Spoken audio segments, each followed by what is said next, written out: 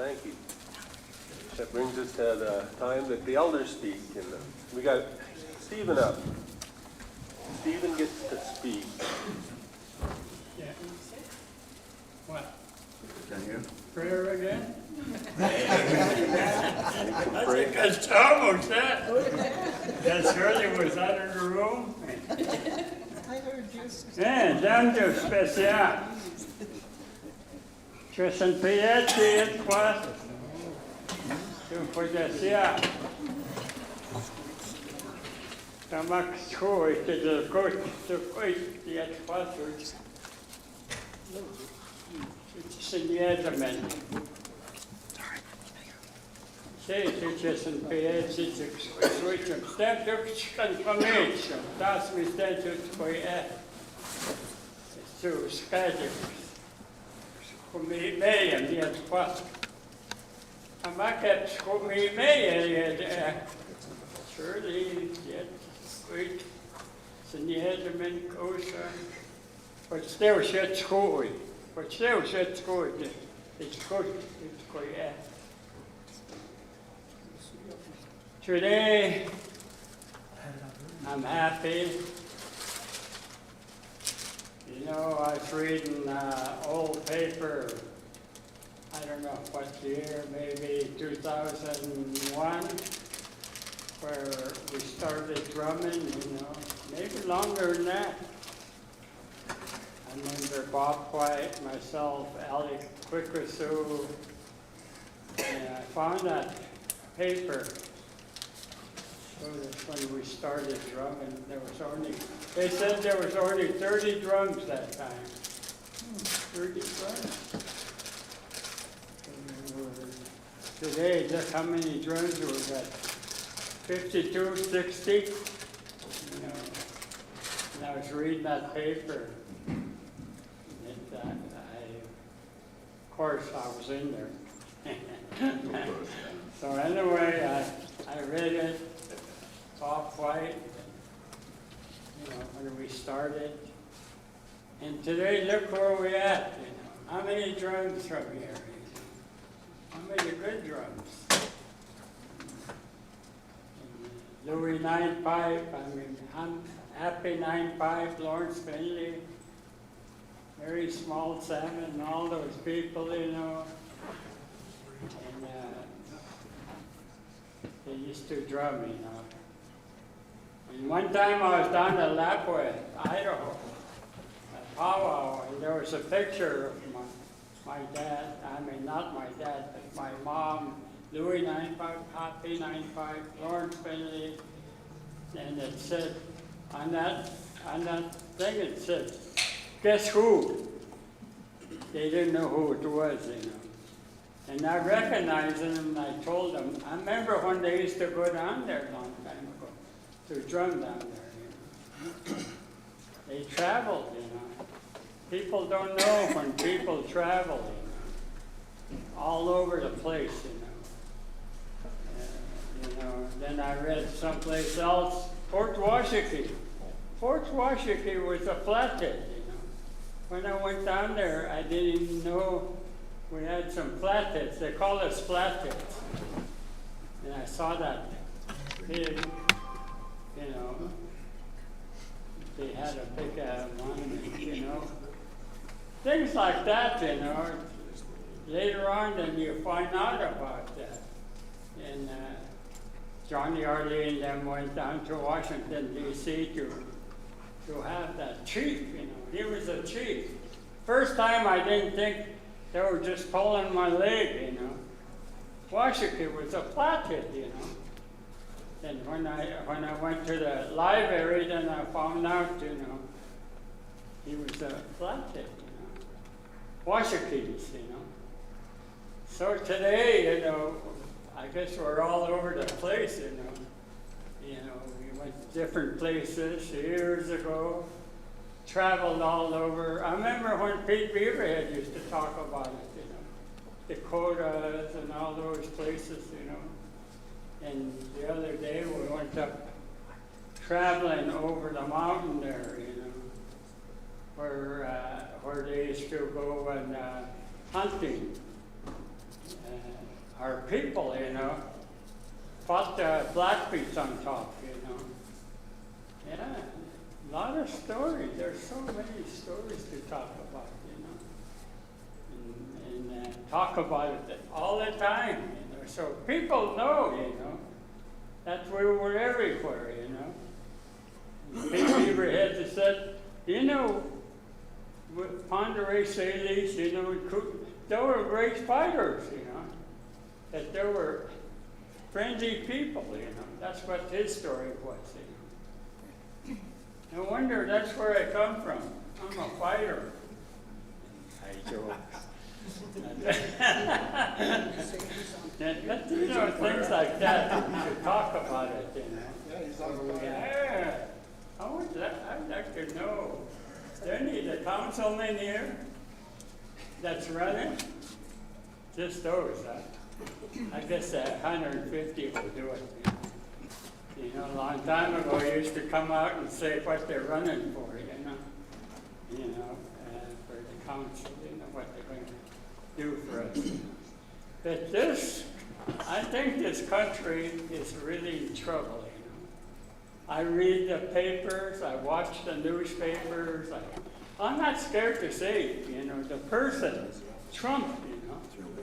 We got to watch ourselves, you know. I'm always asking, are we in trouble, you know, and there are papers all over there.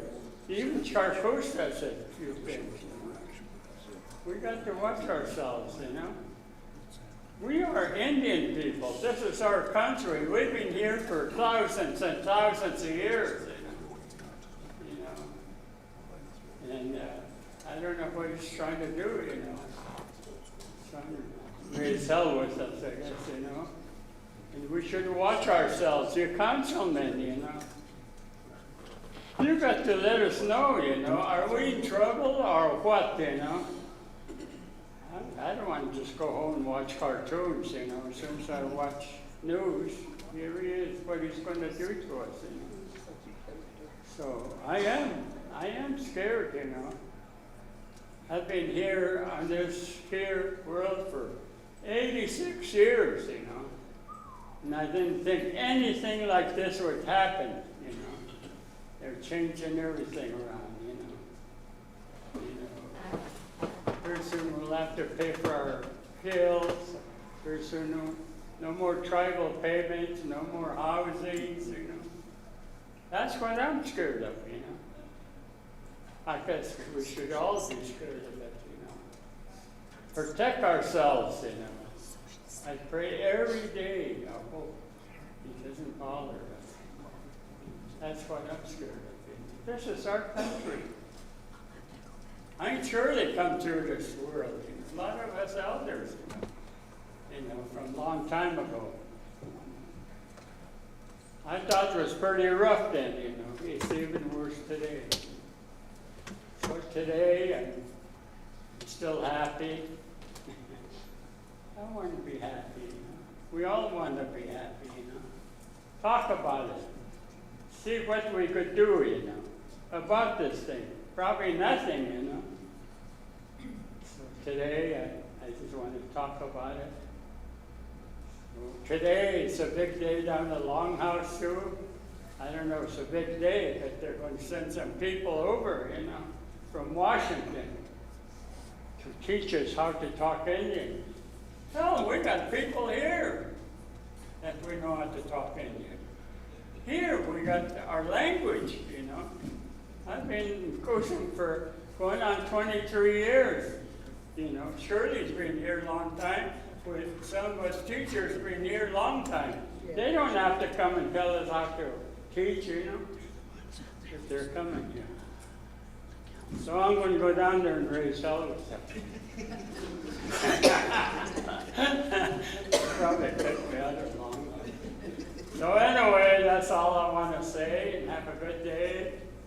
You could tell by I had pancakes this morning, you know. I'm all sugared up, surely. You know how it is, you know. If I didn't have my sugars, I'd be raising hell. So. But I'm not going to. I'm just a happy person. I've lived here 86 years, you know. hope I got another 10 years. Oh, if I'm not coming here, surely I'll be. Hi. I'm already doing that, you know. Who are you? Oopsies. What am I going to do today? Forgetful, you know. That's what I am. You know. That somebody's got to stand up and talk. Talk. If you keep it to yourself, nobody's going to do nothing about it. And we have to get up and say something. Don't anyway. And if you don't, hey, I'm not done talking. One guy walked out of it. I might as well quit. I remember Pat Beer used to say, hey, where are you going? I'm not done talking, go sit back down. Okay, thank you for everything, and I just wanted to say a few things today. And I usually try to make the quarterlies. And thank you for the candy bars all these years. You know, I didn't have diabetes until you started giving me all those candy bars. So now I have to take shots. I joke, I'm just teasing. Then there's... Huh? I'm not.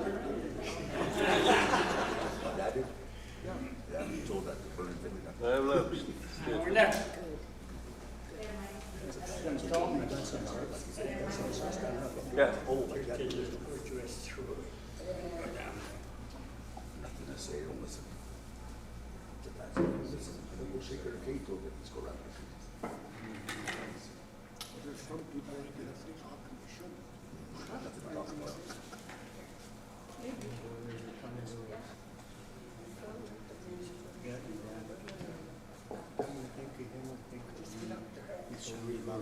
Good morning.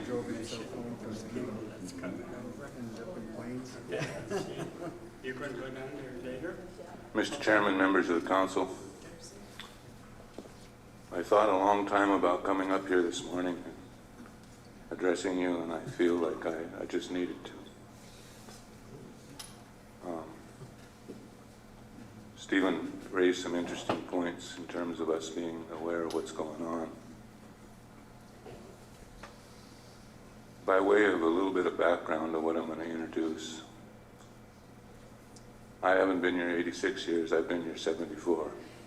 I've seen a lot of changes in 74 years. From those days in mission with Ron Trahan and Fred Matt, Donnie Matt, and Sally Matt. We were probably the original terrorists. A lot of those boys are gone. A few of us are left. I spent over 40 years working for this organization, doing a number of different things. Proud of the accomplishments, and sad that there were things that we wanted to do that we couldn't quite get done. But I think that's the nature of being in public service. On Tuesday, I received a call from the billing department of Providence Medical System. And they said, we just wanted to inform you that we've not received payment for services that have been provided to you. And you have an appointment scheduled with a neurologist, and as you can see, I have some shakiness. I have Parkinson's disease. Do you want to reschedule that, or can we figure out how we can make this work, you know, because we haven't received payment. That was Tuesday. My appointment was for Thursday, yesterday. I got a call on Wednesday from then the provider's office itself, indicating that did I wish to reschedule because they had not received payment.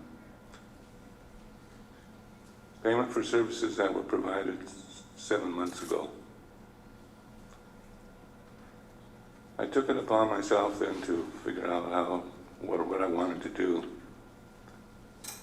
And I contacted Providence Billing Office and asked for a summary of services that had not been provided or had not been paid. And there was one dating back to April of 2024. That's how many months ago, 18 months ago, that had not been paid. Now, I don't say this because it's me. It's bigger than me. It's our entire tribal population that receives services outside of tribal health, whose credit is in jeopardy, whose economic security is in jeopardy, and whose integrity and your integrity is in peril. I'm not here to criticize tribal health. I think they do all they can do, but I think the system they got is a failure. Why are they using a system in not Washington, D.C., but wherever their third-party fiscal intermediary is, to pay bills that we're incurring here on the Flathead Reservation? Damn it, we should be paying our own. That's what self-determination is all about. Do it yourself. Don't depend on an IHS contract to do it for you. And in my conversations with Joe yesterday, he said it's not a system, not a part of what we compacted for. And I said, but we can and we should. And he was in agreement. What I'm here today to do, Mr. Chairman, members of the council, is to ask you to take a deep, deep look into what this is. And to ensure to yourselves and to the membership that we're going to take care of this. This is an obligation of the government, and we're going to do it. We're going to do it right, and we're going to do it ourselves.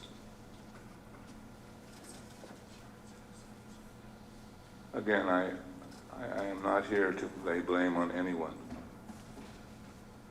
but to tell you that this is a problem in search of a solution. And you as leaders can provide that direction.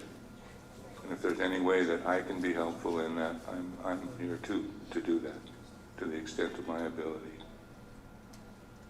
I wish you all the coming year, the most success and health and happiness for you and your families. Thank you. Thank you, Kevin. Jeff? Yeah, Kevin, I really do believe that you could be very helpful to us. I think a lot of the problems that we're experiencing right now is that we have so many people that don't really know the system well enough. For instance, a chef. A lot of people don't even know what that is until, I think some of us mentioned it up here, and finally people are starting to look at it. But just that alone means millions and millions of dollars. And if we don't know about it, or our staff don't know about it, then yeah, it's a big, huge loss to us. So it's things like that we really need to make sure our staff are trained up and know what they're doing. And I think they've got a couple of younger people that have come in that are really learning the process. But I think maybe if you're available, maybe we need to have some discussions with you. And I know Jennifer Finley had talked about Joel Rosette, about some of the stuff he's doing over in Rocky Boy too. And we've always worked well with Rocky Boy just due to the fact that we're both self-governance tribes. So I think that might be something that we need to come together as tribes and figure this out. But we can do so much more. Thank you. Thanks for coming in, Kevin. Go ahead, Jennifer. Yeah, thank you so much for coming in, Kevin, because a bunch of other people have these kinds of issues, and sometimes people get sent to collections, and I know personally, one of my kids went to the hospital. This was years ago before I was on council, and his hospital bill was $13,000, and tribal health wouldn't pay it. And I don't remember why. And at the time, as a single mom, I felt like I don't have the energy. I'm working 3 jobs to fight this, to contest it, or keep going around and around. I paid it. I took on another job, and I paid it all. I paid it off. And not everybody can do that, to pay off a $13,000 debt. And so I hear you, and not everybody, and for some people, $700 is might as well be $1 million. They can't pay it off. They cannot. And we shouldn't have to, because of some level of, and I think you are being very generous here, Kevin. You are being very generous by giving people the benefit of the doubt You are being very generous by, you are being very generous and gracious. And and it's a travesty, and it's something that is owed to us, because, you know, as Stephen said this morning, every piece of this land is Indian land, and we're still owed something for that as long as it's being occupied by people who are not us. So thank you for bringing this to our attention again, because it is very important. Thank you. Thank you, Kevin. Thank you. Appreciate that. Excuse me, council, we can't hear you guys out here early. People are saying, can't hear you.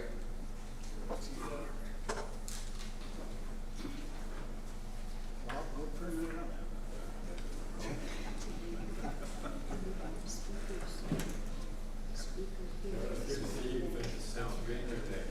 You got two there, but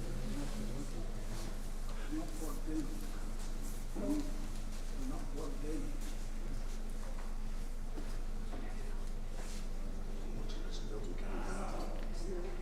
How much money would this bill?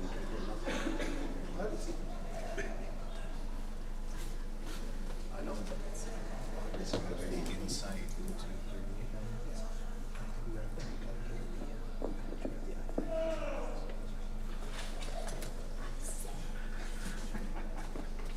Let's quick open.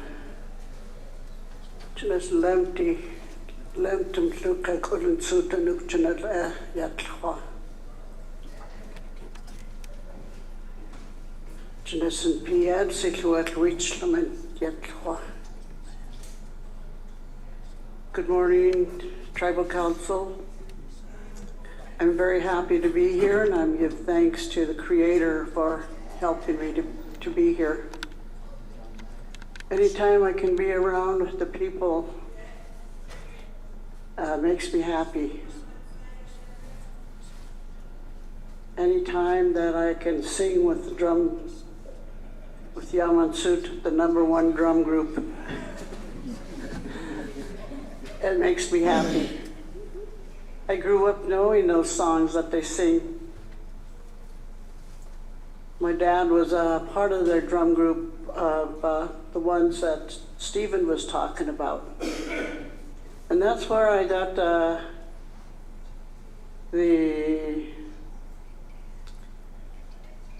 want to be singing. I started singing with them when I was a young girl.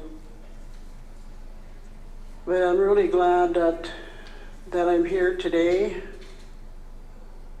And just glad that we're all here dealing with the stuff that we need to deal with for our people. A lot of things that are going on, and I'm amazed that everybody can keep track of every detail in our tribal ways. So I'm thankful for all of you, for your dedication to the working for the people. And the people, we need good people to help us. Because the other society, if you want to call it, the other people that came here have a harder time to run over us. We have a lot. We are pretty much blessed. There are some things that, don't work good, but we're still going on. We're going forward. We're not giving up.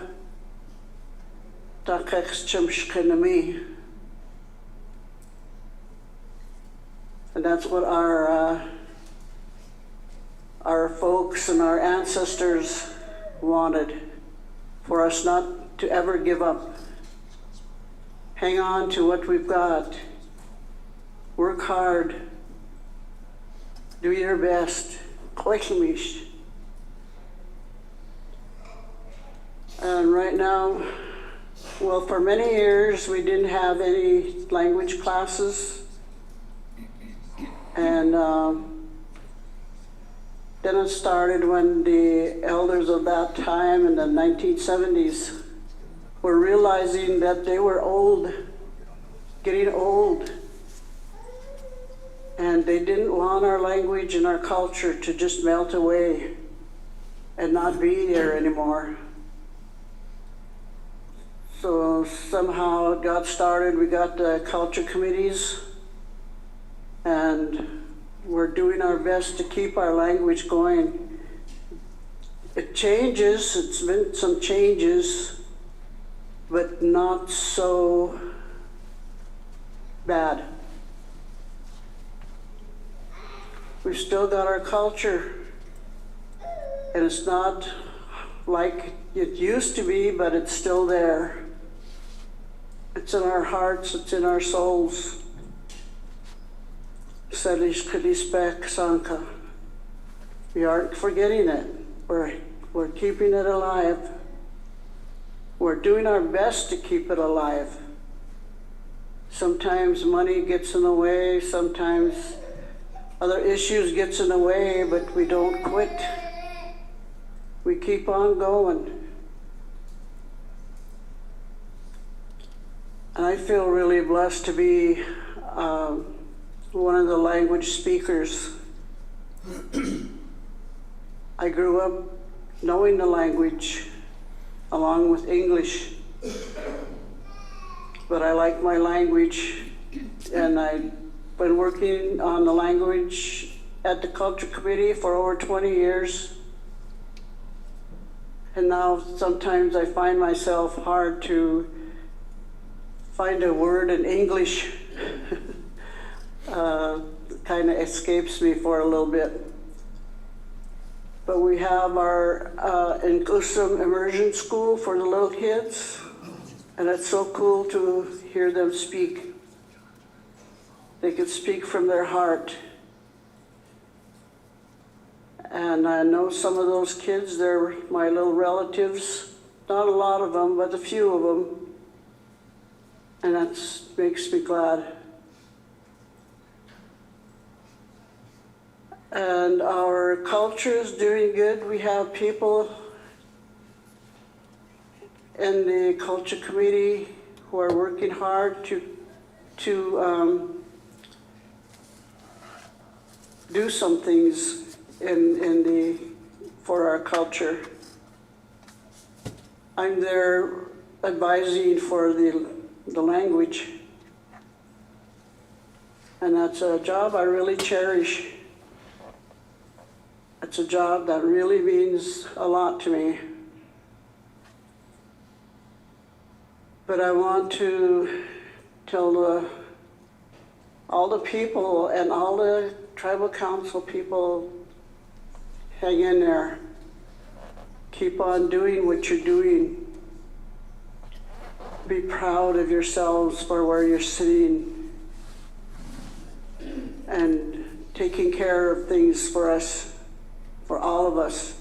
Sometimes things are not perfect, but they're still going forward. Hang in there, all you people. Don't give up. I know sometimes we don't get our way about things, but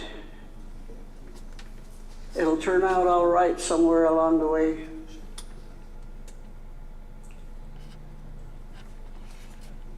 I know I wasn't going to say anything about this, but there's a couple things I want to bring up. One that's closest to my heart is the bison range. That's been there ever since I was a little kid. We spent a lot of time there.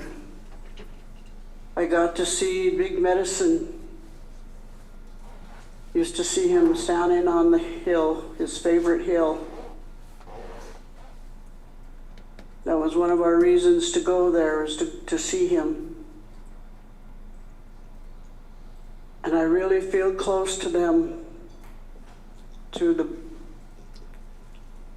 buffalo. I can't have a hard time calling them bison. It's really awesome to see them.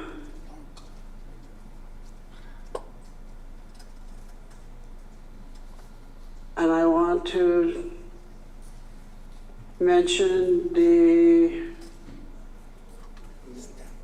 entrance at the top of Valley Hill. I don't think it should be there.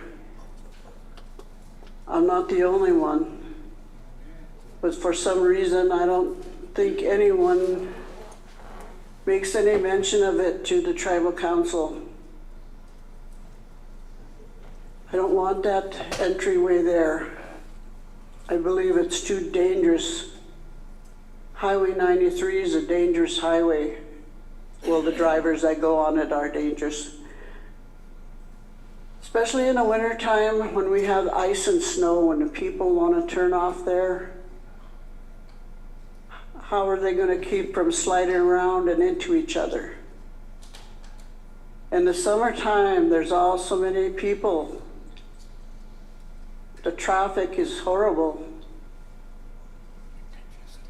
So I'm just going to say that much, but I don't want that entry to be there, that entrance. And I wish more people would speak up and say, hey, don't do it there. Make it somewhere else if you have to have it. There was another thing I wanted to bring up, but I forgot what it is. Well, anyway, lemlums for listening to me, and lemlums open for all you do. Chesed. Lovely, Shirley. We have Sam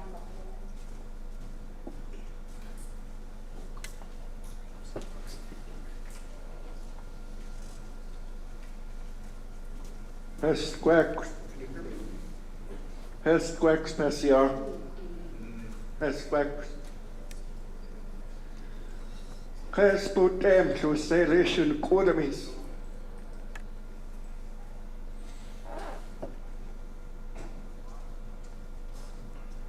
Kach chapel, quel gestum cacas wist Luisi et qua.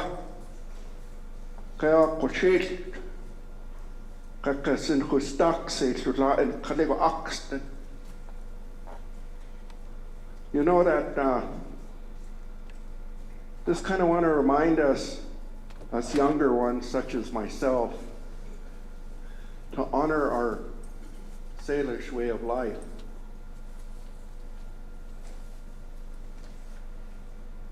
To help us that we, as we're moving around today, that we have a good day, and that we be mindful to help us to have a good way in walking on our Indian path. The reason I bring up our Indian path was I had the honor and pleasure to travel with the elders group to some of our homeland that's not within the exterior boundaries of the reservation. And no matter where you go in the Americas, we're walking alongside or on top of our ancestors. You know, and I've always said in our language, you know, it's the strength that they gave us that we're still here today. And today, as we become more modern, you know, I just feel that our way of life is really being attacked on all sides. Politics to religion. We have our own way of life. You know, I see a lot of, I got to witness when we had a visitor to the Culture Committee on wanting to come here and bring stuff from the outside to us. As well as I felt their Southern Baptist points of view. You know, I really hope that our leadership, you know, protects who we are, protects our values, protects our way of life. There's a lot of places for those people to meet, whether they're tribal or not. There's organizations for them in place to do that. And I think that's awesome. You know, people want to go to church, there's a church. But it should not be, hopefully, a part of something we support as a tribes. We should be supporting and promoting our own values. That's part of who we are. I'm kind of scared about that. You know, when this person came, I looked into that person a little bit. And Fort Belknap tribe said the person I spoke with said he's a nice person. But he had some good words. His name is Blake Stiffarm. He's a council representative from Fort Belknap tribe of Indians. These are his words. I can't quote it exactly. I apologize. But he said that the Fort Belknap tribal community should not be an incubator for Christianity. That's powerful. I wish we could take the same stand here. Like I said, there's all kinds of places for them to practice that outside of the tribal organizations. And I hope that as we go forward, that we put our way of life first and foremost as Salish and Kootenai people here. You know, and I feel for my boss, he's still my boss, Huasca. You know, a long time ago, well, Huasca here is actually many horses. That's who he is. He was given that name a long time ago by one of our elders. Huh? How in that? You know that he had an idea years ago. Can I share that?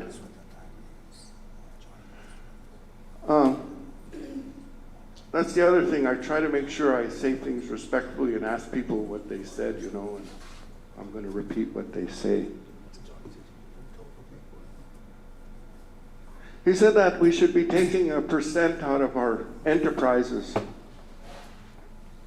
tribal funds, whatever we fund, tribal organizations as a whole, and correct me where I'm wrong, if need be. But we should be putting a % of that for our healthcare delivery systems. That's how we create self-determination.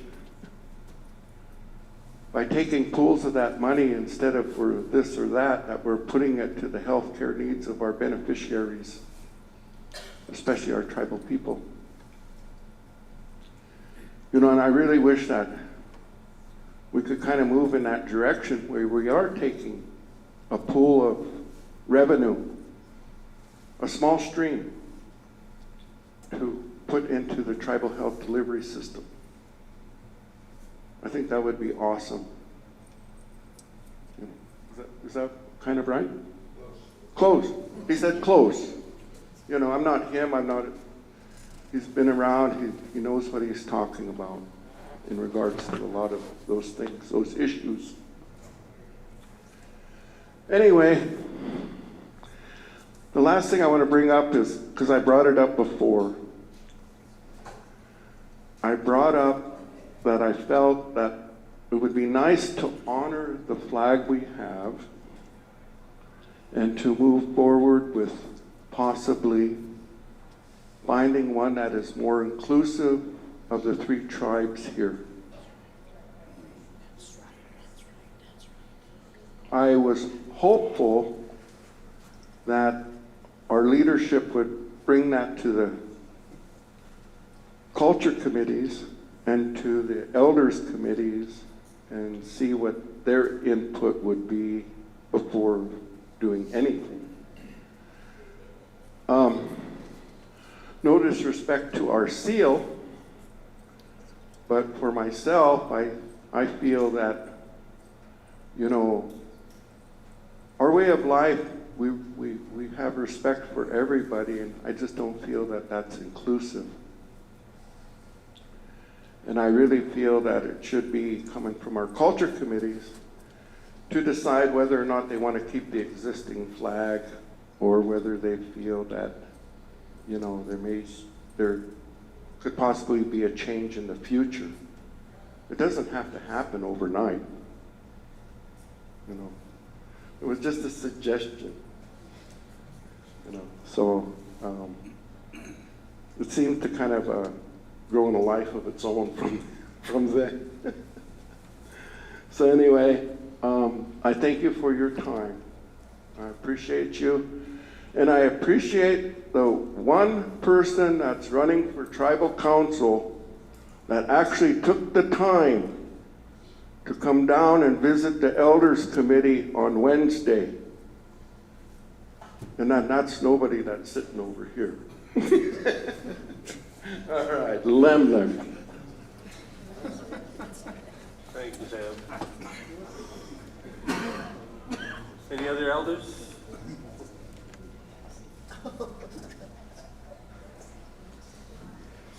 Well, thank you, Stephen, Kevin, Shirley, and Sam. That brings us to the honor song. Let's go.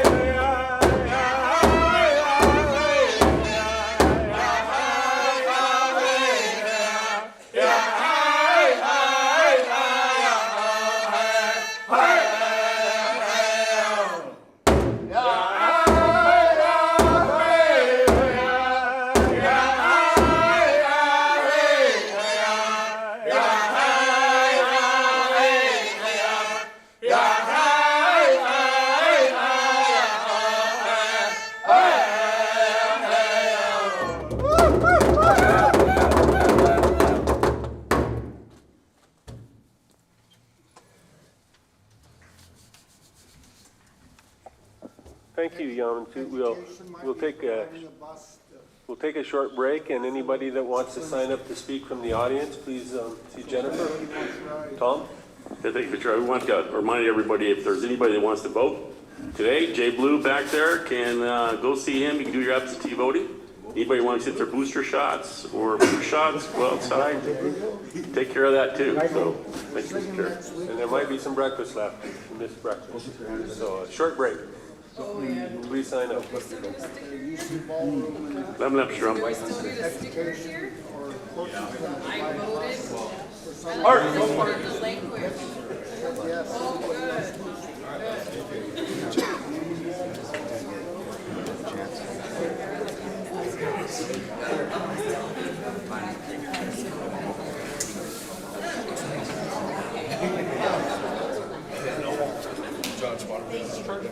All right, John, it should be. Put the battery in? Yeah. Got any permits so far? It might be dead. Oh, that's good. Almost got too much coffee. Yeah, I guess they killed it. It was not in there. Yeah, it's also missing the SD card. I got that plugged in.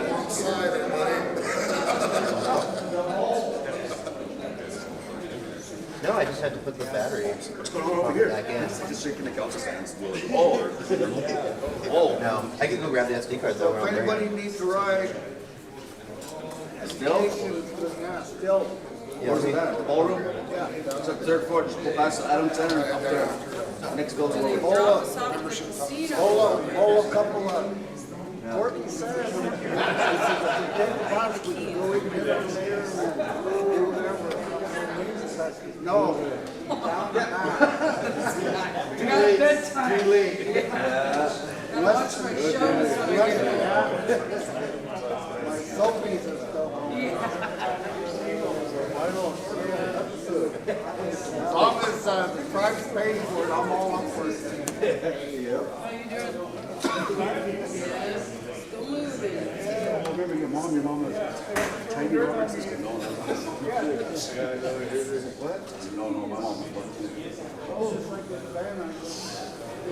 Johnny didn't want mom.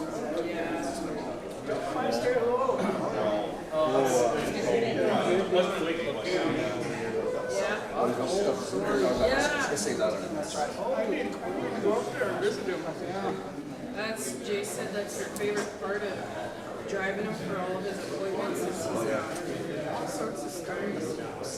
Or grabber, who's comes here? He's the brother that doesn't make things up. I know, that Philip and Marty, they were bad.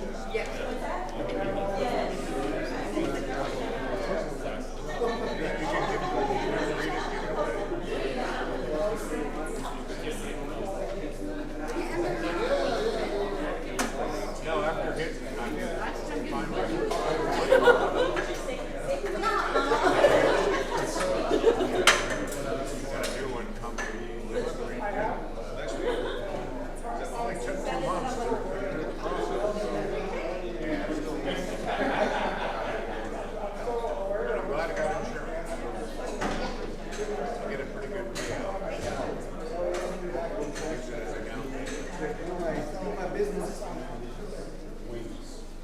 My wife.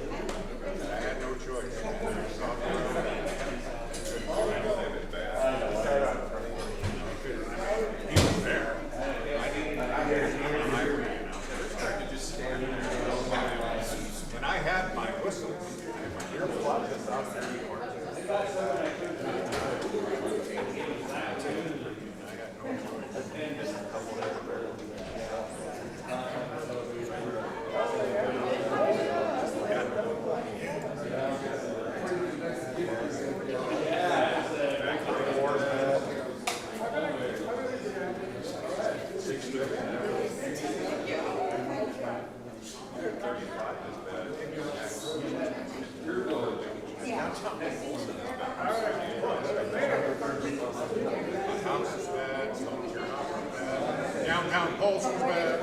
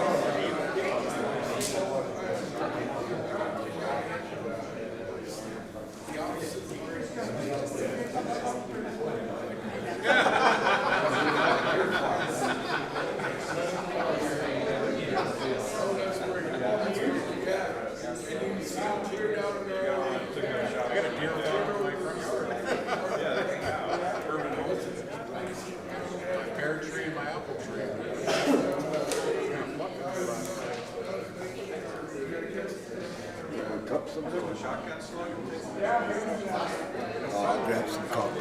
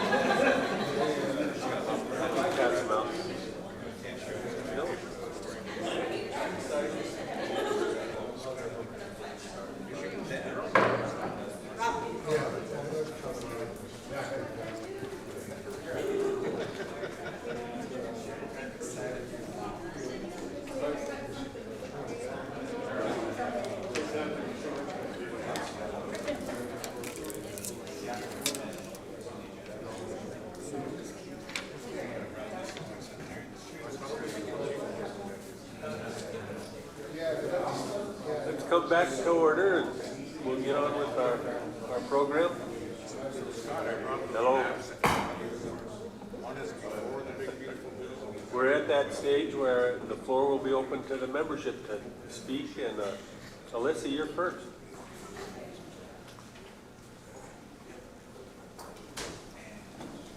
So come on up. Okay.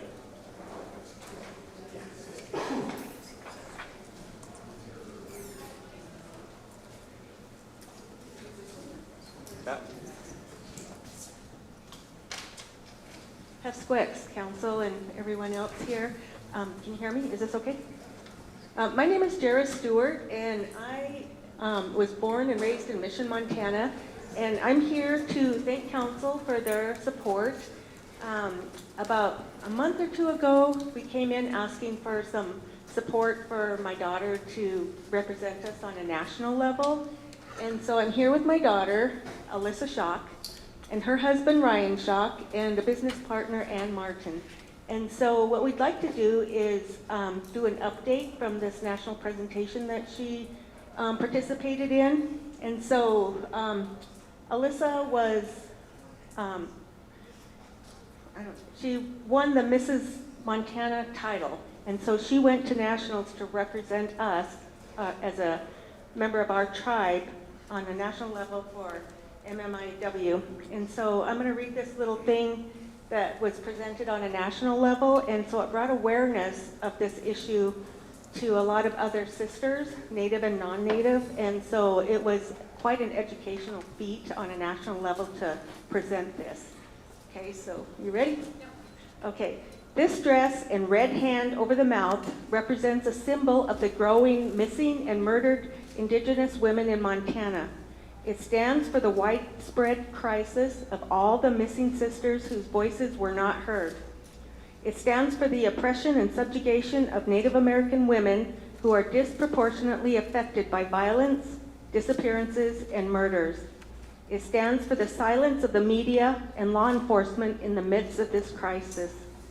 And it stands for a growing supportive culture that is willing to become more aware and say, no more stolen sisters.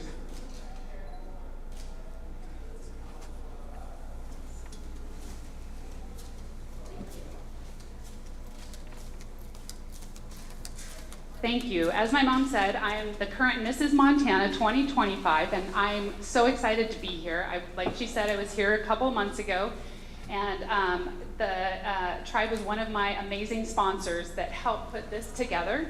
And I went to Mrs. America in Las Vegas and was on a stage, and the presentation was nationally televised.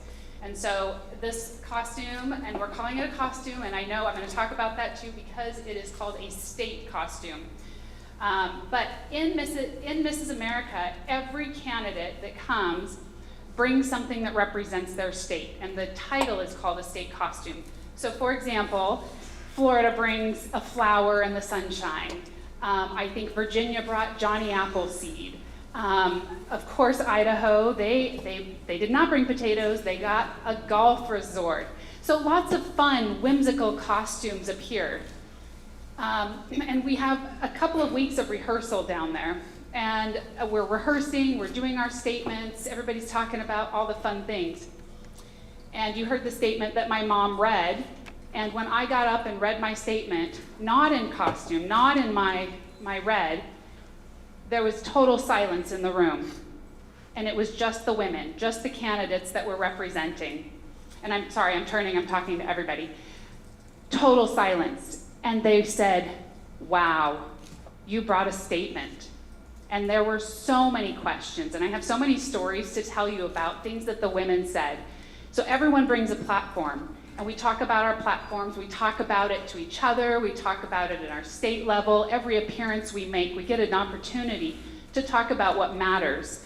And so the statement alone that was read was hugely impactful. Some people were like, I have no idea what that even means, can you tell me more? Or I'm talking about domestic violence, and that plays into some of these missing folks. So we had a lot to connect on.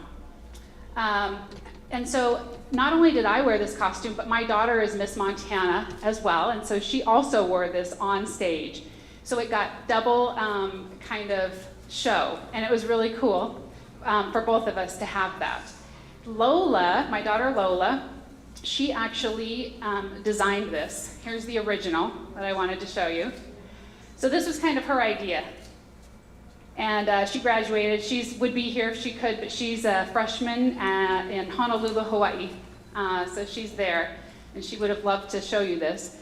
But when she represented her, during her Miss pageant, so I'm Mrs., I'm married, during hers, she actually won an award. So they give awards for the best, the most whimsical, and the most original. And Lola won the most original. She read a different statement, and hers was also very impactful. But again, more visibility by winning and bringing that really to the center stage. So here is her award, and it does say state costume. And I keep saying that because I feel like there is, we don't ever call our regalia costumes. We don't like that. We're not a costume, but this is the title. So if you see this online, please don't berate us on that. We did have one person kind of message us and berate us. And I just want to say, let's all be allies and bring the message forward. We did change the language in our posting. But I just want to bring that to light. The other one I want to say is we had a very interesting situation with a recording person. So we had camera guys, we have the studio people recording us and putting our statements out. And Lola and I both had to pre-record the statement that was going to be said on stage. So Lola did hers first, and this gentleman I've known for a long time, doing the sound and the pictures and stuff. Lola comes out and she said, "Mom, that guy was so rude." And she tells me the story. She says her statement about MMIP, and she said, "That guy just started spewing some really nasty stereotypes about Native Americans. He's all the Indians that I know in California are just a bunch of drunks, ha ha ha." And of course my mama bear face was like, "Excuse me?" First of all, don't say that to my daughter. So when I went in to record my statement, I had an opportunity to educate this gentleman who is with this organization for years and years and years. And I recorded my statement, and I just kind of looked at him, and he said, "I heard that earlier from another candidate." And I waited for the stereotype or the sentiment or whatever he was going to bring in. And he said, "I'd like to know more about what you guys are representing." So somewhere in this representation, his heart was softened, and he saw something more than what he had in the back of his brain. And I really felt like that was very impactful. So the next steps for me, I'm happy to come and represent at any of the events that we're having. I'm trying to keep up on the things that are happening in Facebook and all the pieces that I can come and be part of. And the thing about the sash, it doesn't matter who's wearing it. It could be me, it could be anybody wearing it. It could be one of your daughters, your granddaughters, your nieces. Please send them my way if they're interested. It's about people seeing the sash and what we can say when we see that sash, because everybody sees this crown and they see the sash. And it could be anybody. And I think that when we have a platform to stand on, it really makes our voice really loud and kind of amplifies the message. So I'm very excited to amplify the message, be part of this whole process. And I just wanted to thank all of you, and I wanted to thank our tribal council for the amazing support and just your kindness and your faces and your smiles. It made it so easy for me to say, yes, I represent this, and I'm very excited. I did give Chairman Dolson the booklets for you guys to look at, and some pictures and the on-stage photographs. You can also view it online if you want to watch the pageant. And if anybody has any questions for me, I'm happy to answer or be part of events or anything that you want. So thank you so much for your time. I really appreciate it. And if you have any questions for me, I'm happy to answer as well. Congratulations, Mrs. Montana. Thank you. Go ahead, Jennifer. Yes, thank you for coming in, and thank you for representing our people. And being Native is something beautiful. And all of the most beautiful people I know are Indigenous people. So thank you for representing our unique beauty and doing something that makes people feel proud of who they are, because everybody should. Thank you. Thank you. Go ahead, Carol. Yeah, I just want to say how beautiful you are and your daughter. And, we have Danny Matt, who also presents this on a state and tribal and national level, and she does a very good job. So I think it's just so important that people like yourself that are out there in the front lines, really taking this issue on and making and educating people to what it actually is, because a lot of people don't understand, but I think it is getting more out there. People understand that this is huge. You see it every day on Facebook. Young people, just young girls being stolen, and I'm like, where are all these people going? It just boggles me, and it just really bothers me. But I appreciate people like yourself to stand up and do this and bring it to the forefront. So thank you so much, and thank you for representing us. Very nice. Thank you. Tom, go ahead. Thank you, Mr. Chair. What a wonderful job you've done with and your daughter. Definitely representing Montana and our indigenous people really well. When Stephen was talking this morning about Donald Trump, it reminded me of the new senator we have, that also had stereotype language when he first got he was running on his campaign, referring to all Indians as drunks. But my God, this is the person that's going to represent us in Washington, D.C. So taking that opportunity for your platform to be able to correct the record, edify the public and any of those folks that are in those type of influential positions, you have my great admiration for doing that. Thank you. Thank you so much. I just wanted to show you guys one other thing. So being on stage, it was really hard. We didn't want it. You have so many costume changes and makeup changes and things, so hard to put the red handprint on a face to be able to change. And so this is obviously one of the clear COVID masks.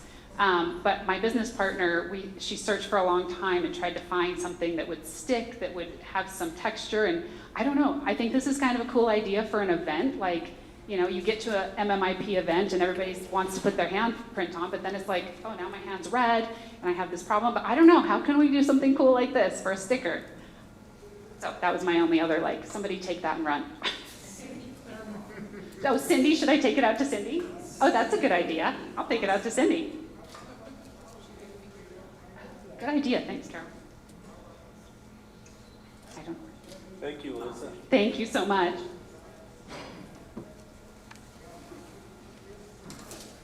Katie, is Katie here? Katie McDonald?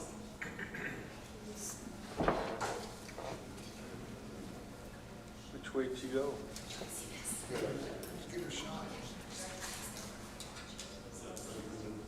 Well, I want to give her a chance.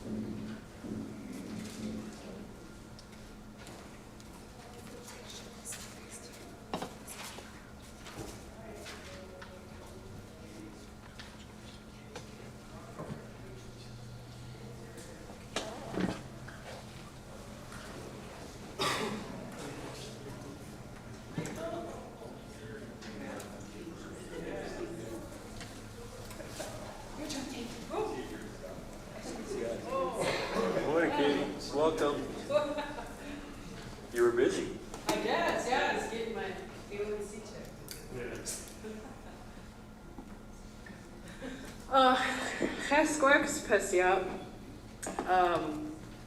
We have been pretty busy, as everybody here knows. You know, I work with the Forest Service, and for the folks in the back, the Region 1 Forest Service Liaison, and as well as Missoula BLM. But it's a tribal position, and I work pretty closely with the culture committees and the community, and as well as tribal council. I guess our big success lately that we had, and worked really hard with our resource departments, and we're lucky to be able to get a signature from chairman. But recently we've been, you know, really talking about the roadless rule, the possibility of the rescindance of the roadless rule. And so we talked a bit about, on a resource level, what this could do to us, and the areas on Forest Service lands that, if the rescindance for this opens back up, we have to think about these locations as designated wilderness, or as like our primitive locations that we have here on reservation, where if there's treatment in those areas, it's very specific. I think through these last few times that I've presented here, you know, we really talked about on a resource base. Once we had some more discussions, there was some concern of areas, especially that surround the borders of our reservation, where, you know, there's possibilities for us to be able to screen more of some trespassing issues. That it happens, and we're able to manage those with some of the district rangers, and, you know, we were able to handle it, and promotes education, definitely. But it's a concern that continues on.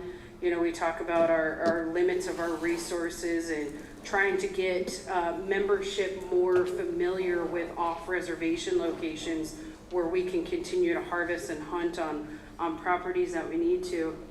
So we worked really well with our resource departments and legal to be able to get that submitted. I did get a confirmation immediately that they received our comment. Now it is in the public comment period, but we never want to rely on that government to government when it seems that some decisions that had come out of DC and some of the leadership out of Department of Agriculture had just went ahead and had started promoting for a public comment period for this. So I think we're heading in the right direction of making sure that that communication, that line of communication is going to be staying there. So hopefully we hear back. The highest recommendation that we put in there, of course, we said we were not in favor of the rescindance of the roadless rule, but the highest recommendation that had come was in actual government to government, whether it's the true leadership out of the Department of Agriculture, having the Chief of the Forest Service come in and Interior to come in as well and be able to meet with Tribal Council, and we could have those discussions and really get more in depth of those concerns. I personally don't think that a response in that public comment might come, but our hope was that would trigger them to identify kind of like that big uh-oh that they had not communicated with a federally recognized tribe such as CSKT. So I really think that that's heading in the right direction. As of yesterday, I went to a workshop with some of our Forest Service friends and state friends, some of the folks that, you know, are kind of in this weird shift right now with the government shutdown. The whole idea of this workshop was to be able to understand how consultation, where the faults are, where the holes in the system is, and how agencies can work back with tribes. And so myself and Gwen Langford and a few, Mike Derglo attended as well. So they kind of spread us out in this workshop group to be able to kind of highlight some cultural values. And it was interesting in my table, you know, we had a prompt. There was a piece of paper of this logging unit that they had. You know, everything was theoretical, but they wanted the workshop group to be able to figure out how to do management there. You know, they said that there's traditional foods and plants, that it's a high recreation use. You know, anything theoretically that you could put on that makes it just as complex as really how it is to do forest management or resource management in general. So anyways, we have all of these ologists and everybody who's been working all these years, or people who have gotten in fast track high positions, and we're starting to list out all these steps of what management is and the protocols and what to do. And kind of sat back and I was quiet and just looking at all these people, and some I've worked with and respect, and I'm like, wow, not one of them had said contact the closest federally recognized tribe.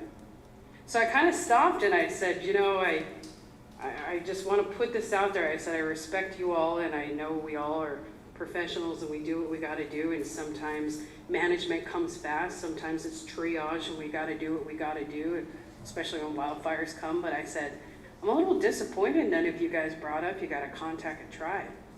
And then everybody sits back and says, oh man, you know, we're so sorry. Yeah, we know we need to do it, and we know it's a federal policy. And I said, well, you know, it's just a good reminder of why I'm here and why I show up to these types of things, and making sure that, you know, in those fast processes, even though, you know, 50, 100 years, they've never considered us when it comes to management. You know, we're taking the time. That was taking some time in a theoretical moment, but hopefully that was a moment that we can kind of keep putting good pressure on our friends, you know, folks that are working with other agencies to, you know, sometimes pump the brakes. You know, there was moments where I kind of shared a little bit more of my personal relationship with my culture and what makes it's special to me to try to help them at least kind of understand or gauge why it's a little different coming from a tribe and why consultation is just different. Our timelines are different because we have different responsibilities. There's a different social pressure that we understand that it's not for just our generation. It's sometimes the management that we do is not going to benefit us. We might not even see it in our lifetime, but it's going to come for many people after us. And so hoping that I changed some perspective there for some folks. I know I had a pretty good group, and Mike and Gwen were able to, take part in their group. So, excuse me again. I think it's working. I think having myself and Tony and some other folks in those meetings, it's working. We're having people coming to us a lot more. I think people are feeling a little bit more comfortable, not so intimidated when they need to communicate and even just say, I don't know the system. I might have been doing it wrong. So we're heading in the right direction. I know there's a shutdown as of now, but from what I've had some conversations with some folks yesterday is that we still have good people in those positions willing to do what they need to do during this shutdown, but I think it'll be a good break for some of them to be able to kind of reset, come back in and take care of what we need to take care of. So we've got some things ahead of us to keep looking at. There's more pressure on these executive orders that have been coming through. Some forests respond to it a little different.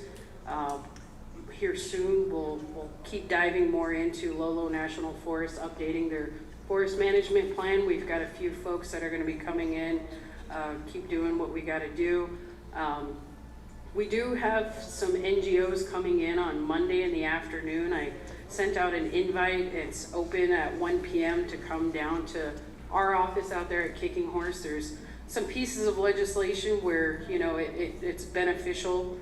It's definitely in our Aboriginal territories, and so we're just trying to get a refresher, get folks to understand really what the ask is to CSKT. I think we get that quite a bit is they want CSKT to spearhead some stuff, so I think this is another opportunity to continue maintaining those relationships, understand what the ask is, and kind of go from there. So anyone's invited to come down. We're just staying busy, and there's always something. Resource management always has something going on. So that's my in a nutshell update. Well, thank you, Katie. That's important, making those connections. Anything else, Katie? Oh, yes. Thank you.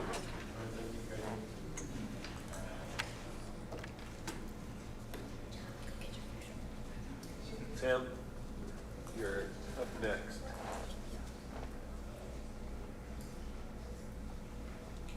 Hesquik Specia.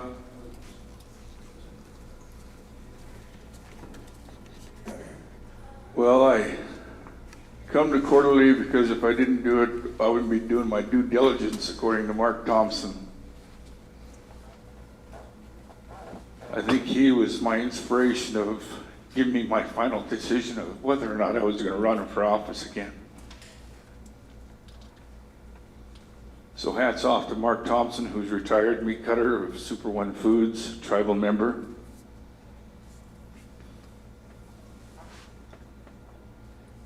There are so many great things that you've done as a council, but there have also been many things that you've stand unaccountable for behind closed doors. And some of those things affect tribal members such as my good friend Kevin, who, as Jennifer says, was very gracious to you today. He's a good friend of mine, and I consider him a friend. I consider him a brother. I had an opportunity of visiting him and his wife the last couple of times that I've campaigned. I'm glad he showed up today to express his concerns. Because a lot of those monies are top heavy. We're dealing with not a $300 million, that's what back in I had the opportunity of visiting Wyman, your dad, and it was a $300 million business that we as a tribe had at that time. Take that to the billions that you're responsible for today. That was years ago that he ran for office. He didn't win, he says, and I'm kind of glad I didn't, because that's a lot of responsibility for, at that time, even 1,200 was probably low compared to what you're looking at as far as employees. But I've always stood up for the people, because we gotta stand up for what we believe in, what our ancestors believed in.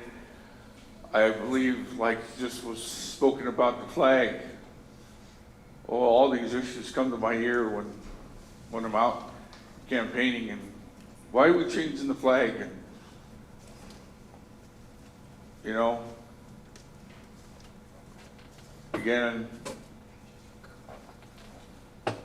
my only response, and it's because it might be my opinion, might not be true or anything, but it's my opinion. And everybody has their opinion in politics, I've learned. But the Ch'upan, amongst herself, years ago, I got on social media and said, 10 little Indians, well, Sam's 10 little Indians, and you know, they kind of make decisions amongst themselves without even having that inclusion, diversity, culture, tradition of the people. And then, of course, that comes out years later, big corporations like where I used to work, Walmart, Smith's Corporations, Kroger, they got what they had, got what they needed from that DEI or whatever they call it, diversity, inclusion, equality. Now it's not even in the workforce, not even with Walmart, because they got what they needed for whatever, and then you got that stereotype drunken Indian and all that stuff. Well, they're no longer working for Walmart, they're no longer in that pool, so we don't need to have that as part of our work ethic of being inclusive or having any part of what diversity that they might be able to bring to the table. And along with that, I was very humbled just the other day after basically what a friend of mine had, not just a friend,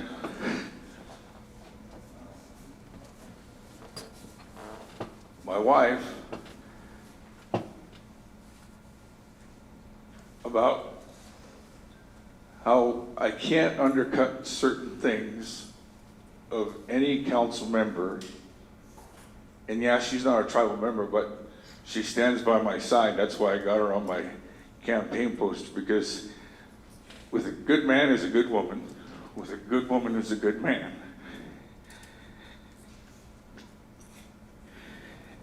And I love her for that. So when I got on social media and I basically was calling out my cousin Len, that he needs to stand accountable just as well as the other 9 of you for the decisions that you make behind closed doors, your gerrymandering, your politicking, rubbing elbows with each other. I remember there was 2 years ago, a couple of you were going to offer to help me with my campaign for running for the seat if I ever ran. Well, that came, and silent phones from those people. But even after I did what I did, didn't get a call from Len for a while, but he still talks to me. He's a true leader. He does just like I was taught by our parents. And the way that my dad would always tell me, or our mom, rub it off like it rolls off a duck's back. Build a bridge and get over it. No sense crying over spilt milk. Get up off your duff and go to the refrigerator and pour yourself another glass.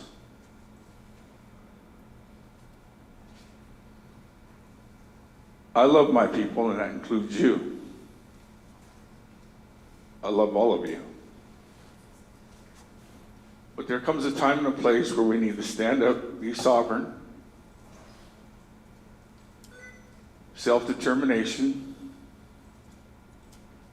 There's a lot of educated Native people out there who could be in the spots that these non-Natives are taking, even in the executive branch that they've created. And instead of helping out those Native people, we give them a bone and say, go over here instead and take care of this department.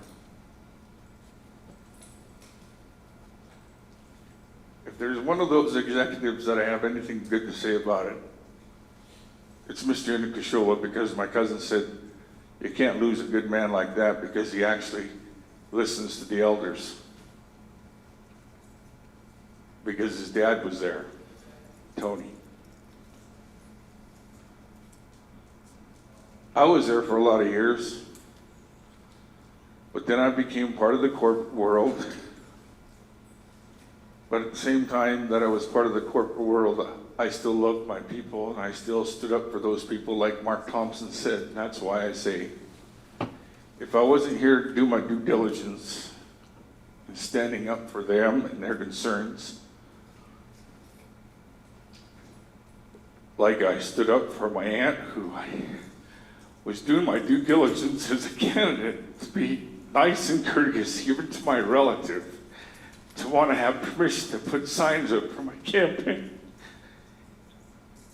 I just didn't hear her disgruntled response of her not really knowing for a fact of whether or not she has a permit, where her and my uncle have had plunges for years. And our chairman has made a mockery of it and made an agenda of slandering my aunt.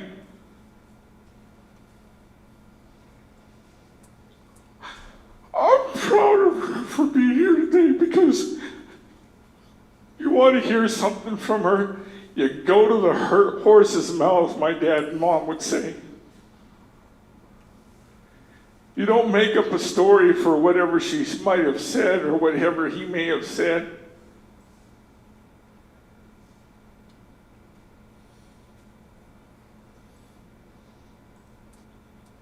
To me, that's elder abuse.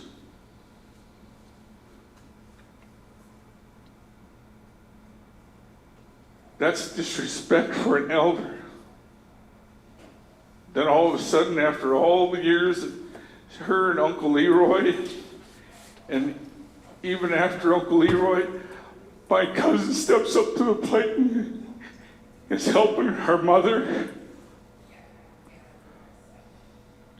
And you just want to yank that permit and give somebody else the opportunity to do something that's not even what it's been. She's been doing a wonderful job. People from Russia, people from, I would dare say there's the majority of you who have no idea, seriously,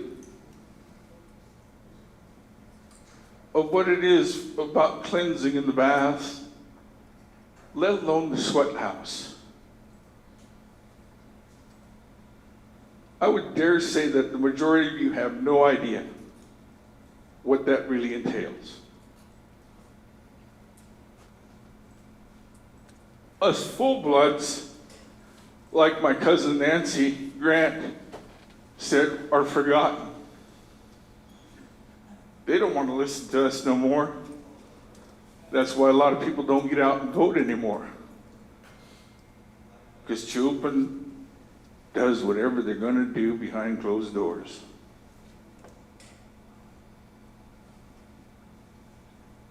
Again, there's no inclusion, no diversity, no equality of the membership. We used to have that so many years ago when I was a youngster. And I've mentioned these people: Pat Left Hand, Ruth Mathias, Mike Kenmill, Mickey Pavlo, Judge Dupuy. And where have we gone? We've gone to the pocketbook of forgetting about our people and padding our suits and our pockets before we take care of our people.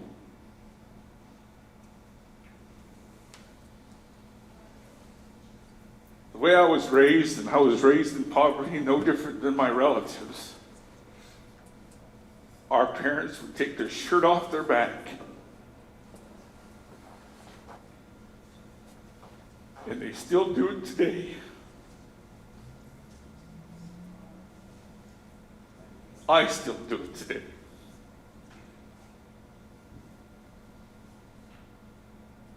And she might not be a member of this tribe, but even by common law marriage, my wife takes the shirt off her back every day.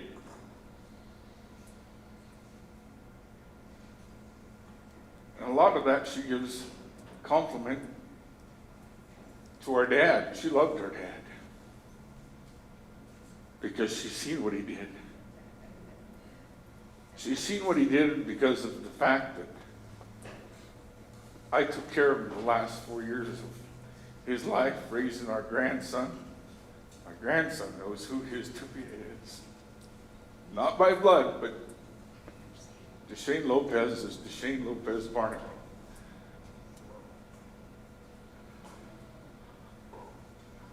I want us all to come together, as like was mentioned about that flag, about these murals.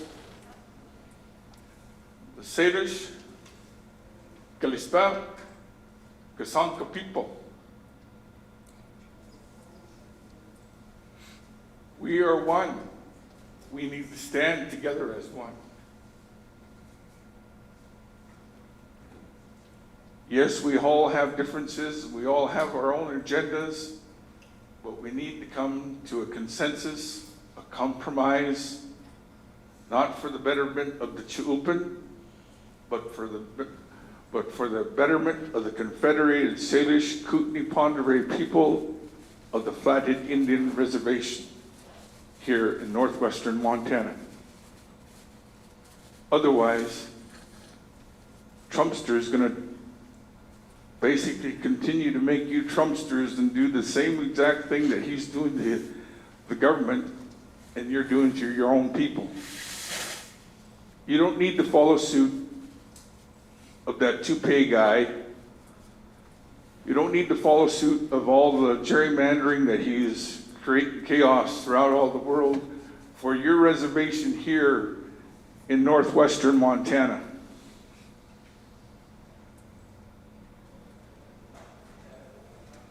Lastly, those other agendas that you have as far as membership off the reservation, being able to have the right to vote, and enrollment are issues that the 10 bodies should have in making those decisions. And right now, in my honest opinion, again, my honest opinion is just my opinion, there are only 5 sitting representatives because the other 5 are seeking a re-election. When those elections are over and you start the new year in January, then go to the table for the next 2 years and talk about those issues, bring it to the people, bring it to your districts, and let them have a say. Because they matter. That's what those individuals who I said were on council before always did. And you'd hear about those matters on the jump dance floor. You'd hear about those matters at a celebration because they wanted to include us as people. But now, it's just business with the 10 of them, the 10 council members, and these executives that we got rid of 1 years ago. Then they created 5. But then those 5 became puppets. Scapegoats, in my opinion. And they knew that they were becoming scapegoats, so they resigned. And then others of you knew of the gerrymandering going on behind closed doors. And one of you took action and took care of the agenda, and they were fired. And because of that, some of the council members' feelings may have been hurt because that was their best friend. That was a good person. Well, I have had many relatives who have worked in the Walmart industry who've counted on me to be as their relative, as an uncle or a grandpa, to go to management to try to save their behinds for whatever things that they were doing unethically, Walmart-wise. But you gotta follow policies and procedures, regardless if they're friends or relatives, and that's what I've done. And I've just gained that much more respect of my relatives when I did that in the job place of the corporate world of Walmart, Smith's Food and Drug, and all those other enterprises that I worked for in the private industry.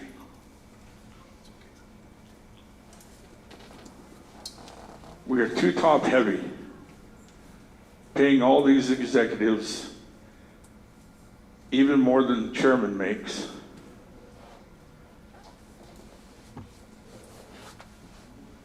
And a chairman is also another thing. When it comes time to vote a chairman in, you're all fighting amongst yourself who's going to get that. That should be part of the membership of the choice of who that should be too.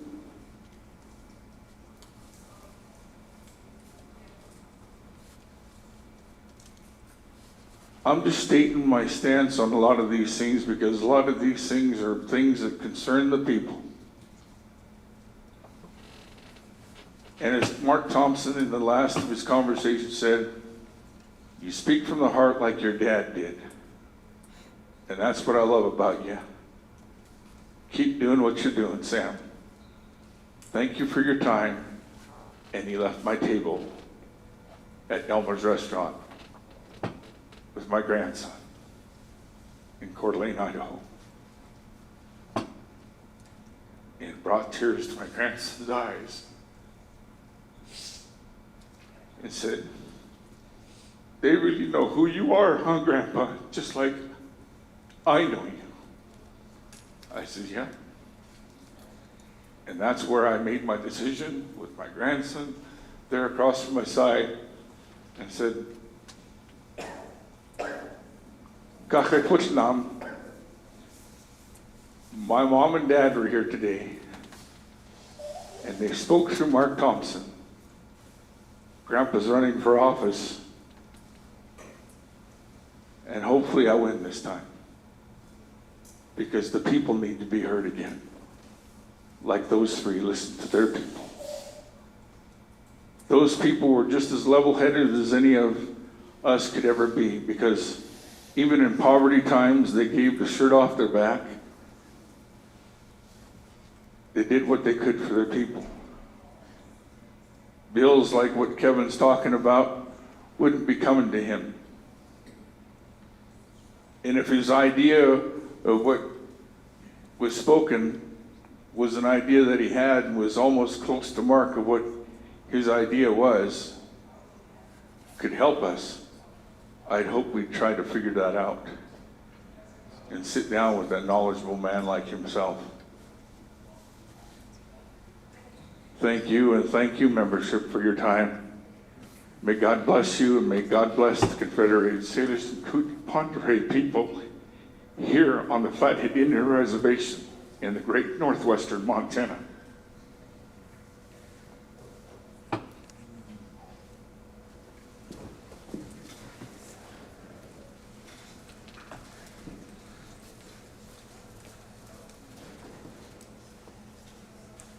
will not until you say.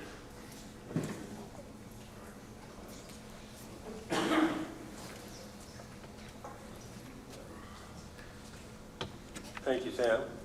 Shirley?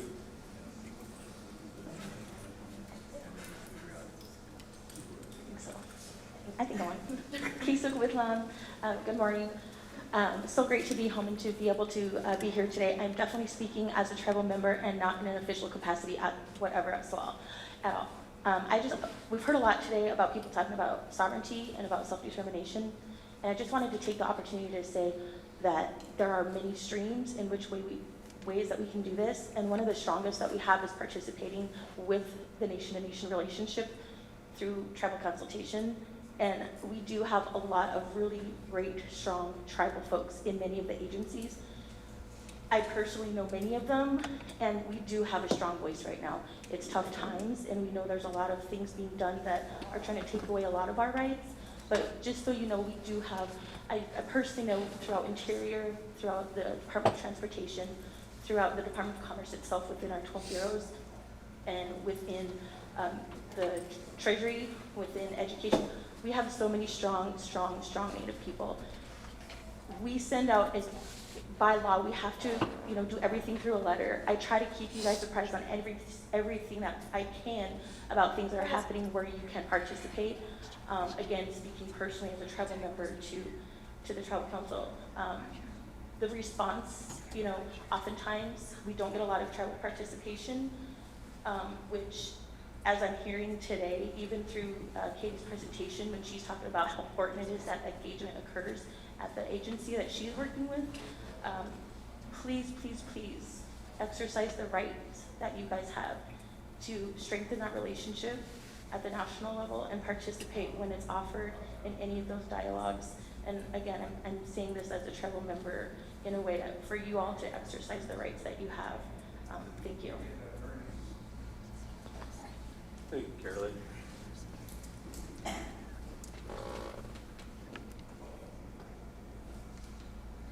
That brings us to the part of the agenda where we invite Tony to come give a report. Martin? Thank you, Mr. Chair. I'm going to leave to go down to the Longhouse to go to the language training, so I will submit a written update from people. So thank you all very much.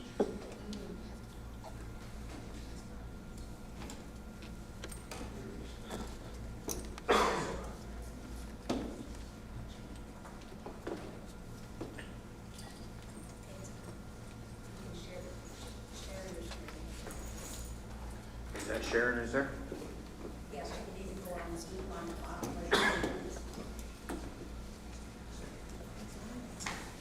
Is it on there?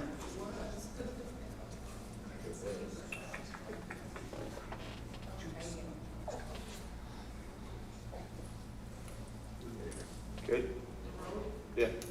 Okay. Esquex Specialists, Esquex, everybody.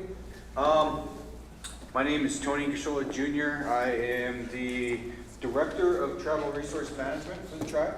I get the pleasure of working with our cultural and resource manager departments. So today we have a couple updates for you. A few changes that has happened recently that we want to make sure everybody, our membership and the council is apprised of. The first is the new changes to the Highway 93 plan, the People's Way. A few of those changes has happened. We got a $75 million grant in partnership with the state of Montana. What was it called? The Neighborhood Access and Equality Grant, Equity Grant.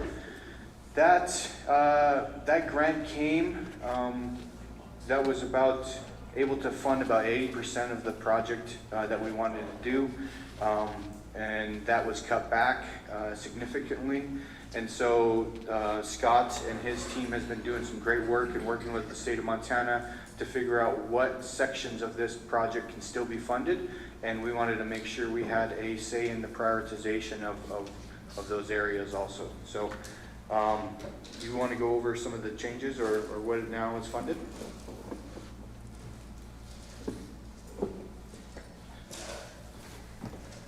Yeah, I can. My name is Scott Johnston. I'm the Roads Program Manager under the Natural Resources Department. We have weekly meetings with Montana Department of Transportation and their consultants that they have on board for the design of these sections of Highway 93. There's a map over here. If you want to look afterwards on the map on the right shows the original limits of construction for each of the projects, and the map on the left over there shows the cutback funding sections. So the first project that was bid was the tribe. My office had worked with Montana DOT to get a National Significant Lands grant. We had asked for, I think it was around 70 million to do from Gunlock, from Dublin Gulch Road all the way up to Gunlock Road. Yeah, and we only got awarded half of that to begin with, and that's the south half is what is currently under contract, and you can see them doing some geotechnical work out there. That part is still being constructed in starting next fall. However, the Montana DOT came in and presented to council that they were coming up short from the project getting split in half. The south half is not does not have the funding to do the whole part that they originally wanted to, so they trimmed back just a little bit, keeping in the most important parts, which are the at Post Creek, just north of Hunt's Timber. There's a wildlife crossing bridge that's going to be put in. It's a bridge, a highway bridge, and the wildlife will cross underneath it there, and it'll also keep the truck climbing lanes north of Hunt's Timber there, just before McDonald Lake Road. So as you can see, you'll see on that map over there that they just trimmed a little bit off of both ends of the original grant funded project. The part just north of that, just north of McDonald Road, is not funded yet. And I just spoke with Montana DOT's representatives this morning again, just to make sure. But yeah, that's not in the funded portion plan yet, but we'll be working with them to get that next section funded.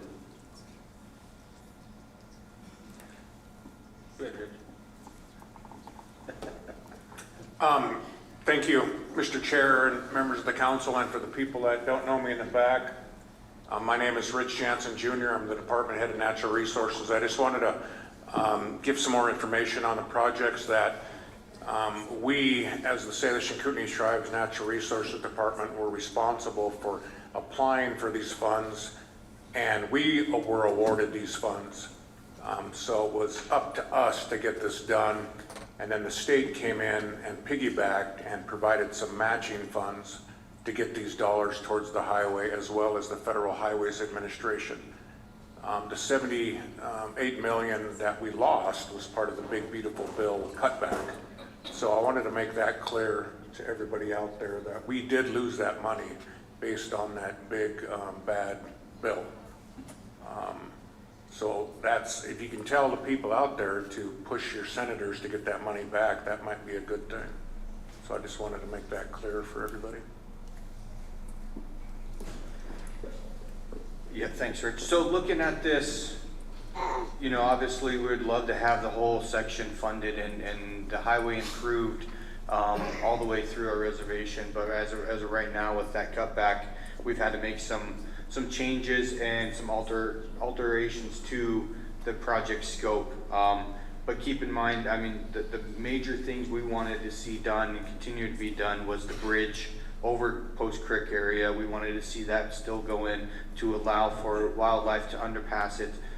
We wanted to see a passing lane on for safety on Post Creek Hill. There's been some incidents just even recently up there that has caused some concerns still moving forward. So the other parts of it is at Eagle Pass Trail, so just around Nine Pipes Museum or restaurant, there's still going to be an additional turn lane added into there, and then also a wildlife overpass. So we're trying to aid the reduction of conflicts on the highway, but also aid and by aiding the reduction of wildlife car conflicts also. So increasing our animals' safety and also increasing our tribal members and people's safety while driving that corridor.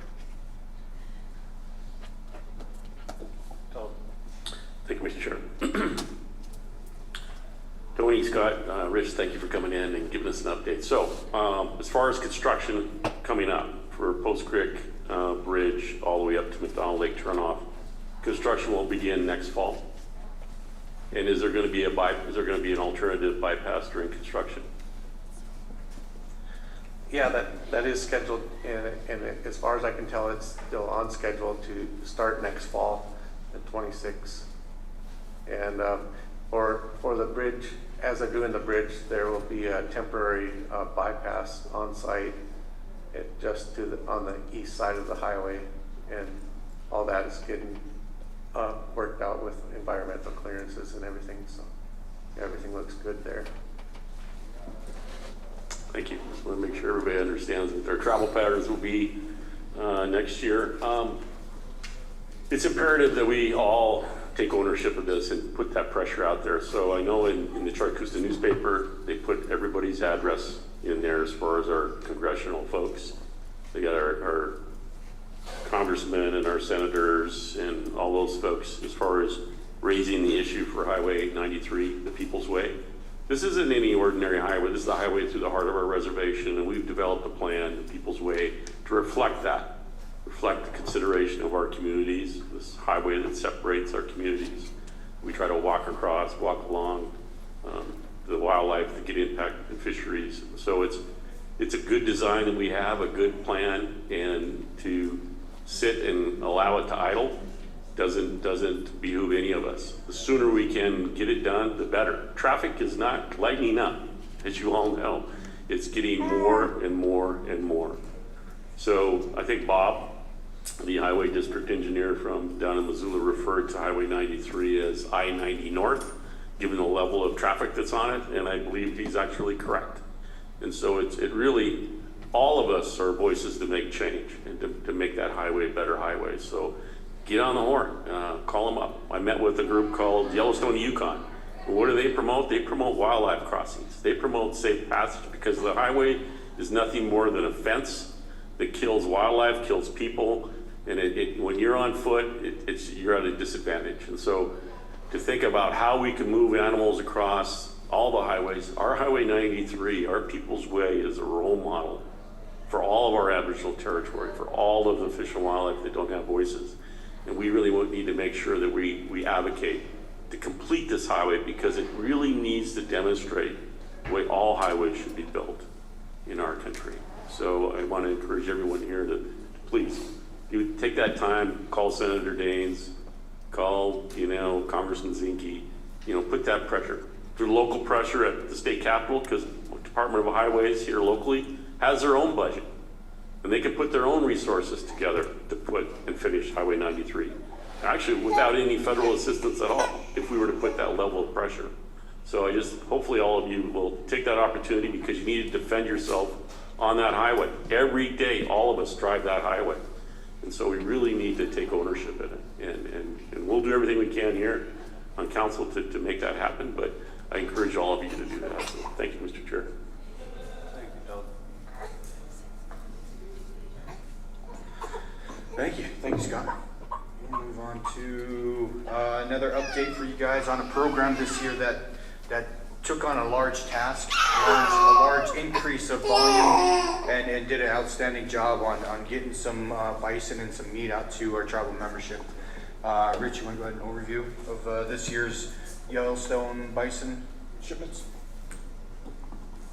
Jen, were you given a small PowerPoint from Whisper yesterday? Yes, you can use your mouse right there, scroll down. Oh, there it is. Okay, thank you. Again, I'll give this quick overview, and I apologize for having my back to the community behind me. It's not intentional. Just want to make that clear. So this winter marked a record-breaking year for distribution of Yellowstone National Park to Flathead Reservation distribution of bison meat. We had 768 bison distributed. It was the biggest in my career, the biggest in Tom's career, and it was done distinct from treaty hunting and distribution rules. Unlike treaty-associated hunting, this program operated under a memorandum or MOU between the National Park Service and us. It is further supported by dedicated funding and the capacity to ensure the humane handling of bison and the effective use of meat products for tribal members. So we had to go and pick these wild animals up, mind you, and put them in horse trailers and essentially treat them like livestock, which they are not. And it's not easy, it's very difficult, and we utilize tribal member contractors to do that, and our wardens are there, and we transport them live, and they are brought to 2 different processors, and I'll get to that soon. This is done to reduce the numbers in Yellowstone National Park, to meet the resources on the land. The Montana Department of Livestock, they have no tolerance for bison outside the park. They have brucellosis concerns, even though there's never been a documented case of brucellosis being transmitted between livestock and bison. Tribes, including us, fought for treaty hunting rights and management influence, and we continue that to this day. Our hunters help reduce the herd, but cannot hunt inside the park, and we did not have a good, successful hunt last year because they did not come out. And that is caused by climate change and mild winters. Fewer animals are harvested, so the park must cull administratively. And we are the only tribe with an MOU to assist with park culls. The brucellosis and bison processing, that is the main challenge in the Yellowstone National Park herd management. Not all bison have it, but may do. Elk are the primary carrier of brucellosis. The state, again, doesn't want bison outside of the park. So what do? Animals identified for removal. Some enter a 3-year assurance testing. If they are negative, they are released to tribes such as the Fort Peck Leads program or the Intertribal Bison Council distributes tested bison to other tribes. And that is something that we are looking at into the future to start our own subsistence herd here alongside our CSKT bison range.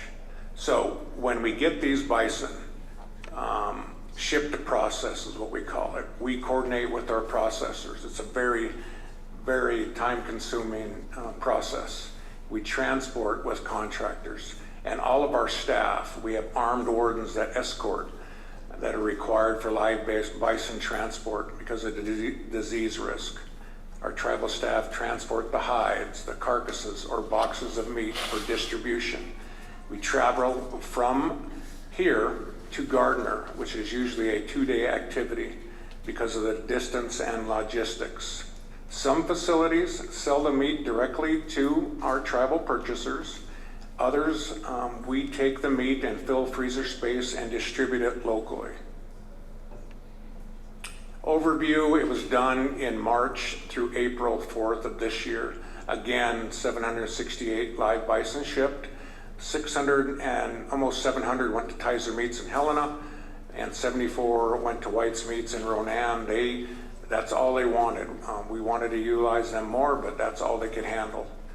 They were smaller than Kaiser Meats in Helena. They are an FDA certified processing plant, and we hope when our plant is up and running that we can utilize them. We don't know if they'll be available this year. As Janet Campbell told me, our building won't be here till November, and we just hired an executive director to run that place, I was told. And we plan, at least the Park Service is telling us, that we should expect more bison this year. Our membership is saturated with bison meat right now. But I do think that there are members out there that still want it. So we're gonna come to the council in the future and talk to you about what we need to do in terms of that. So we process them at local vendors here in Ronan, St. Ignatius, Lolo, and some in Kalispell, because we gotta distribute it, because you can't have the meat just sitting. This is the numbers, and I'll leave some of this for the community in the back and for you, that you can look at it. These are just a distribution of the sizes and age classes of animals that were taken and culled. As you can see, the majority were female adults, about 330 animals, a few male adults, and mostly male yearlings, but female adults. Our bison expenses, it's just part of our process when this occurs, and we're seeing it more and more because of climate change. Mild winters, the bison are not leaving the park. That's just the bottom line. And preparation for next year, this is what we're looking at is we want to work with food sovereignty. We've been working with forestry and other tribal programs to ensure critical and long-term successes. And we believe, again, that we're going to have similar numbers of meat available in 2026. So that is quickly in a 5-minute spiel to the community and to the council. So thank you. Yeah, so thanks, Rich. And looking at it, like Rich said, they're already asking us and letting us know to be prepared for next year that we may be seeing the same numbers of bison needed to come to CSKT. And so we're trying to already start to prepare for that, of where, if we do get that many, where are we gonna put them, how are we gonna handle them, where's our storage capacity, and then also in talks with doing live to live, having an insurance herd here to be able to move them live and keep them live until when those can be properly and respectfully used in the future. So they don't have to be processed right away. And so we're trying to work at multiple different ways, multiple different angles to ensure that those bisons are treated with respect and that CSKT can handle what's needed to be brought to us. So, any questions before we jump to forestry real quick? Thank you, Mr. Chair. Well, first of all, I want to thank staff for what you've done, because as Rich mentioned, since we've been dealing with Yellowstone buffalo and animals coming from there, we started this back in the early 1990s. Actually, I think Teresa actually was one of the first facilitators to, she was working at DHRD then, to provide some shipments of bison to us to White's Meats. And so it started back then, back when they stopped hunting buffalo coming out of the park. There was a freeze. So they had to do this administrative harvest, and that's when it started, was about 1992. So we've been doing it since then. But this is the largest quantity. This past year, we've never faced this. They removed more buffalo, but they went elsewhere. There was a collage of recipients, and they used every meat processing plant in Idaho and Montana and Eastern Washington when we exceeded the number that we had today, or this year. So I really want to compliment Rich, your staff, and Tony, and Steve, because it's a collage of all folks, that it's other duties as assigned. It's not anybody's specific task, and so I really, those folks that step up, that drive the trucks, trailers, and do all that, and are man-slinging, 300-pound sides of meat around, it's not an easy task. I really want to thank you for that opportunity that you provided our membership. So that's the first thing I want to say. And hopefully as we move forward, we can provide a better, thoughtful bison program, buffalo program for our people, whether it's our own subsistence herd, or we facilitate our own quarantine system here, that we facilitate that. But, my goal, as always, I appreciate Shirley, because I share that with Shirley, that there should be buffalo everywhere. And they should be part of the landscape as they were, 200 years ago. And so they should be a central part of our life in our diet. And any way we can move to that is a critical restoration activity for us. So thank you, Mr. Chair. Thank you, Mr. Chairman. And in addition to Tom's comments, the state of Montana is watching us. They're watching us carefully. And so I really commend your staff for stepping up and making this a success for us. Because the minute that we mess up, it's going to be out there in the media. We all know that. So it's very, very critical. It's critical that this council find the necessary funding to make sure that we have what we need to do this. Because who knows what it's going to look like the year after. Numbers may be increasing and increasing. And maybe they're doing that just to make sure, just to watch us more closely. They want us to mess up. That's what I'm saying. But I want to thank you guys and your staff for doing the work that you guys, did. And this is our treaty right. It's a treaty right we're talking about here. And so it's very, very imperative that this council gives you guys the support that you guys need. So, thank you.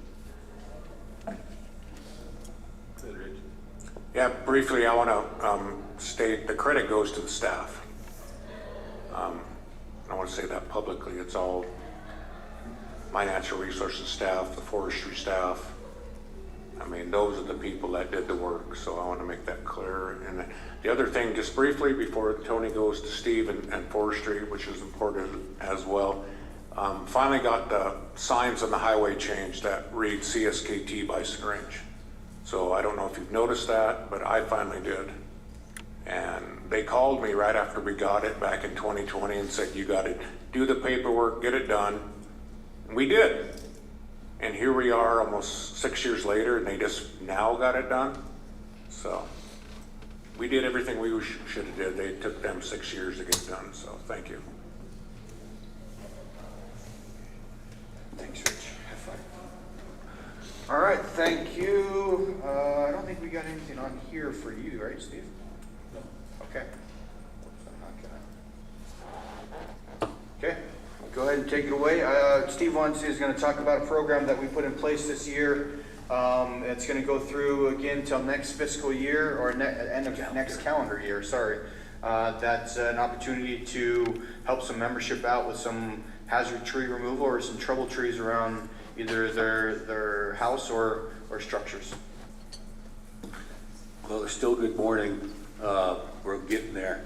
So yes, I'd like to give you guys a quick brief update, and I will be brief, with the hazard tree removal program that forestry implemented this last January. We were fortunate enough to receive some ARPA money to apply towards paying contractors to go out and remove hazard trees around tribal residences. We're not out there clearing views for people so they can see the mountains. We're actually evaluating these trees that are around houses that actually pose a danger to the house or the people in the house. So that's our mission. So currently, we have had 10 work orders that were awarded and completed. And the people that had received those services seem to be very pleased with the services. We have another 40 or 39 other projects already in the pipe. We've got 20 of those that we've received bids on from our contractors, and we'll be allocating those projects to their contractors here shortly, probably next week. So once that happens, then the contractors, tribal members, will be going out there and starting to contacting the landowner, working with them for figuring out when they can come to their residence or property and start doing that kind of work. It's very delicate work. We got trees that are leaning over top of houses that are large. We got complex situations where we have to have climbers go up and delimb the trees from the top down, remove those limbs, and then take the tree by section by rope and pulley or whatever process that they use to remove those trees and take that hazard away from the home. So we have a lot of, like I said, we got 20 ready to go. We're going to have probably another 20 after we release this batch. We feel pretty confident we're going to be able to expend the amount of ARPA money that was allocated to the program. And we're going to have that done by December of 26. Any questions? Good, Carol. Yeah, I have a question. You know, being on the Ameren board, which is an insurance company that insures housing authorities and government buildings and other things across the nation, and they quit covering wildfire just due to the nature of, you know, how dry it is in California and other places, so they quit covering it. And so I'm wondering, are we looking at, like, we have housing areas that still have a lot of trees, and with all the bug kill and urban, you know, all these folks moving into the urban interface, are we taking a strong enough look at those sites like Clarice Paul and Woodcock, where the outskirts of those home sites are really, I think, still pretty covered with a lot of timber and stuff? And I don't know if we got a good wind and it was really dry, if we might see some devastation like that. And are we looking at those areas at all? Yeah, I think the fire program under Ron Sweeney and Darryl Claremont, working with the fuels program, have looked at a lot of those situations, evaluated them, and I think there's a plan to go propose those sites for work at some point. And I don't have any specifics, but I believe that one of their main priorities is urban interface type situations. And we're trying to address those fuel loadings that are accumulating, because the forest is dynamic and is always growing and changing. I remember 20 years ago or 25 years ago, we went into all the home sites and took out, because it was a forest, and we had a lot of opposition from the homeowners because they liked that. But we did take out a lot of the trees that were either posed a danger to the homes, because at the time a large tree fell on one of the homes. So housing came to forestry, requested that we come up with a way to remove those trees and space those trees out. So there's a bit of reduction of the risk of a fire, a crown fire going through those home sites. But you're right, the adjacent lands are very dense in areas, and those if they're tribal trust lands, that we need to start looking at maybe reducing that risk within those areas. I'll get with Ron Swady, have a talk with him and Daryl, and see where we're at with those kind of ideas. And also, we're looking at some possible major changes with our fire program, with the new stuff that's coming down, with the agencies being all coordinated in one major agency, a fire agency.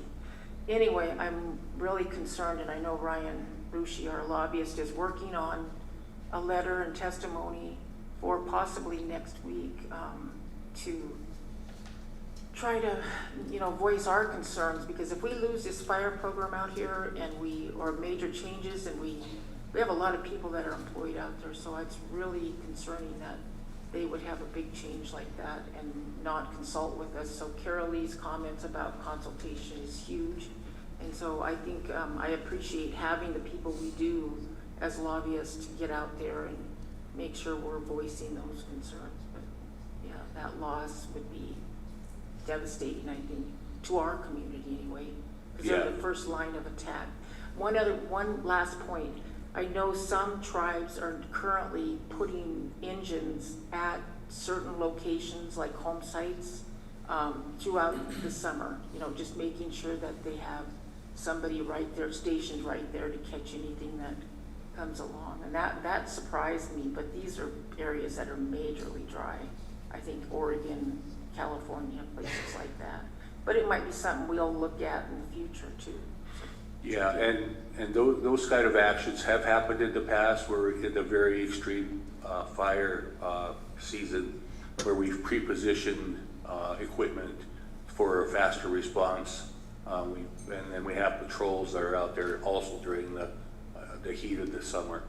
So it is something that they do think about, and pre-positioning is part of the plan to protect not just the homes, but also our resources, our forest resources. Tom, you have a question? Yeah, thank you, Mr. Chair.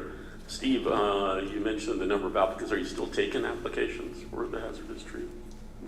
We'll take anybody that wants to come in and ask for an application, and we'll put it on the list. I think we're good, and we still have room for more as far as funding goes. But the sooner the better, because it is being expended, and these operations are not cheap. They cost a lot of money, and we're eating up the funding that is available at this time. But I think there's still room for a few more people to get in on it. Well, that'd be great. It's one of those things that you hate to see because you love your trees. Yeah. You want that shade, and one of the best strategies to combat climate change is to plant more trees, have more trees, not remove trees, but actually do more with trees. But the unfortunate thing about climate change is the wind events, and there's just more wind events and the strength of the wind. It's not necessarily just the fire, it's microbursts, and we're seeing little tornadoes in the valley, and so these changes of intensity and strength of the cold front and that transfer is tremendous, and so the wind throw is incredible. So really look at your place, decide whether or not that tree is going to hit your house, because there's a probability that a real healthy tree could land on your house. So it's putting trees a little bit farther away from your home. Having lots of trees, we want trees, but you don't want something landing in your living room or in your bedroom. And it's like Carol said, there's less and less insurance for this kind of thing. So really it's going to be on your own dime. Take advantage of the program. I appreciate the program being set up. Thank you, Mr. Chair. Thank you, Steve. Yeah, and I just want to plug real quick that this is tribal vendors being used, and it just showcases the skill and ability that our tribal members have of taking these trees down. Like we said, there's some trees that are either hanging over houses, right next to houses, that have to be delicately either placed, dropped down, or strategically chopped from the top down. And it's pretty impressive, and I heard nothing but good news from about Steve and his staff and these contractors. being able to work with tribal members on getting these trees out. And if any tribal members do have trees that are significantly close that need to be evaluated, contact Steve and his crew. If you want to just see if your house can be evaluated for defensible space, fire hazard, you can reach out to CT Camel and Devlin and Fromboards at Division of Fire. They can come out and do an assessment for you and give you advice on how to make a defensible space around your house. So. Thank you. That's all we have for you. Thank you. Thank you, Mr. Chairman. And Tony, I just wanted you to provide clarification that we are in the process of getting contracts in place with tribal member water tenders to provide stock water out there. Yep. So we're looking specifically, there is a area that's going to be directly impacted in the Jocko Valley due to the project that's going on right now, converting the open canal to a pipeline system. That's going to be a pressurized or gravity-fed pipeline for stock growers and agriculture fields, leases in that area.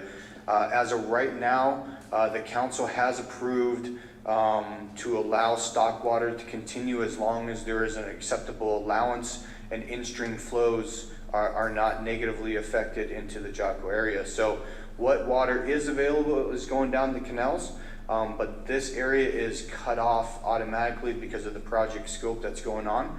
And so DOER program and the lands program has contacted those leasees and set up contracts with tribal member vendors to deliver stock water if they have stock water tanks at their leases for them.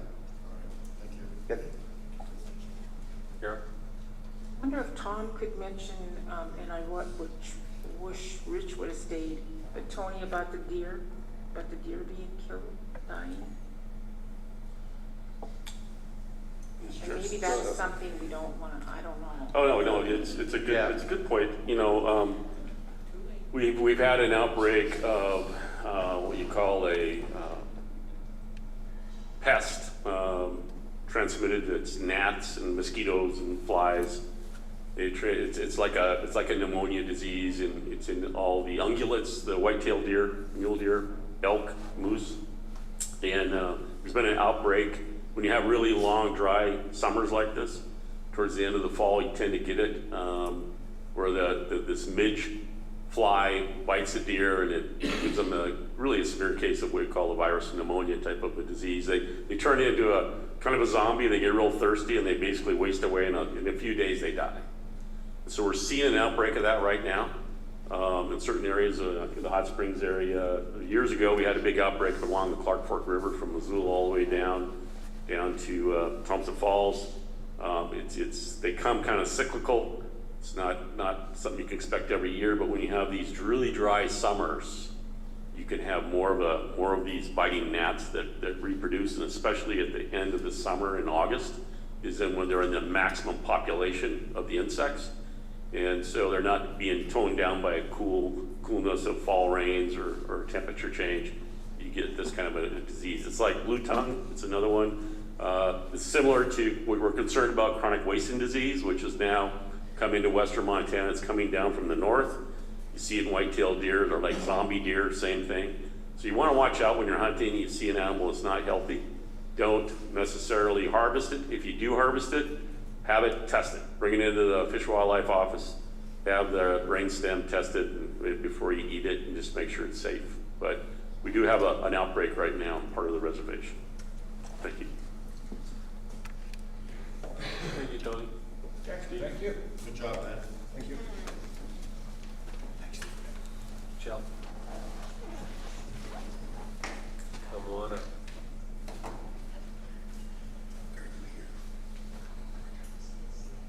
Morning, Michelle.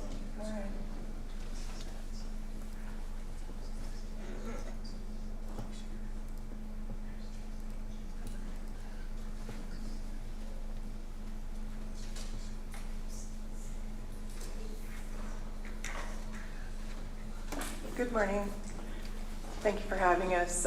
Before we start talking about homelessness, I just wanted to give you an update as far as our funding sources and the government shutdown. So currently we've heard from the Department of Justice, SAMHSA, and Tawahe, and we've been told to keep on keeping on. However, there may not be anyone there to answer the phone if we have any questions. And so we're just gonna keep doing what we're supposed to be doing. And so basically the same thing that Greg told us to do, and be cautious and, you know, don't go crazy with the money, and hopefully they'll get their act together and be there to answer our questions soon. And so now I'd like to hand it over to my amazing crew, starting with Teresa, and we'd like to update you on the CSKT homelessness efforts.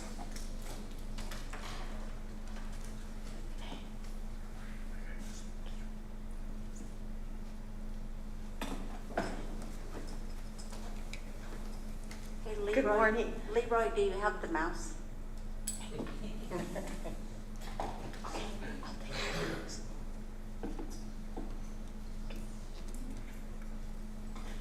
Good morning. Good morning,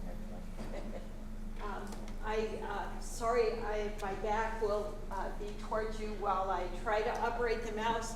I have my bosses here, and they said that they would look for questions from the audience. And while Michelle is the big boss, Leroy is my everyday boss, and Corky is my other everyday boss. So it absolutely takes a team effort to address the issue of homelessness. I would like to call out Carrie Irvin and Jean. They are both on the SCAHA Housing Board. I think Jean is the chairman of the SCAHA Housing Board. And without SCAHA, our efforts on homelessness wouldn't be achieving the great results they are. And I would like to point out there's Rebecca McDonald with the Transitional Living Center. And it is really wonderful to hear somebody who guides Transitional Living Center, and she talks about helping people access computers, make doctor's appointments, navigate the things that we often have trouble with.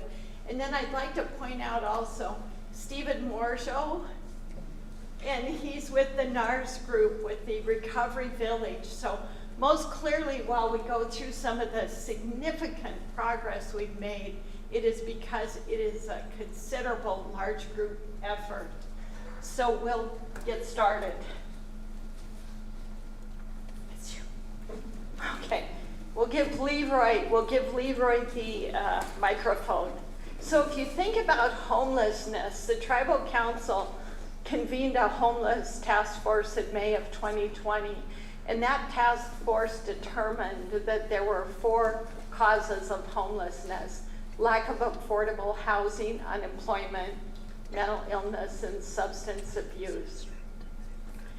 Shortly thereafter, the Tribal Council, with the assistance of the Salish Kootenai Housing Authority, began developing different strategies to address homelessness. And one was the Morning Star development, which is a housing first development.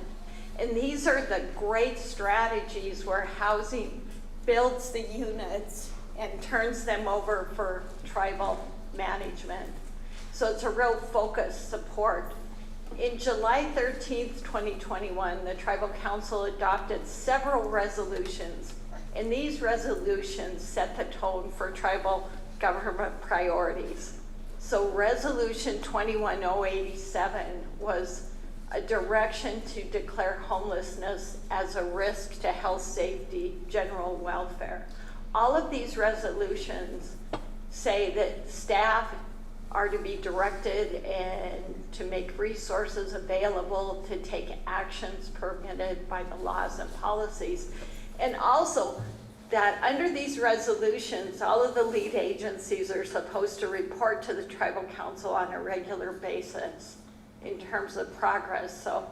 So I get the lucky, fortunate job today with all the experts who work on homelessness. So I get to report many of the CSKT successes. So that's pretty cool. So during this time, the Housing Authority took on the issue of doing a Flathead Indian Reservation housing needs assessment. I probably look at that needs assessment 2 times a day. So that began in November 2021 and concluded in 2022. And then in the similar time frame, the Tribal Council expanded the homeless committee and appointed a homeless task force that has 38 individuals that's well functioning today. It has designated leadership administrative positions. And as we get more professionals at the table addressing these issues, we see that then we're looking at, again, lack of employment, addictions treatment, affordable housing stock having impact on tribal families. In December 2022, the Warming Center opened. The DHRD department took on that huge challenge. And that's why Leroy is my go-to person. He and others opened the Warming Center, and we'll share more detail with you about that shortly. We again will open the Warming Center this year on October 23rd, 2025. And at that time, the Housing Authority reported 245 homeless people. I want to draw your attention to this illustration over here, because as CSKT got more sophisticated in analyzing what are the causes of homelessness, we went from 4 causes to actually becoming solution-oriented. This wheel illustrates the solutions that we're working on right now. So we determined at that time that we need shelter, that's the Warming Center. We need a detox center. We need a treatment center. Part of that function is being performed by NARS. We need transitional housing. That's being done by Anchor Way and by Becky McDonald at the Transitional Living Center. We need permanent supported housing, affordable rentals. I was so impressed because the Housing Authority made a report and they said they have 530 low rent units. Over 90% of those units are occupied by CSKT people. That is an amazing statistic right by itself. So we also need affordable ownership. We need market rentals and home ownership opportunities. If you look at this little color wheel, DHRD works on the dark red here, shelter. Tribal Health Department works on detox. Then we get to transitional living and treatment centers. And then the Housing Authority is over here in the yellow and the green, except they support all of us. The work of the Housing Authority has been simply amazing, as has been the work of DHRD and the work of the Tribal Lands Department with the support of the Tribal Council. In October 2024, the tribes purchased a 43-bed hotel in Polson called Anchor Way. At that time, we had a tentative plan to develop an intensive outpatient behavioral health treatment program on site. During the first discussions, Tribal Health was supposed to have 85% of the facility, and DHRD would have 15%. So we'd have like 7 rooms for temporary and emergency housing. So where are we today? With the permanent supported housing in Morningstar, in order to be eligible for that location, you have to be involved with the Defender's Office. So there are 14 units available and 12 are filled, and we have 2 vacancies. We have a waiting list of 99 for the Morningstar. And because Tribal Council direction was that we would only take applications from CSKT, those are the only applications we take. The Defender's Office did an awesome job on a grant that went to the state of Montana to rebuild this facility and expand the services. And because of the new Trump administration, the announcement they responded to was pulled back. So we'll have to do a little bit more work on upgrading that facility. But clearly, this new administration is not nice to us and low-income people and people of color. The other thing the tribes did, which was great, is they bought the assisted living facility, the Retreat in Polson. And I just included that on the list because that was a significant investment. Tribal Health is managing it. There are 10 residences as of 10/20/25 with 3 openings. So I've got a typo there. They're licensed by the state of Montana. They're doing wonderfully. I've got Skaha low rent. We've got 530 now. Over 90% are occupied by CSKT. If you look at the period from 2020 through 2025, they've done 34 new low rent units. I mean, that's pretty darn awesome. And they're going to build 8 to 10 more in fiscal year 26.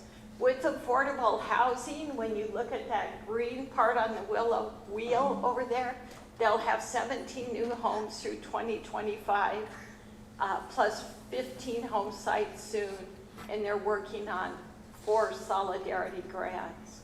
With their voucher program, which is really a very cool program, and this is tenant-based rent assistance.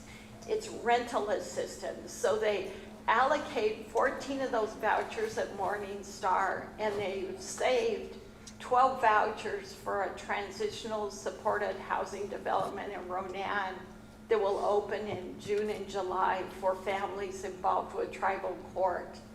And so when I see this transitional supportive housing here, so Skaha steps forward, they're very efficient, they bid it, and then it's a turnkey operation. So in June or July, then DHRD, Corky will take responsibility for managing that supportive housing program through social services. And the tentative policies and procedures will say that those 12 families that live there can stay for 2 years. And what we will hope is when they exit in 2 years that they'll have a safe, stable place to go. So it's 4 families involved with tribal court. The priority is on enrolled CSKT families. With the NARS Recovery Village, and Stephen, I'll go through my list and then I'll call on you for challenges and successes. So with the NARS Recovery Village, there are 19 homes occupied with 28 in total. And it's estimated that 65% of the persons in the recovery village are enrolled CSKT. The waiting list right now is 245, and an estimated 125 on the waiting list are CSKT. I cannot express enough appreciation for the Tribal Lands Department. With the DHRD Small Homes program, Tribal Lands has done an awesome job, from removing 100 tires from someone's home site to actually removing trailers and substandard housing. And then the other thing is quite wonderful is that they went through all of their information, and there are 1,364 home site leases established, and they have 12 rentals. They do have a home site waiting list. So their list is 95 individuals who do not own their own home, 15 who have a permanent residence but want to sell that residence and move on to a home site, and then 7 who want to come home. your homelessness team operates with such incredible efficiency. One rental will be opened, one of Tribal Lad's rentals will be open in the next month, as one person will move to her small home. Already they're asking who is homeless and how do we manage this rental to ensure that a homeless person is placed in it. And that's considerable coordination. Most home site applicants prefer Mission to Polson with all utilities installed, which is sometimes difficult to facilitate. So the highest demand areas are sometimes the most difficult to serve. Back to significant contributions. When you think about this report, the report has huge tribal and federal investments in keeping individuals in homes. So the Tribal Council allocated $12 million for home repairs, and 747 persons applied, and 78% of those who applied got services. And I don't know if Corky wants to comment on the home repair program or the small home program, and Leroy also. Sure, I will. So we have all 15 homes, or 12 homes are in place, from Ebro to Big Arm and in between.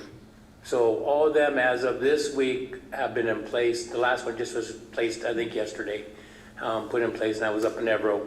And so that we're hoping by the end of the month, we'll have all 12 homes filled up. Right now we have 3 move-ins that we did last week. This week we waited on appliances that were supposed to have been here, but were not.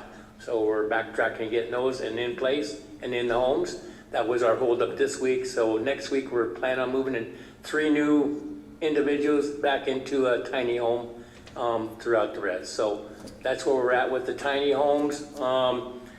We had a lot of repairs done, and Teresa just mentioned that. You know, and thank you for all that. We are working still with contracts through the December of 26. Those funds are available to work on those homes and get them done. I know the contractors are working as hard as they possibly can, and I know we get phone calls of when's my house going to get done. Whether there's only so many contractors that we had, and we're working through them, and they know what the task is, trying to get some of those homes done that are really in need of windows or doors and those types of things. But they're working hard, and they're working every day on them, trying to get them finished. But there's going to be some of them that are not going to be able to finish this year. And maybe by the end of this month, we'll have a list of what looks forecasted for next year. So you guys will have a better idea of what we can get completed over the winter months, or early next spring we can get some of them finished up again too. So contractors has been kind of we're just short on contractors, and I think that they're doing a good job for us, and it seems like they're all working on projects. There's 3 homes that are over here on just north of here. There are 3 homes, and we have 1 individual in them that's in there now, that he'll be moving to his new tiny home within a couple weeks.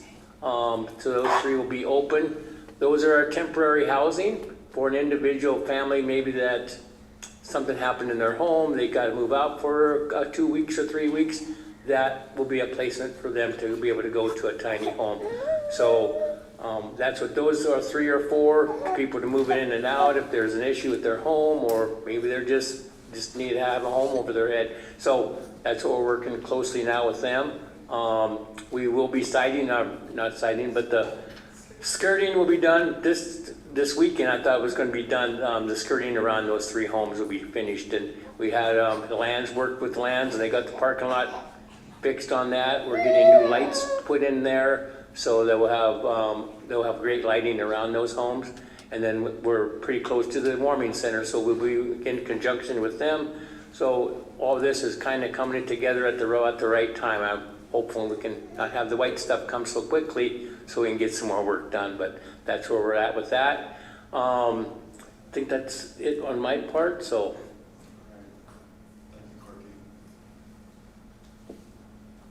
With the home repair, it's important to note the greatest need was plumbing, roofing, and windows and doors. And I would like Leroy to address the warming center, please. Good morning.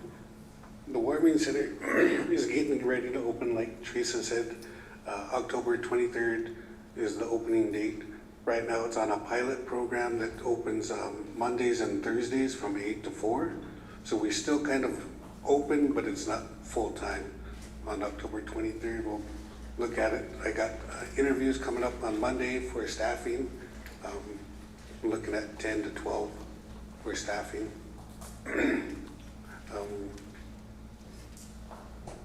We got the 3 sheds from the old People Center. We're gonna get ready to get the materials ordered so they're upgraded, give them a facelift with the siding and the roofing.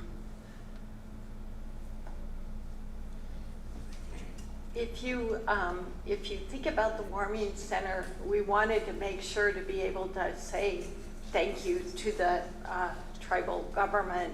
In the past, we were operating the warming center with ARPA funds, and this year, CSKT appropriated $544,000 for the warming center, which is greatly needed and really appreciative.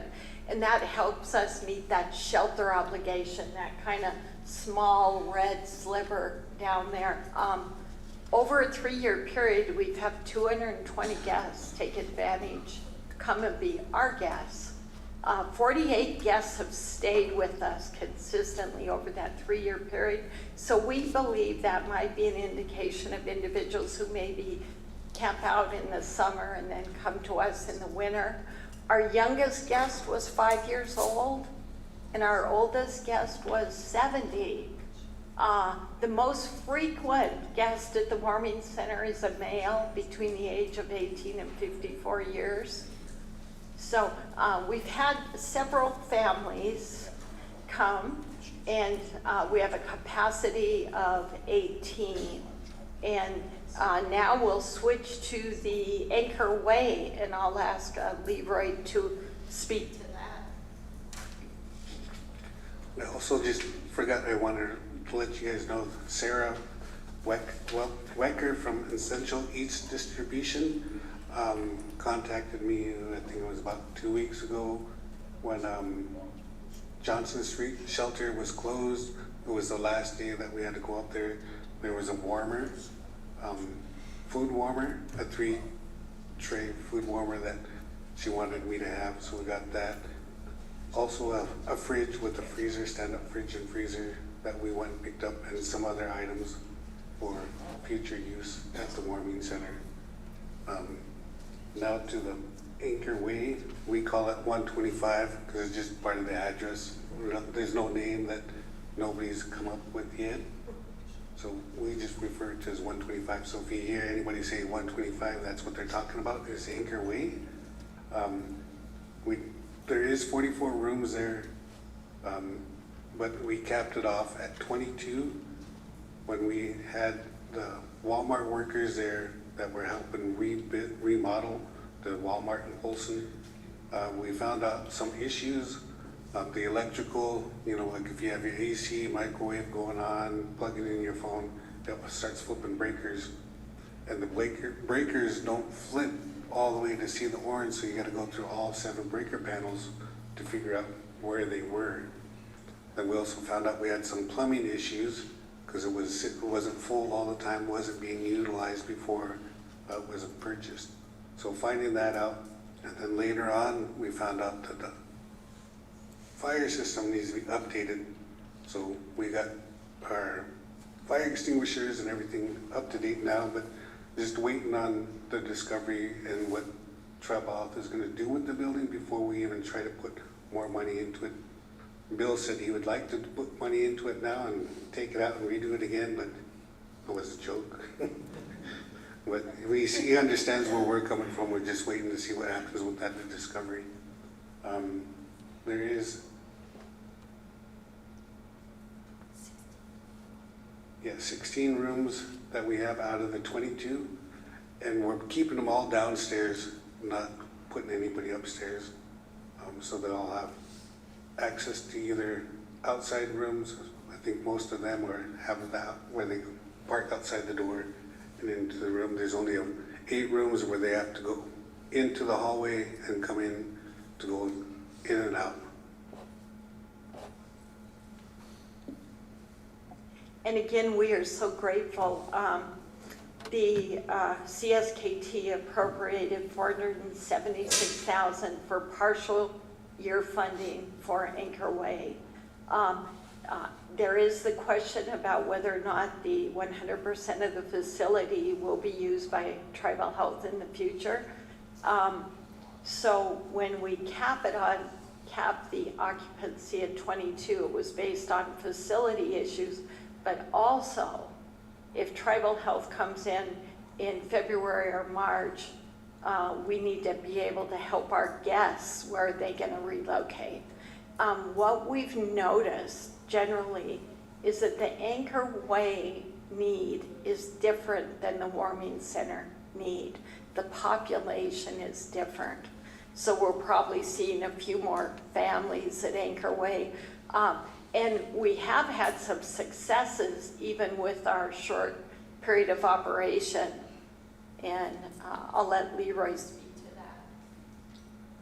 Since we've had people housed at 125 so far today, we have had 3 families staying there short term. They got into an apartment or a house, not through SCA. There's another lady waiting to complete mentoring. She'll move on to her job, and then she found out from that job, her supervisor has a rental that she's probably going to move into, so there'll be another success here within a couple weeks when she completes mentoring. One of the first individuals that came into Anchor Way was a referral from Tribal Health, and it was an individual who had been living in his car in Billings, and he came home and he needed medical care. And since that time, we cooperate with all agencies, but we tend to get a few more referrals from Tribal Health. There are some great partnerships addressing the homelessness issues. The Tribal Health Department has been awesome in providing supplies for the warming center and AEDs for the warming center in Anchor Way. They provide comfort bags, they provide soap. They are going to purchase a mobile shower and laundry unit, and that will be purchased by Tribal Health. The goal is to establish a schedule and serve those communities with high homeless numbers, such as Shalit or Dixon. I probably said that wrong, sorry. So Tribal Lands is a partner. SKC, through the Homelessness Task Force, we entered into an MOU with them and added them to the task force because unemployment is a huge contributing factor to homelessness. So we're going to try to do more on workforce investment and more micro-credentialing and vocational learning. The council allowed a $30,000 MOA with SKC, and I was tickled because a portion of that $30,000 went to the HISEP program at SKC.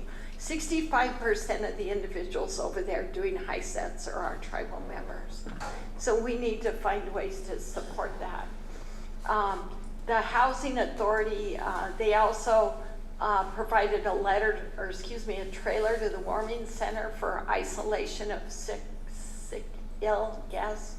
They've also significantly reduced the number of evictions. So what might have been 35 evictions, I think the last year they did 7. They have worked really hard at that, need to be congratulated. Essential Eats, our partner in Missoula, they provide food and supplies. The only reason we have that partnership is because of Leroy. He has worked diligently with this nonprofit to ensure that when there are opportunities, we're called. Future efforts, we want to add more shelter to the Pablo Warming Center. We believe it's really important to separate men and women. We would like to have them in different buildings. We obtained CSKT a $100,000 grant from the Montana Healthcare Foundation. We're going to work on a strategic plan to be complete by September 2026. In Corky's area with DHRD and the 477 plan, we sought a waiver with your permission that it would allow us to increase the time frame that people can be on GA. This is a specific strategy to reduce evictions. So instead of only being on GA for 4 months, we're trying to do 21 or 24 months. The Healing Court, we're developing a stronger relationship with them so we can receive referrals. I also want to acknowledge SNK Gaming's here, and they provided a $5,000 donation to the Warming Center, which is greatly, greatly appreciated. So that was greatly appreciated. Uncertainty. Uncertainty is the impact of the new administration and their efforts to eliminate and claw back funding and programs. We believe that as food stamps, Medicaid, all the safety net programs are reduced, that our population that we serve will get bigger. The other thing in terms of partnerships and efforts, I think it's important to acknowledge that CSKT awarded every LEAP person who was eligible last year an extra $100 on their energy bill, because that keeps people in their homes. And that was a $700,000 investment, and thank you, Tribal Council, because that's like 4 months basic charges to someone. So the effort with the extra LEAP funding was greatly appreciated in terms of stabilizing families, because energy bills get out of control.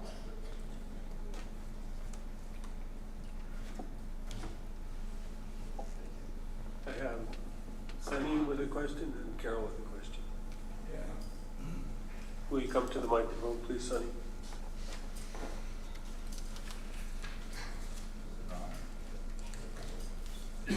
Hello? Oh, well, I've been trying to find out because I was listening here and they said you had to have an application. Well, I, as a homeowner of my house, until it gets shown different, is I've tried to find out from Stacy Couture, I think was her name. They told me that this guy that was on my roof told Chuck Orr that you had to go to, because Chuck Orr was saying, because I was getting a new roof on my house. And then Chuck asked me, how's that going? How'd you do that? And I said, I don't. I said, you have to ask that guy on the roof. And he told Chuck, he said, you have to go to the Quicksilver.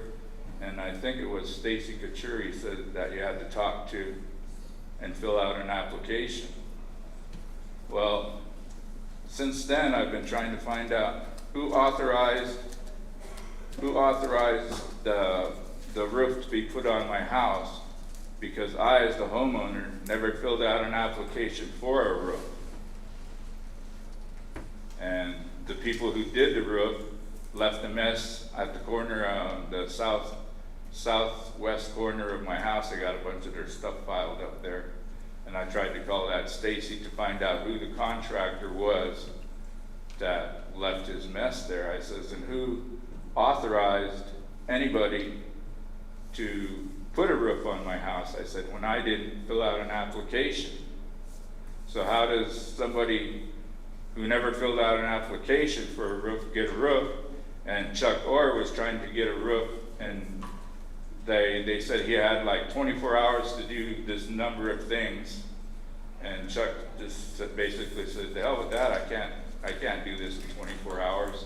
So he didn't get a roof, but he wanted to fill out an application. He went up and talked to him or whatever, and he said they only gave me 24 hours. And I said, well, that seems unreasonable. I said, especially when I never filled out an application for a roof. I said, but you can see this crew on my roof here, and they've been tore the old one off, and they put this other one on. So that was why I was wondering, as the homeowner, you never filled out an application, got a roof put on their house. And everybody's gonna say, well, what are you bitching about? You got a free roof. But no, there's rules and regulations for the funds that do these roofs and stuff. And if I was supposed to fill out an application as a homeowner, and I didn't, well then who authorized the roof to be on my house? Because they put it out to bids, because when I come home, I've seen different contractors coming off my roof and stuff, and I'd ask them what they were doing, and they said, oh, we're just measuring the roof because we're putting a bid in on this house. And I said, oh yeah? And they said, yeah. So I said, well, if you fall off, I said, don't blame me. But that's my question is, if you're supposed to fill out an application to receive a roof, and you don't fill out an application and you get a roof, how did that happen?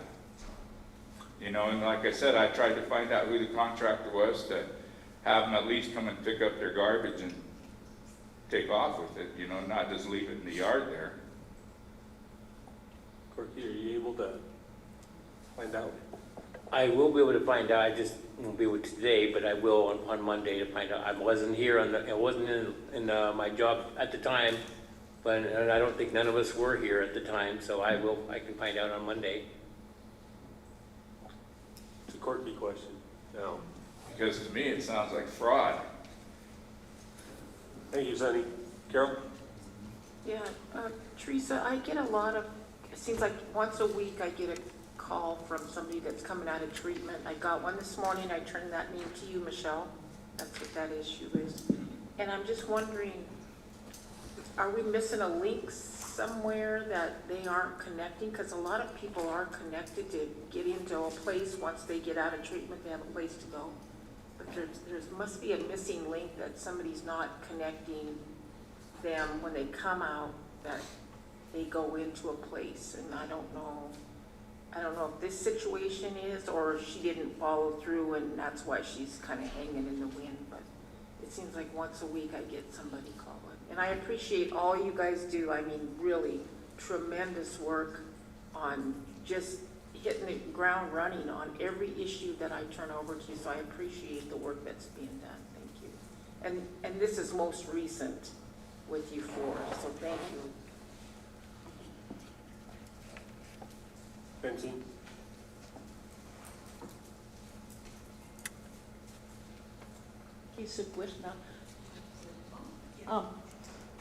Kind of following up to what Carol has to say.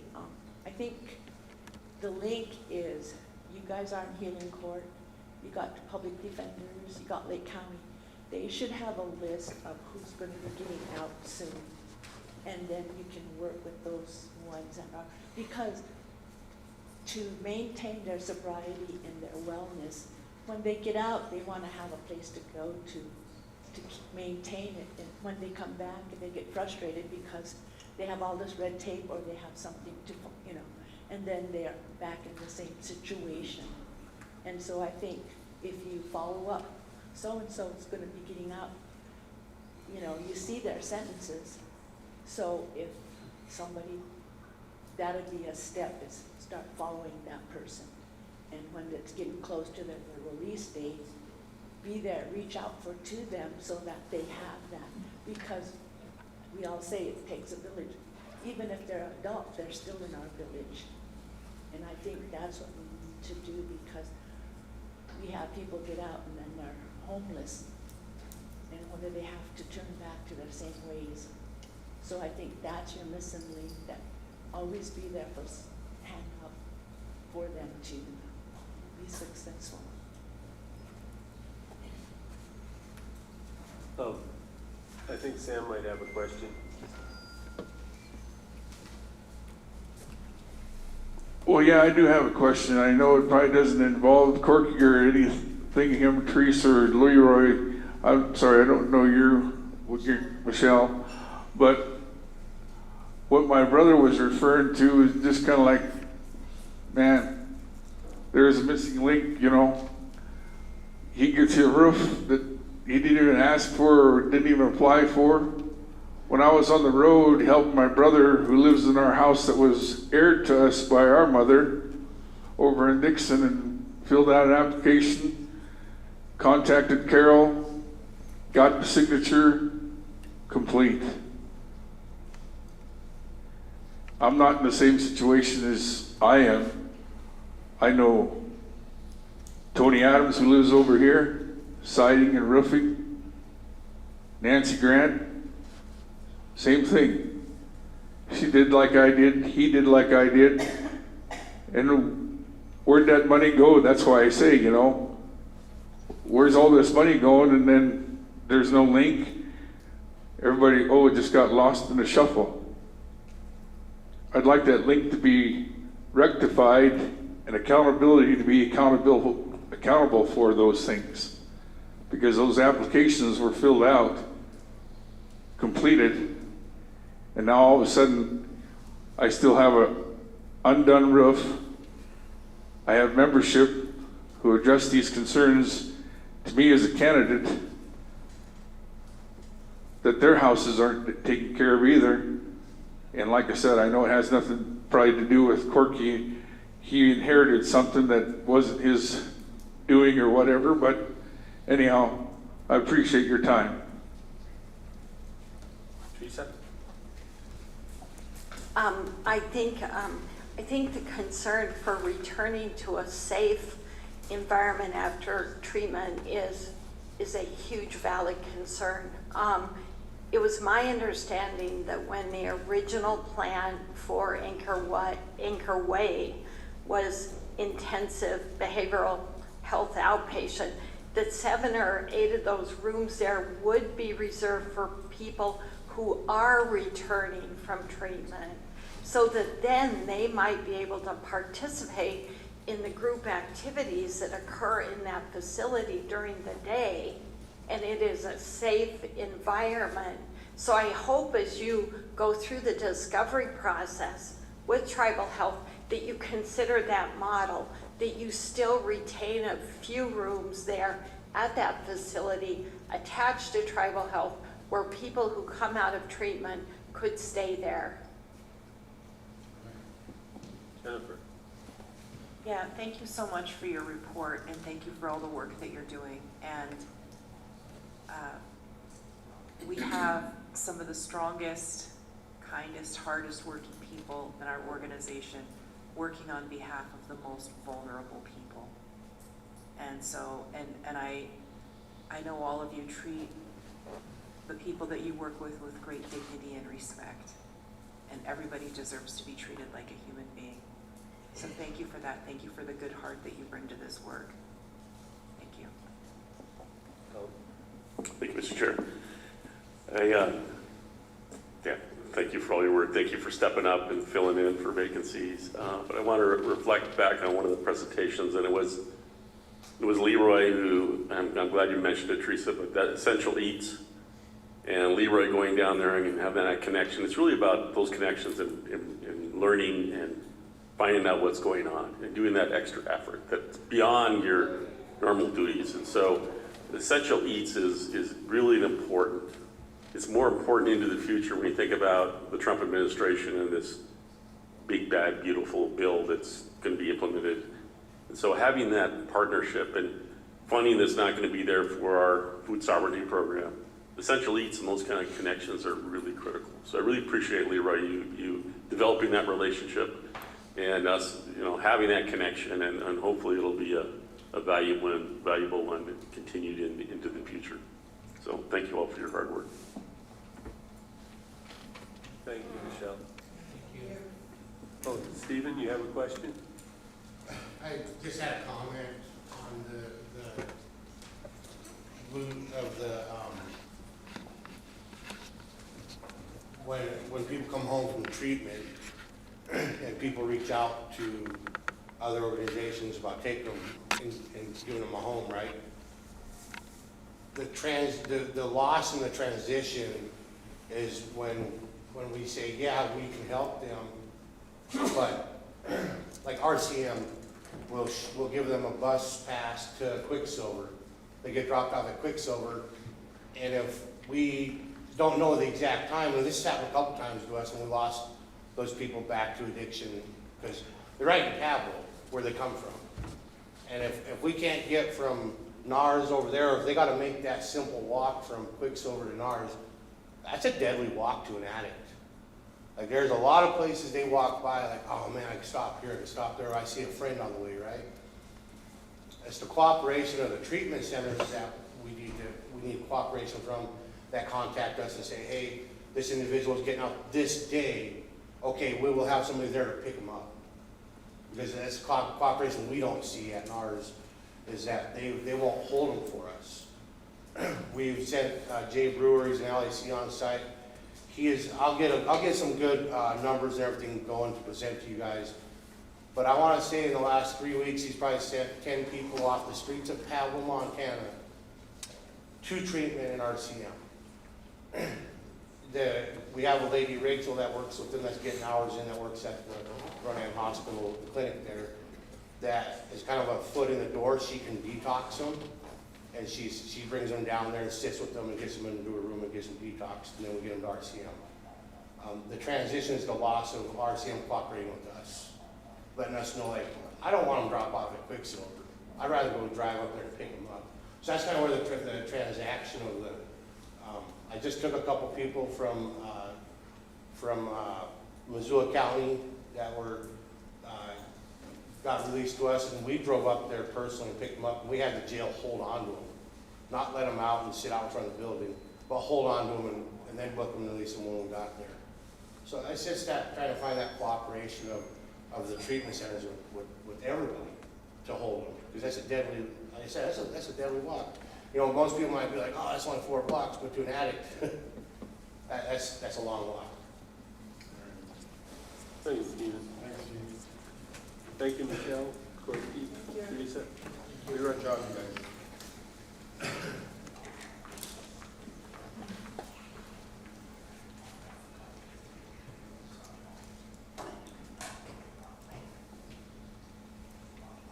Afternoon, Greg.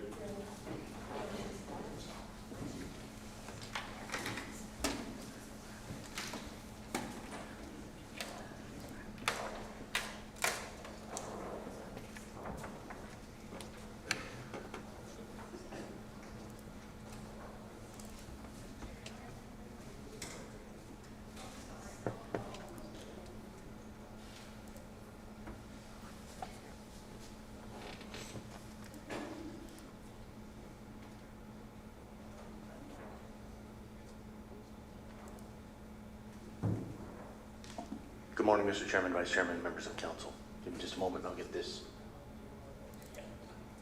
on the share.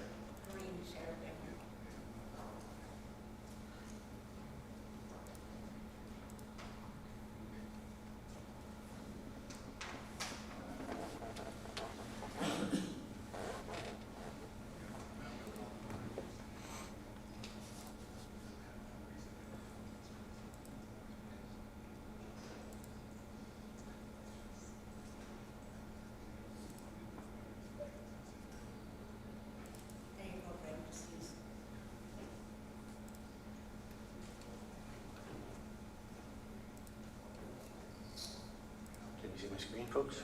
Yeah. Good morning. So this morning I'd like to present a financial update, discuss the per capita update, and give an update on the Elders Assistance Program. The tribes remain in a strong financial position, free from debt and other obligations that would prevent CSKT from maintaining control and flexibility.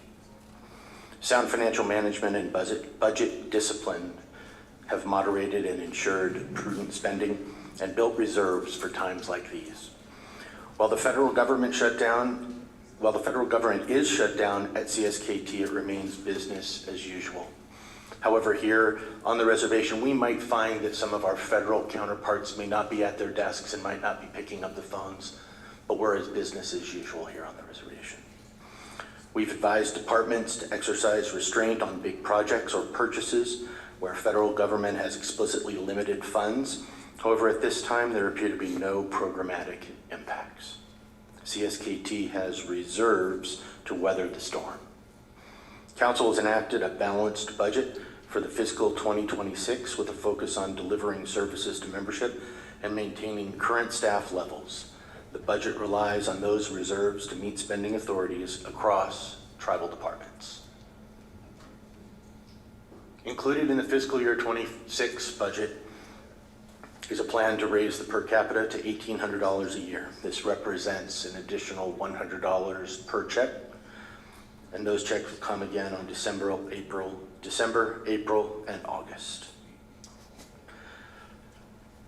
All membership data continues to be housed in the enrollment office, and they will continue to be the place to update all pertinent membership information, including addresses and, more importantly, perhaps selecting a direct deposit option for their per capita payments.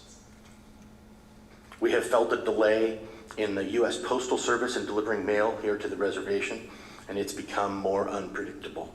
And to that end, we wish to migrate as many payments as possible to the direct deposit method in order to have a safe and speedy delivery of any financial payments to members. And that would include the per cap elder payments and payroll to staff.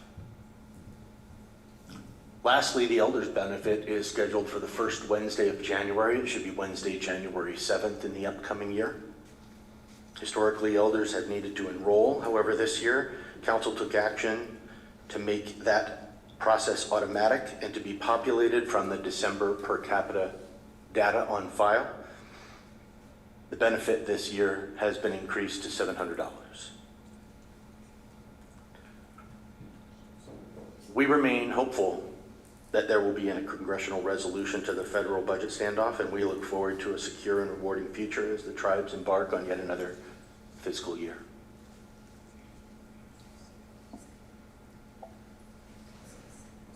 Sonny?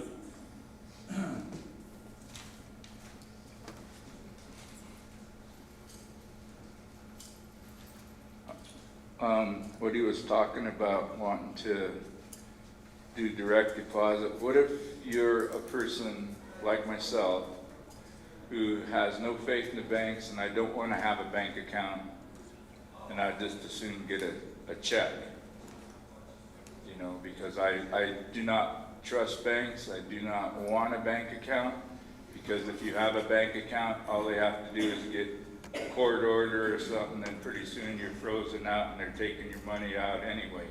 So your money's really not safe there. So that's why I just prefer to get a check. If I get the check in the mail, then I go down to the bank and cash the check. I have to have my monthly SSI on a direct card, which I'm having trouble with right now this morning. But I wanted to have a check, but they said that they don't do checks no more. They just have these cards.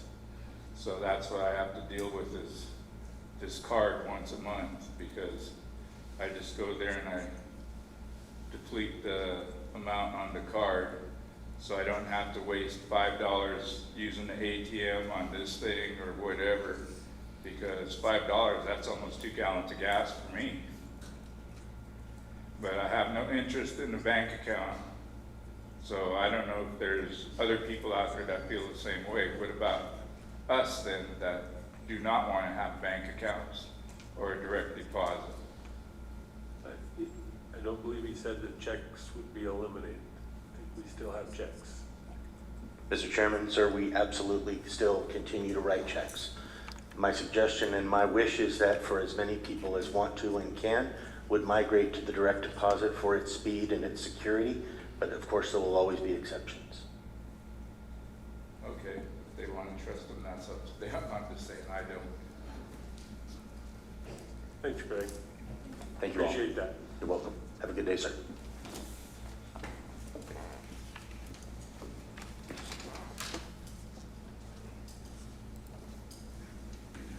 Hey, Rob. Afternoon. It is afternoon, and agenda's getting long, and gaming is after me, so. The agenda has me talking about the skate park, which I think is a wonderful topic. Unfortunately, it was kind of a miscommunication because it's more of an effort of this body, of council, that formed the partnerships and the outreach and made the magic happen of getting a skate park on most of the towns and plans to get skate parks and the rest of the towns on the reservation. And I wanted to offer the chance to anyone on council, possibly Carol, if you wanted to talk to the skate park effort. I was not directly involved with that, but was like a member of the community watching it unfold. But I think, was it you and Martin were key in that? Am I correct? No, there was me, Martin, Tom. There was Bing, Jimmy. We were all involved with it, and we got approached by Jeff Amen. How do you say his name? Amen. Pearl Jam guy. Pearl Jam. And offered to bring in another company, which is called, his company is Polworks. And brought in Whitney Williams to come in and help us navigate some skate parks. And originally we thought we had 2 or 3 scheduled. Arlie was first, and then I believe it was Ronan, then Pablo. Dixon was just done recently, and then now Elmo is in the process of being done, and they did a grand, or a ribbon cutting yesterday, or was that yesterday? Ground blessing. Yeah, ground blessings. And then Hot Springs, I think, will eventually come along, and then Polson already has one. But anyway, we, the tribal council had thought that the communities all needed some, some stuff for our children to be able to do, and so they authorized, I believe it was out of the ARPA fund, $100,000 for each community. And since this project had to happen to come along at that time, and then we had people like Terrence, this young man right here, who went out and got 1,000 signatures for Ronan to get a skate park. He thought, wow, that's really a strong message. So we started with Arlie, built that one, did a grand opening, and then we went down the line, got done with Pablo recently, and then we did Ronan, of course, and then Dixon. And the 100,000 just went towards the skate park, and then Polworks threw in like 150,000 to augment the parks. We just felt like it was time to do something for our children. We see them sitting on couches playing with their games and everything else, and now this has kind of generated other things around these skate parks, like basketball courts, more things for our kids to do outside. And I think Ronan is also bringing in a playground that's completely paid for, I think, mostly. A pickleball court, a basketball court, and the skate park, all in this one area that'll have a new housing development, that'll also have Dewar, the water resources complex building, and then tribal health, all right in this one area. And we're just trying to do something else for our kids. So was there something else that you wanted? It's fantastic. I wanted to introduce this young man. He wanted to speak about the parks a little bit and the effort he played into it as a member of the community who stepped up to contribute. Go ahead and introduce yourself. I'm Terrence Lozo. About 2.5 years ago now actually, I started the petitions for the Ronan Skate Park, which then branched off into skate parks in every town except for, I think it's Dayton and, no, it's not Hot Springs, it's Charlotte. And I worked with NPS, the tribe, and the Montana Skate Park Association throughout the years to get this done. Right now, we are working on the Hot Springs and Elmo. And as you guys just said, the Elmo just got the land blessed, right? I'm very excited about that one. I can't wait for that one. That's where like most of my family is. I guess another thing that's going on this month is the Pablo, sorry, I'm blanking it right now. Oh, the Skate-A-Ween, which is a skate jam for the Pablo. I'm blanking, sorry. It's a suicide awareness. I'm gonna go off my script, you know? Okay, yeah. Good morning, council members. Thank you for giving me the opportunity to speak today. I'm here to share an idea and ask for your support for a community event I believe can benefit our people, especially our youth. I would like to request permission and to support the host, I would like to request permission and support to host the very first ever Skate-A-Ween Halloween Skate Jam. Held by me and the Ronan Skate Club this October, the event will be centered around suicide awareness and prevention, an issue that has deeply affected Native communities, including our own. I feel that an event such as this is not only needed but wanted from the community, especially in upcoming months where there will be less sunshine and less vitamin D from the sunshine, lack of sunshine. The Skate Halloween Jam will be a positive family-friendly gathering. It will feature skateboard contests, door prizes, music, skate prizes, skate clinics for beginners, food, survivor stories, and a Halloween theme to keep it fun and engaging. Alongside that, the event will include resources and information about suicide prevention, mental health, and our ways young people can find support. My goal is to create not just a fun day, but also a safe and supportive environment where we can come together, look out for each other, and raise awareness about something that touches so many lives and can possibly save some. This event can give our youth a positive outlet, encourage creativity and community, and remind them that they are not alone. It combines culture, fun, awareness in a way that speaks directly to our younger generation. What I am asking for today is the council's permission to hold the event at the Pablo Skate Park and for any event or for any support that you may be able to provide, whether that's helping promote the event or other resources to make it successful. I want to thank you again for your time and for considering this request. I believe that an event like this can make a real difference for our community, and I would be honored to have the council's support. I am happy to answer any questions or provide more details. However, be aware that this is still a work in progress and as we plan out more and more events. Thank you for your time and have a wonderful day.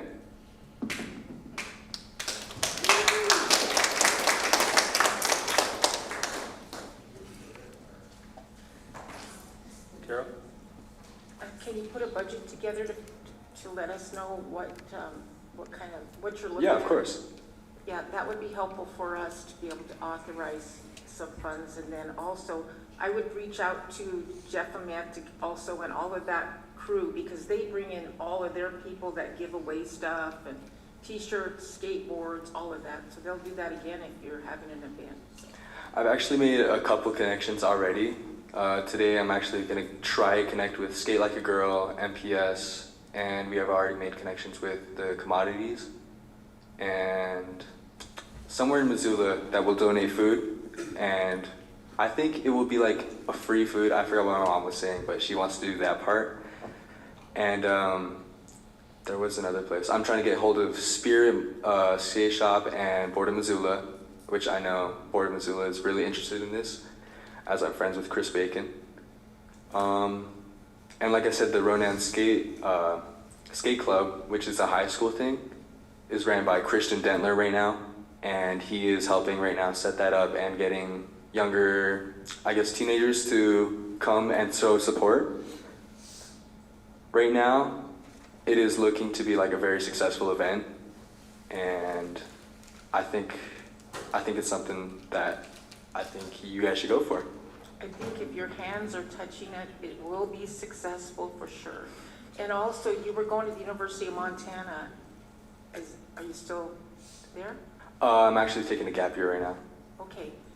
This young man got a special invitation for going to the University of Montana and some funds to I believe, to pay for schooling and stuff, all due to this, his outreach of getting these skate parks going and things like that. So it's been pretty amazing to watch this young man grow up and continue to skate, of course, and go to school. And it's okay to take a break. And it's okay to look at your script too, because I always need a script. So good job. Thank you. Thank you. Tom? Yeah, thank you, Mr. Chair. Yeah, kudos to this gentleman, because that was one of the initial things that started us to look at skate parks everywhere and utilize the ARPA funding as the match to Montana Pool Works. So leveraging money is real critical. One thing I want to mention for those of you in the community that might look at other facilities is, Carol mentioned the playground that's going in by the Ronan one. That's supported by another nonprofit called Push Play. And we raised money for that one, and we're looking for other additional sites to build playgrounds and to do that in other communities on the reservation, serving reservation communities. And so the Ronan one will be our first one that will demonstrate the uniqueness of playground equipment, that'll be in touch with our cultural resources, our fish and wildlife resources, and be unique, and be actually a playground that doesn't matter what your age is. You could be a couple of 80-year-old great-grandparents. You should be able to go out there and use the playground equipment with your 3-year-old great-grandchildren. So it's that type of facility with cultural names and animals. We hope to do that everywhere. But it's really important to leverage money. So we have a little bit of money, leverage it as best you can. And certainly that's what we try to do with every dollar that we get here. Thank you. Thank you, Mr. Chair. Sounds like a wonderful event, Terrence. Thank you. I'm sure you get support from us. Get that budget going. Leroy? For sure.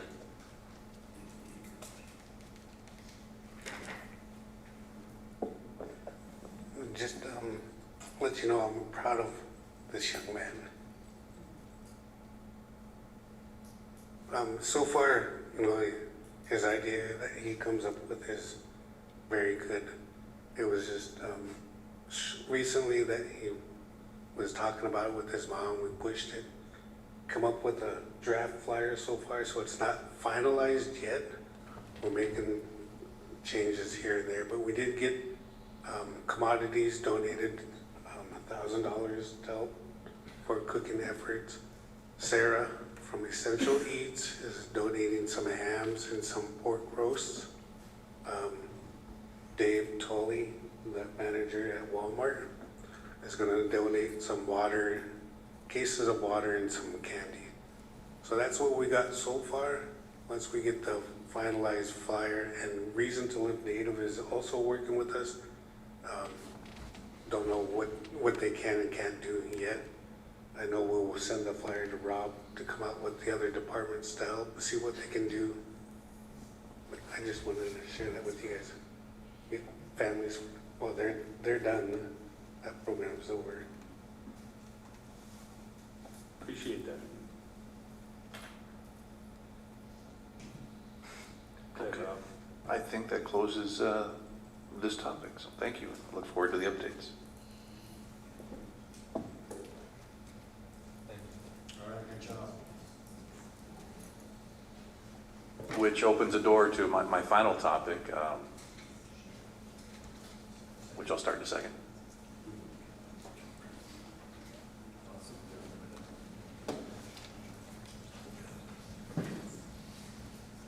All right, good job, Terrence.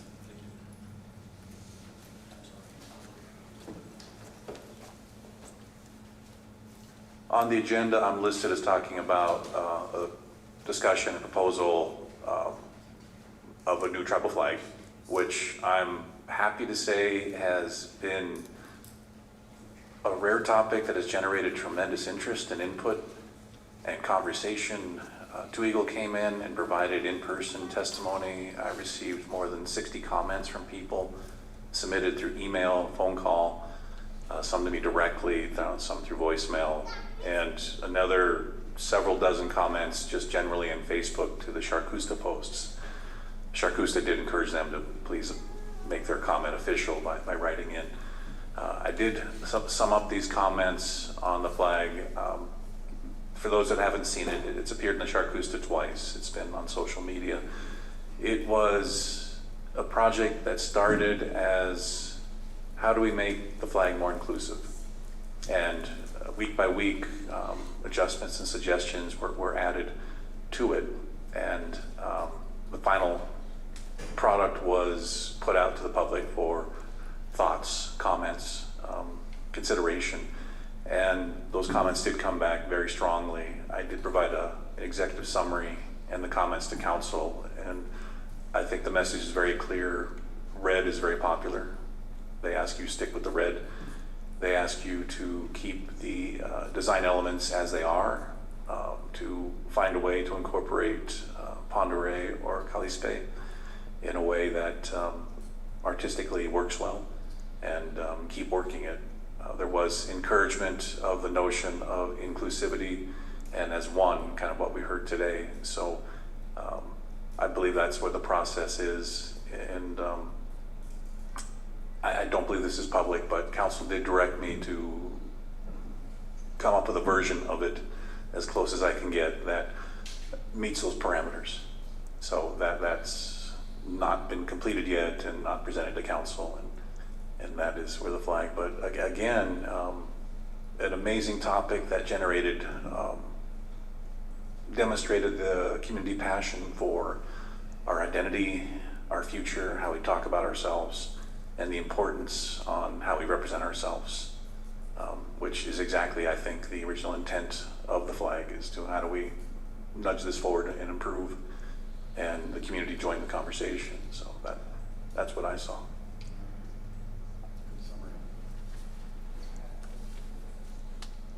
Thank you, Rob. Thank you. Good job, Rob.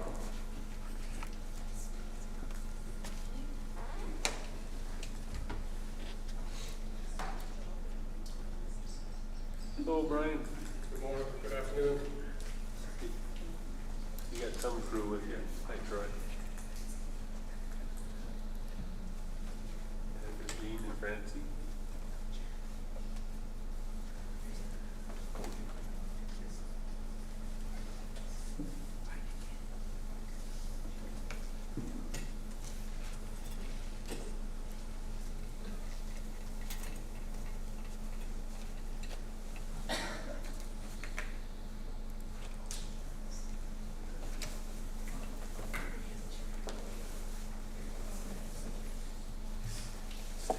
Good afternoon. Mr. Chairman, members of the council, thanks for inviting Gaming to give a presentation. We have a lot of great projects moving forward, and we're just glad to share. Obviously, members of our board, Gene Sorrell, Troy Felsman, Susie Schrock, and Francine Dupuis have all joined us. I'll go through my presentation. It's probably a little lengthy for being a little late in the agenda, so I'll try to stay on point. And then I have the opportunity for questions at the end. Either one. I wanted to take a moment just to recognize a leader in Indian country, especially a leader specifically for Indian gaming. Ernie Stevens Jr. just passed away last week. Ernie was a tireless leader, really, in using his own words to describe other people. He was a warrior for Indian country, a warrior for tribal gaming, a warrior for our sovereignty. And so his loss is going to be felt for a long time to come. Under his leadership, the industry was fledgling 2 decades, and we went from $11 billion to $43 billion in gross gaming revenue. So that's a huge increase, and it took the support of him and his organization and their work to get us there. So just keep Ernie and Ernie's family in your thoughts and prayers. His services are tomorrow. So. A little recap on S&K Gaming. We were created in 2006 to provide general gaming management and any other lawful purpose. On the left side here is just a highlight of our revenues. I mean, our revenues by source, and so really how we generate revenue. 75% of our revenue comes from gaming. 7% of our revenue comes from our food and beverage department. 9% of our revenues come from the hotel segment, And then the retail, which is gasoline and our marina operations account for 3%. Our other, this year is quite inflated because we had a couple insurance claims and some other stuff. So a little unusual at 6%, but that kind of wraps up the percentages of our revenue. So at our core, we're a gaming facility, a gaming business, and then the ancillary services help generate more revenue back towards our core business. Just to highlight our employee count, at the end of August, we had 186 employees. That's probably one of our peak numbers as we peak out during the summer. It'll go down as we lose our seasonal staffing and we close up some of our operations like the marinas, and we expect a decrease in total visits, so we start losing employees. About 30% are CSKT members, 8% are CSKT descendants, another 55 total, which is probably the 30%, I got it cut off, but 30% are going to be members of other tribes, and then descendants of other tribes. So we're roughly 68% tribal affiliation at SNK Gaming. During the last couple of fiscal years, so I wanted to highlight on our charitable contributions, and we provide those contributions within the communities that we generate the revenues. So anywhere on the reservation is really where we focus on our contributions. Over the last couple of years, we had local contributions of $79,000 and then $87,000 as we finish up this fiscal year. So I think being strong and active in the community and being able to contribute and give back actually helps us create that bond that we need to actually to continue to generate incremental revenue. A couple of company highlights that I want to present provide for the council. I think you guys know this, but also for the membership. Some of the things that we're really proud of is the loans that we took out. We took out in 2016 a loan for the renovation at the resort, $5.5 million. And then we had a $3 million Eagle Bank loan around the same time frame. And those were paid off this fiscal year. So closed out, we accelerated the debt service on that and closed those relatively early. I think the one for the resort was probably 20 years early. So we are actively finding ways to accelerate our debt, reduce our debt, and then really borrow again to talk about the projects that we're going to work on in the future. A highlight of that is the Gray Wolf Peak. Gray Wolf Peak loan started at $21 million. It's down to 15.5, and over the course of those, since 2016, we've probably paid about $14 million in interest and principal payments back to the tribe. So just want to highlight that and it plays into our dividends, interest, and principals, the graph, but the investment that the tribe makes into our properties now generates revenues or a revenue stream back for the tribes, and you're getting it on a very whole basis. You're benefiting from increased dividends that we're able to provide, and then you're getting the interest payments, and certainly you're getting your principal repaid over that course of time. And when we can, we accelerate that debt to pay those off faster. So the interest, dividend, and principal payments over just the last 5 years have totaled about $47.3 million. Over the last 4 years, we've averaged about $6 million in dividend. The rest of that would be interest and principal payments. So our interest payments are decreasing this year. They'll jump back up as we leverage back out to build the new casino. And I do want to make a point that SNK Gaming is a successful and profitable company. I mean, we've been doing really well. I think the investments in 2016, we probably did, we were probably a $15 million company in 2016, and we've grown that to just under $40 million closing out fiscal year 25. So incredible growth with the company, but again, it goes back to the investment that the tribes have made into the company that allowed us to get here. And gaming is really unique that it has hinged on it through federal law and tribal law that the lawful uses for gaming revenue, gross gaming revenue, can only come in 6 different categories. So to fund the tribal government and operations and programs, to provide for the general welfare of the tribes and its members, to promote our tribal economic development, make donations to charitable organizations, and then to help fund the operation of local government agencies. So that's both in the Tribal Ordinance 92D, and it's reflective in the Indian Gaming Regulatory Act that allows us to operate gaming. So I think I would say the tribe has more needs. If we could generate twice as much revenue for you, I'm sure you would find a very meaningful purpose to use those funds. And we're trying.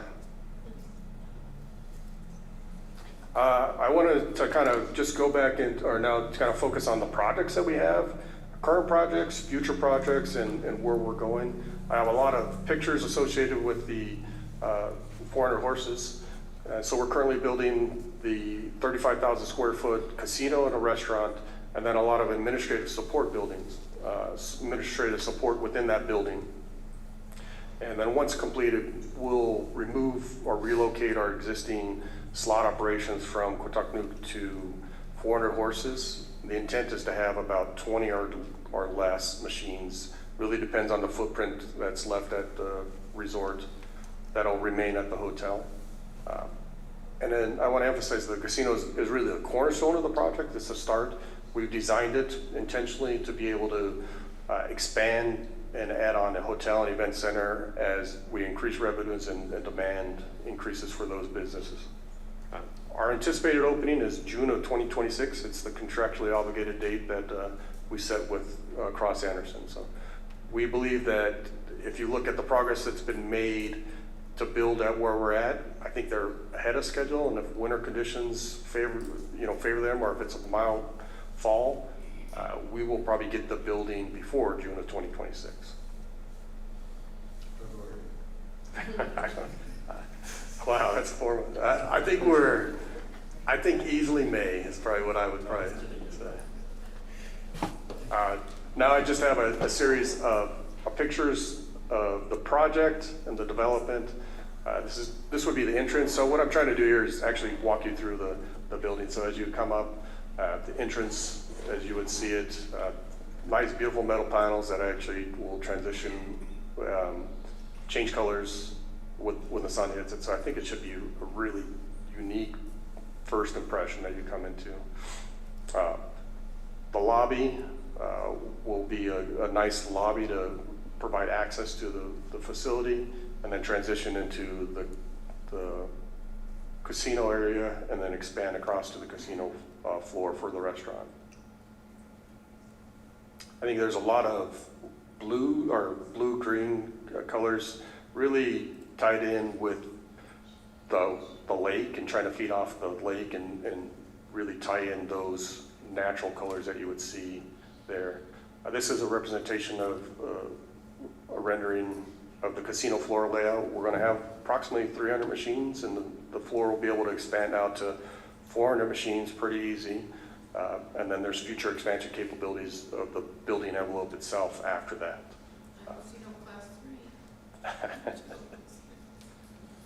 These could be any type of machines, I'd say, Clio included. So.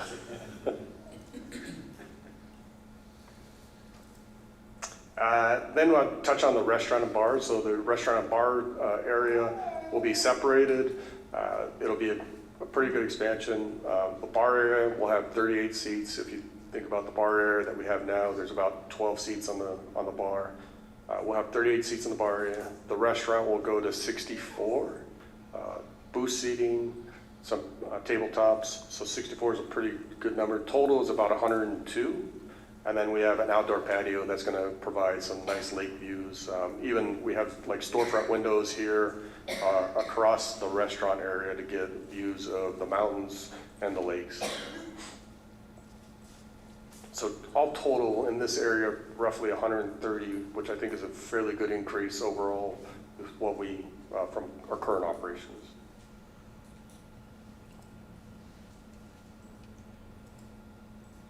This is a rendering of the bar area. So very nice bar, right? To me it's a little upscale. Again, 30 seats in there. The next rendering is the rendering really almost trying to capture the majority of the restaurant seating. So reflective of the restaurant seating. And again, if you look at this little side over here, nice storefront views out to the lake. And then the restaurant and the bar will actually be separated through physical barriers to help with the noise transitions. To me, and I'm closing up with this one because to me, everybody who goes to the casino should actually want to visit the cashier at some point or another. That should end your visit. You're cashing out your chunks of money and going. That would kind of be the 400 horses, some of our best renderings that we have. Project's going along really well. And I think it's going to be a phenomenal asset and help SNK Gaming get that incremental gaming revenue growth that we would want to see from this. I do want to take a little time to talk about the renovations at the resort. That's our next project. It's actually, we have the conceptuals done, and I'll show you a couple slides on conceptual designs. We're going to turn the concepts and we're going to start designing and getting into the details of what we're going to do here. But on a high level, we're going to add about 1,000 square feet to the conference space. So that'll take us from roughly 200 seated service for a food service to allow us to go to about 300 seats. I think that's the next milestone there. We're going to add conference restrooms. And then one of the things I really like is we're going to create a connecting walkway from the lobby to the lower tower hotel that doesn't exist today. You have to go through different spaces to get there. And then really the most important thing is once the casino's gone, we're going to take and enhance that lobby area for just an exceptional first impression when you walk into the building. We expect construction, active construction, so going from design into construction to start in February 2026. As soon as the casino leaves in June, we'll start renovating that lobby area. So it's really a very fast-paced construction schedule, really aggressive, but it's the aggressiveness that we need to match up with the plan of leaving the building, the casino leaving the building and fixing the main entrance. Some of the conceptual businesses that we're evaluating are arcade, gift shop, spa services, coffee shop, wedding planning, and then a hotel sundry shop. I'd probably just say at this point, I'll go into when you look at 400 horses and then the renovations back at the resort, these two concepts and these investments are really going to be what are going to help drive revenue for SNK Gaming now and into the future. So it's going to help us, again, enhance those returns back to the tribe and provide better dividends. Now to visualize this, I will kind of walk you through the areas of where we're expanding. It's going to be primarily, I'll start with this corner here, so adding in men's and women's restrooms, and then the existing conference space probably ends along this line. We will expand out to get about 1,000 square feet. So we're going to expand towards the lake on the patio, and then try to line this up. So 1,000 square feet is probably the general area of what we want to accomplish. It's really going to be determined based off of what we could get from the body of the hotel, what it will give us.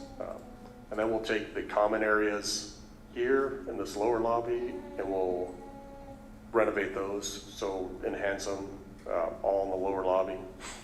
And most of the rest of the stuff is pretty much on the lower lobby going to stay the same. And then I'll turn upstairs, same footprint, same general area, the center of the resort. I'll start over here to the left of the page. We're going to create a connector from this main lobby that'll connect you to this lower hotel that doesn't exist today. You would have to go through and pass the conference space or actually go down into the parking lot to enter this side over here. So we'll connect that. These will be nice storefront windows throughout this whole line and create a real visual impact as you walk through the area. And then this area in the center, we will realign the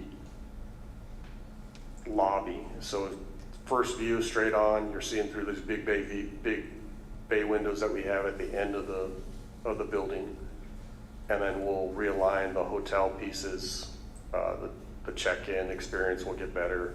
And these are spaces where we're going to use to develop those incremental business segments, whether that's the arcade or the gift shop or spa services.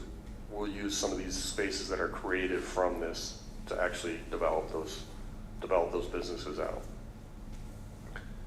That is kind of what we're doing. Overall, it's probably about an $8 million project to renovate at the resort, to add in the conference space and to really reshape that lobby area.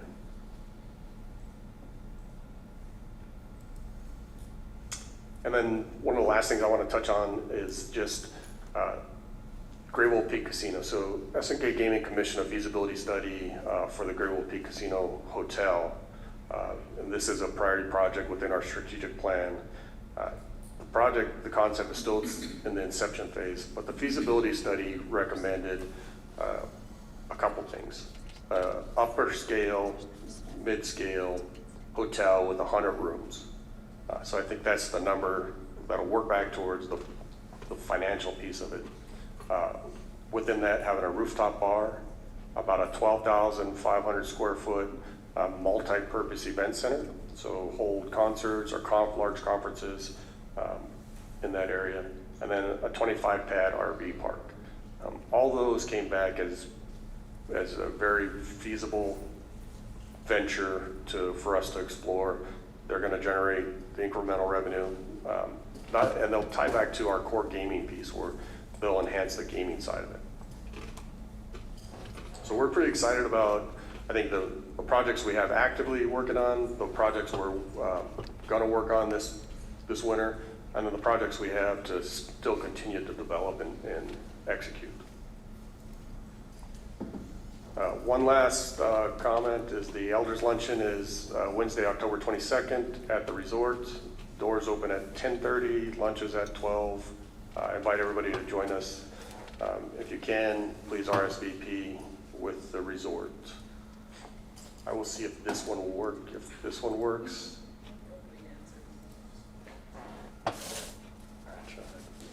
This is a rendering of what we're building.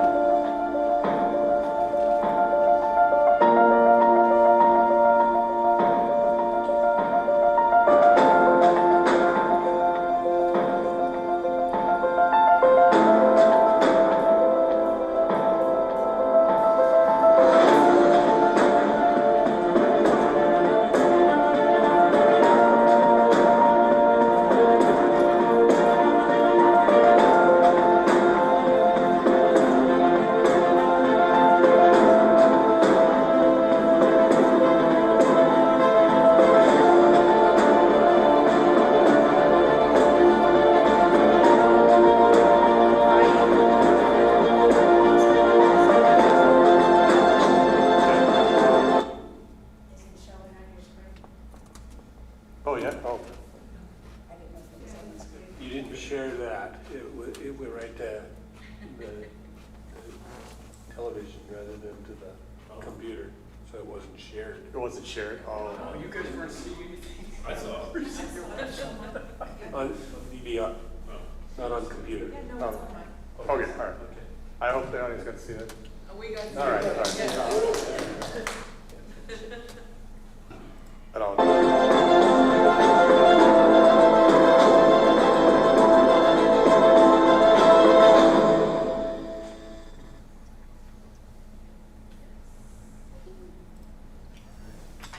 any questions? Thank you, Mr. Chair.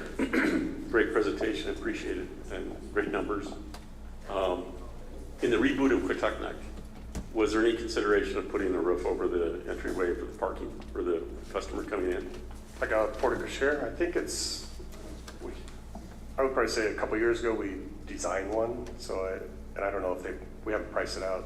We're adding, so in the whole renovation, we're probably looking at just rough order of magnitude, kind of like right now, and then through design, we'll evaluate and really solidify that number, construction number. But yeah, I think it would be, we have a good design for something right now, to be honest. Okay, it seems like normal, you know, you go into a motel or resort, you know, you have covered parking when you get out of your car and unloading your gear. And, especially with the baggage, right? yeah, exactly. It might be raining or snowing or, you know, that kind of thing. So as long as you have a consideration. I don't know why it wasn't there to begin with, but There's a lot of things I say I don't. I know, right? Like that connecting pathway. Yeah. 400 horses will have the McDonald charging station. I just wanted you to know that. I want you to have something there so I don't lose as much, right? Even when I win, I lose. Jennifer, and then we'll go to Sunny. Yeah, thank you. And I love the designs. I think the logo was really nice too. I mean, all of it is just very slick, very, really nice. Just a really good, I think, classy job. I'm really excited about it. I'm not a big gambler, but I'm a baby gambler, a minnow gambler. But I just think the properties are really well done. I love going to Grey Wolf and eating there. The food is really good. I like the restaurant on the Quatucknuck, and I just think all of the concepts that you guys have come up with, all of the design work, the things that you're going to be adding to the Quatucknuck, will really, they're so exciting and really actually enhance the town of Folsom. Thank you. Sunny, you have a question? Yes, okay. Well, before you get to that, we went to a walkthrough of the facility last week, and it was very beautiful, and realistically, what they have done is remarkable. And we was walking through there, and Francine said, well, we have to have 400 horses here. And as we walked through, we looked at the hillside, and that struck as we can have 400 horses up there on that hillside on that little bench, and so that was a great area. And then we also came up with a couple of designs of the entrance way, so it's going great. Well, that kind of answered one of my things, because I was just wondering if the name 400 Horses had anything to do with Alexander. Even though he was known as No Horses, he owned over 400 horses. That's why I was just wondering, that's what I was going to ask, is does the name 400 have anything to do with the Pend Oreille chief, Alexander? Yeah, so you're right on point. And when we saw that, you know, when we had that list that went out on the internet, we were asking for suggestions. There was a gentleman that brought that up, and we thought that was a wonderful way to pay tribute to Chief Alexander, because, you know, the Chief Alexander was an incredible chief. It's just that he died so long ago. He kind of fell between the cracks in terms of general recognition as leader of the Kalispé, Upper Kalispé people. So we thought that was a wonderful tribute, and we're going to be planning on having an area that will explain the name, you know, and who Chief Alexander was. So Brian's Who he is. Well, you know what, yeah, exactly. But Brian's working with a company right now that's going to be able to design a way of portraying of who Chief Alexander was and his impact on the people and being a signer of the Hellgate Treaty. So. Yeah, because I always, like a long time ago when I'd come here, I'd always ask, where's the Pend Oreille representation? You had Charlot and Coustata. I said, where's, you know, he never did exist there for a long time. And that's all I always wondered, because I'm a Pend Oreille myself. Then my other thing is when you're doing these things like this, why isn't there a referendum held to where the membership could see if they wanted to truly invest in another casino or not? You know, then that way it would actually show that the tribe is behind these projects. It seems like the membership gets left out of a lot of big decisions that I believe that they should be involved with.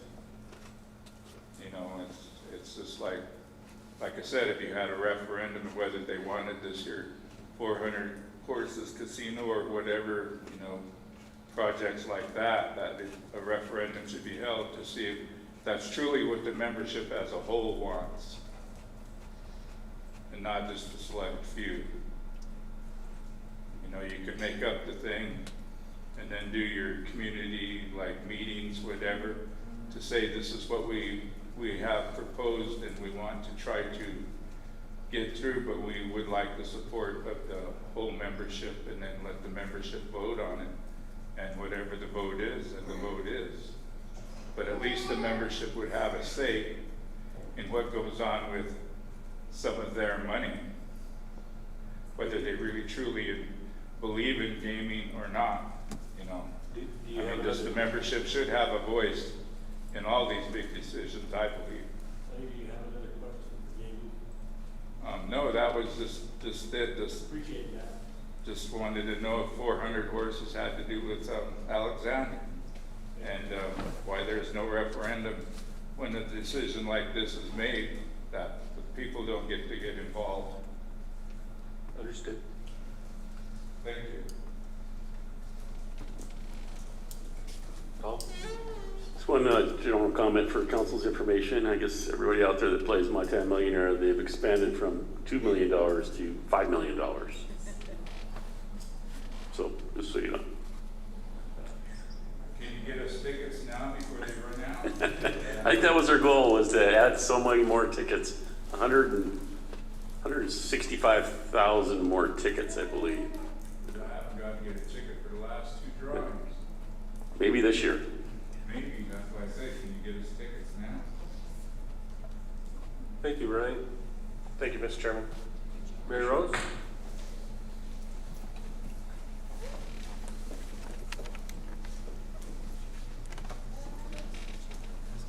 Hello, everybody, and hello, board.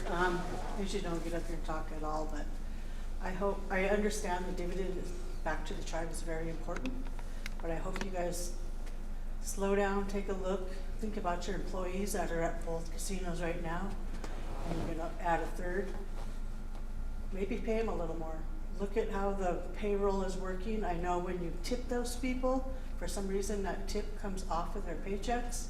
So then if they're expecting, let's say they take $1,200 home per pay period, they get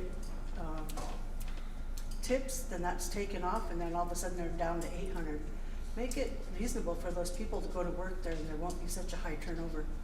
I hope you start taking your employees into consideration and pay them adequately. All right,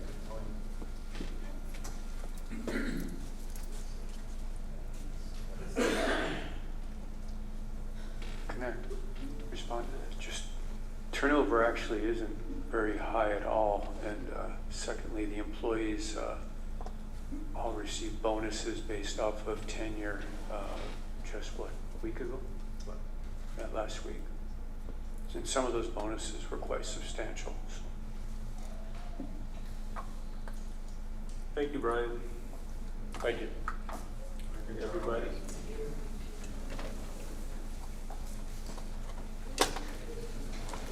But I believe we need a 5-minute break, and then we'll have the council reports.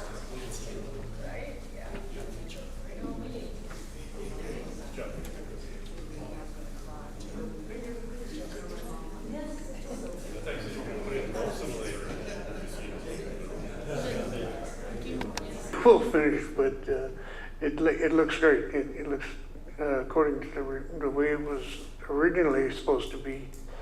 I just think they're doing an awesome job. I mean, look at the money they've made in a short while. Also, I've been kind of working with a couple guys down there in Jocko Valley on that stopwater issue, and just started with that. And as Tom said, business as usual. Not much. Thank you, Jimmy. Go ahead, Ben. Thank you, Mr. Chair. Welcome, everybody. Unlike Jimmy, I didn't have very much going on this past quarter. I was also involved in the gaming retreat up there in Whitefish, and a lot just what they reported today, we went over and talked about, and getting things off the ground like they were saying there. So there are a lot of things that they've got going, you know, is real good as far as I'm concerned, you know, with the project that they have and with the 400 horses up there in Polson. Going real well, you know, and then down there in our neck of the woods, RV down there, they're talking about putting that hotel down there on Grey Wolf Casino, you know, and I think that'll be a great addition down there to that casino down there with all the people that we have going by that casino every day, you know, and I think there's going to be a great addition down there along with hopefully we get a convention center down there too. But it, you know, just talking about things like that and you know, it's kind of a, you know, gives a guy a good feeling to see what, you know, more improvements with the valley and for the people around, our people here. You know, we had one meeting with the county commissioners in Missoula. We have a pretty good relationship with the county commissioners in Missoula, and that was a pretty good meeting overall. And we all kind of that to participate there. All enjoyed going in there and visit with them. And like Martin here, he's coming up with the powwow coming up. I think it's on the 13th. So he's got been quite working with them too up there. So like I say, it was pretty short quarter. You know, we didn't have too much going to go around, but things happening here with the council and everything. So it's been busy here anyway. And then Friday, then didn't really want to know what's going to happen with the shutdown, you know, and whatnot. And Greg's been keeping us kind of updated, like you said today, you know, everything's going to go pretty well for us here. So I guess that's about all I got to report. Thanks for coming. Thank you, Bing. Jennifer? Okay, so I guess our last quarterly was in July. So I attended both the Arlie and Elmo powwows and the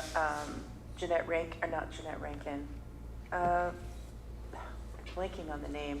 So there was an organization in Missoula that asked me to host a civil rights leader at the Elmo powwow. He wanted to go to the Elmo powwow, and his family was there, so I did that. Attended the Elmo powwow with the civil rights leader and spent time with him and his family. And then we also met with the Assistant Secretary of Interior since then, and I attended 2 of the Homelessness Coalition meetings, and I'm just really glad that Teresa McDonald is there. I'm really excited about how all these different departments are working together and moving forward, and some really, I think, innovative micro-credentialing that SKC is doing to help people be more economically successful. And I'm the Vice President of the State Tribal Economic Development Commission, and we had our quarterly meeting in Billings. And I just wanted to say for the record that the Department of Commerce is offering a tribal tourism small business grant of $10,000. So if you have any business that has anything to do with tourism in Montana, you can apply for this grant. You don't have to pay it back. It's $10,000. The closing date for that grant is December 1st. So it's open now. People can apply for it. And the Indian Equity Fund grant is open, small business grant. That's open now, and that closes at the end of October. So you still have time to get your business plans in, and that one's a $14,000 grant. So that's $14,000 you can use to start a small business or enhance your existing business. And that's, so I hope people apply for that. And I also attended the American Indian Healthcare Leaders meeting in Bozeman. we have meetings in person quarterly, and we usually meet every month, or we meet every month. No, actually, that's Red Shield 8. So I attended the American Indian Healthcare Leaders meeting in Bozeman. At the same time, we also had a Red Shield 8 meeting. I'm on the board of directors for Red Shield 8. That's a coalition of Montana tribes making a regional treatment center that will be housed in Great Falls on land donated by the Little Shell tribe. And Patty Hibbler, who used to work for CSKT, is the executive director of Red Shield 8. And I think that's all I have. Thank you. And I just also want to say what an honor it is always to serve people of CSKT. Lemlish. Thank you, Jennifer. Carol? Thank you, Mr. Chair. I attended Amron, which is I'm appointed by the council to attend those meetings because we're a co-owner in Amron. And then also I attend the Healing Court, which is a local meeting, and kind of focus more on things that are going on here on the reservation just because of the feeling that of gloom and doom, I believe, from the Trump administration and all of that. So it's better to just stay home and take care of people's business here and try to help people get through it. It's best thing to do, my suggestion, and I even told Stephen this, don't watch the news because it'll bring you down. It did me for a long time and I had to just quit watching it. But I think it's helpful, but you still have to know what's going on out there. But otherwise, I just focused on home stuff. Thank you, Mr. Chair. Thank you, Carol. Lynn? Thank you, Mr. Chairman, and members of the council. Being the last, it seems like the council's covered everything. The most profound message that I would like to acknowledge to the membership is we are moving forward with the Elmo store, Elmo Travel Plaza, and I will be advocating that we get that done sooner than later, rather than what is scheduled to be finished. It was mentioned to me that if we can build a casino in a year, we could surely build a travel plaza in less time. The other message I would like to convey to the membership is I am always honored and privileged to work for the people, and I look forward to continue to do so. And also, as our elections are coming up, I really want to tell the people that let's try to uplift each other during this time rather than cut each other down. This is the time to acknowledge everybody's abilities to lead our people. So that's all I had. Thank you. Thank you, Lynn. As you said, most things that we've covered this quarter are there. Maybe a couple other things is we're trying to strengthen our relationship with Bonneville Power Administration. Had a really good meeting with them during this quarter.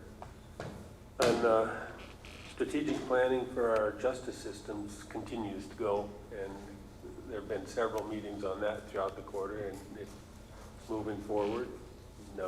Keep having those meetings. And in conjunction with that, we've had work on a MOU with Lake County, basically for the sake of getting funding from the state of Montana, and that was delivered to the governor's office, and they really appreciated what we had to say, but they rejected what Lake County had to say. And can I say I didn't expect that? I think I did. Anyway, those are a couple of the other things that we've had on our plate as well. So remind everybody that our telephone numbers are always in the chart boosted.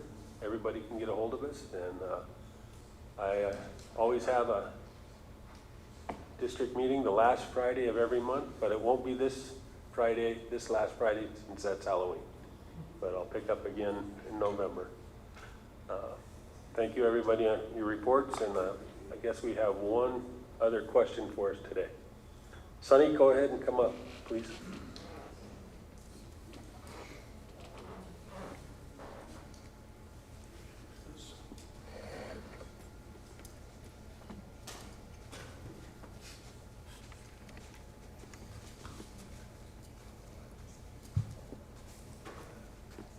Well, again, it's the Constitution. And I brought this up like 5 years ago, and Shelley was here, that the Constitution that you guys have right now is an unlawful Constitution, that as amended, it's fabricated and falsified. And it even shows it itself when you look at its own footnotes on amendments number 5 and 6. That was where they were moving the age of voting. They were trying to align themselves with the United States Constitution 26, where they, in March of 1971, lowered the voting age from 21 to 18. Well, on November 17th of 1973, there was a secretarial election held for this tribe to do the same thing. And it had to do with the Bill of Rights, and then I think it's Section 4, where it talks about you have to be 21 years of age to vote.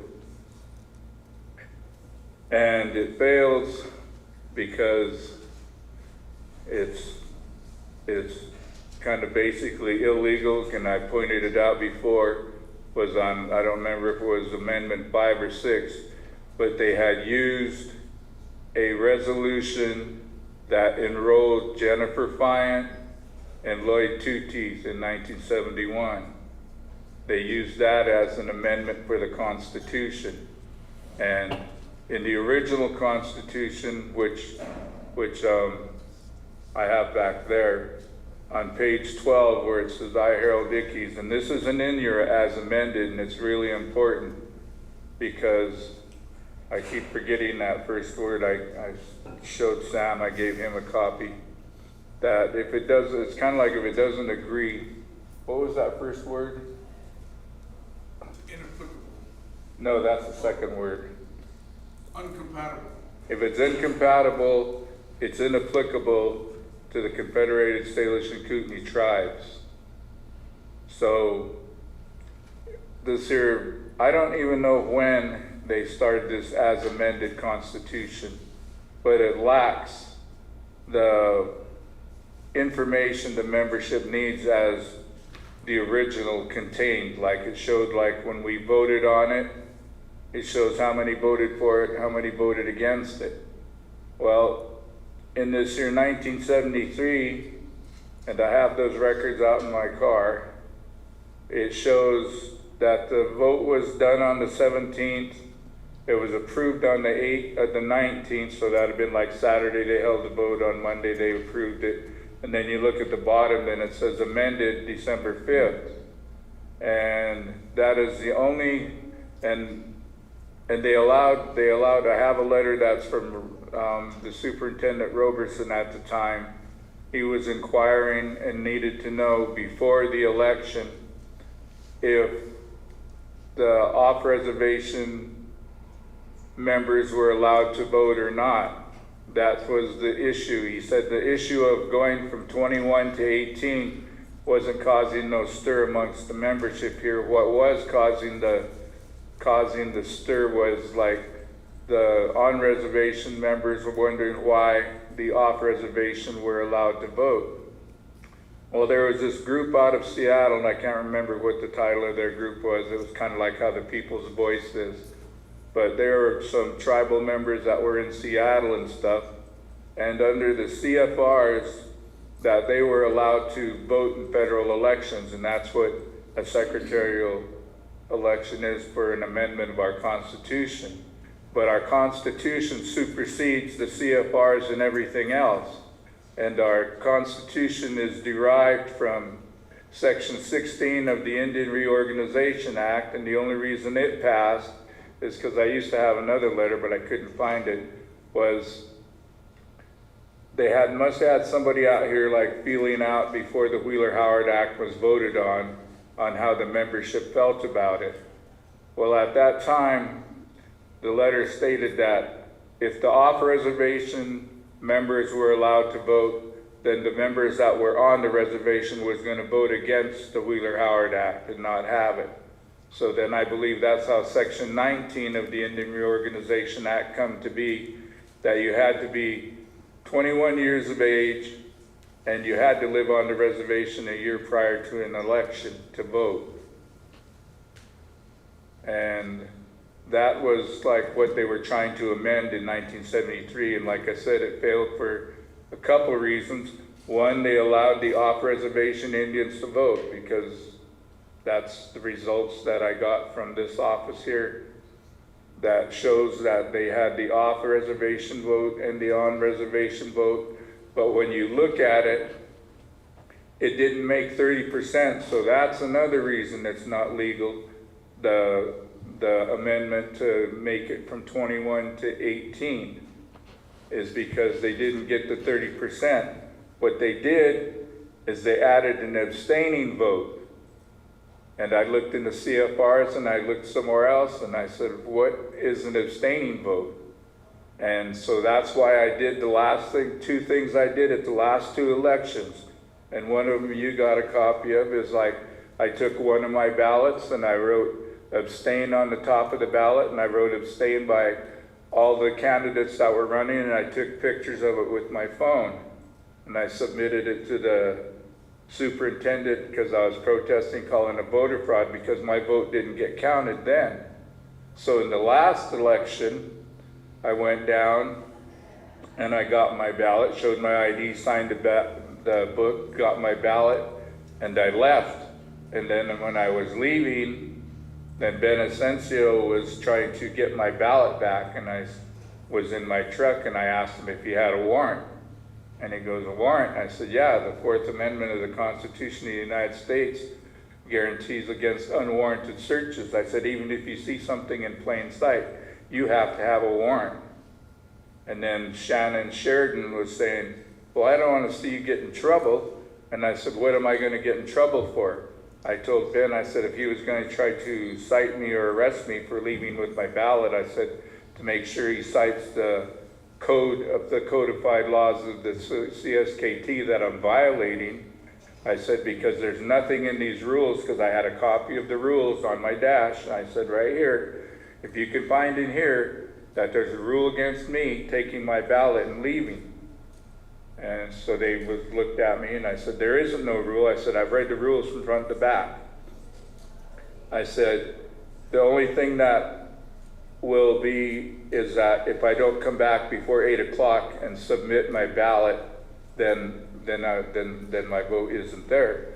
But I did it that way because nobody could define or explain what an abstaining vote is. So I did it the first way when I wrote abstain by everybody on the top of my ballot and by everybody's name, and then it didn't get counted that year either. So even though it should have counted, because all my ballots, all the ballots are supposed to be counted, but my ballot wasn't counted. And then so this last time I just took my ballot and I left with it because I asked, what is an abstaining vote? I said, to me an abstaining vote is that you just sat at home and ate your Cocoa Puffs or whatever and watched cartoons with your kids and you didn't even go down there. I said, because does it make sense that somebody would take their time out of the day to go stand in line, show your tribal ID, sign the book, get your ballot, and then not vote? I said, because I said, that's what abstaining means to me, is not to participate. That's just like when you abstain from alcohol or whatever else. I said, that's when you look up the definition of abstaining. I said, because I can't find nothing in the CFRs for abstaining, an abstaining vote. That kind of goes back to like Florida. At least they had the hanging chad, But so when you take away the abstaining votes and you just count the on-reservation voting that went on, it falls below 30%, which is a failure.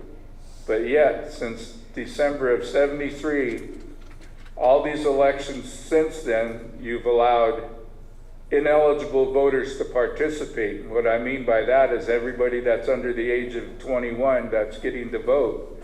And it's an important issue because look what happened with Martin and Dennis Claremont. You know, they had one vote separating them. And then you had Leonard and Junior with a tie. How many of them were ineligible voters? And so that invalidates all of the tribal elections because you're holding tribal elections and allowing ineligible voters to vote and counting those votes. And like I said, I brought this up 5 years ago and it's in the minutes. I got it in my book back there, the minutes and stuff. And I do have copies of that because the election of 73, because I went to the superintendent's office to see if they had any record of it.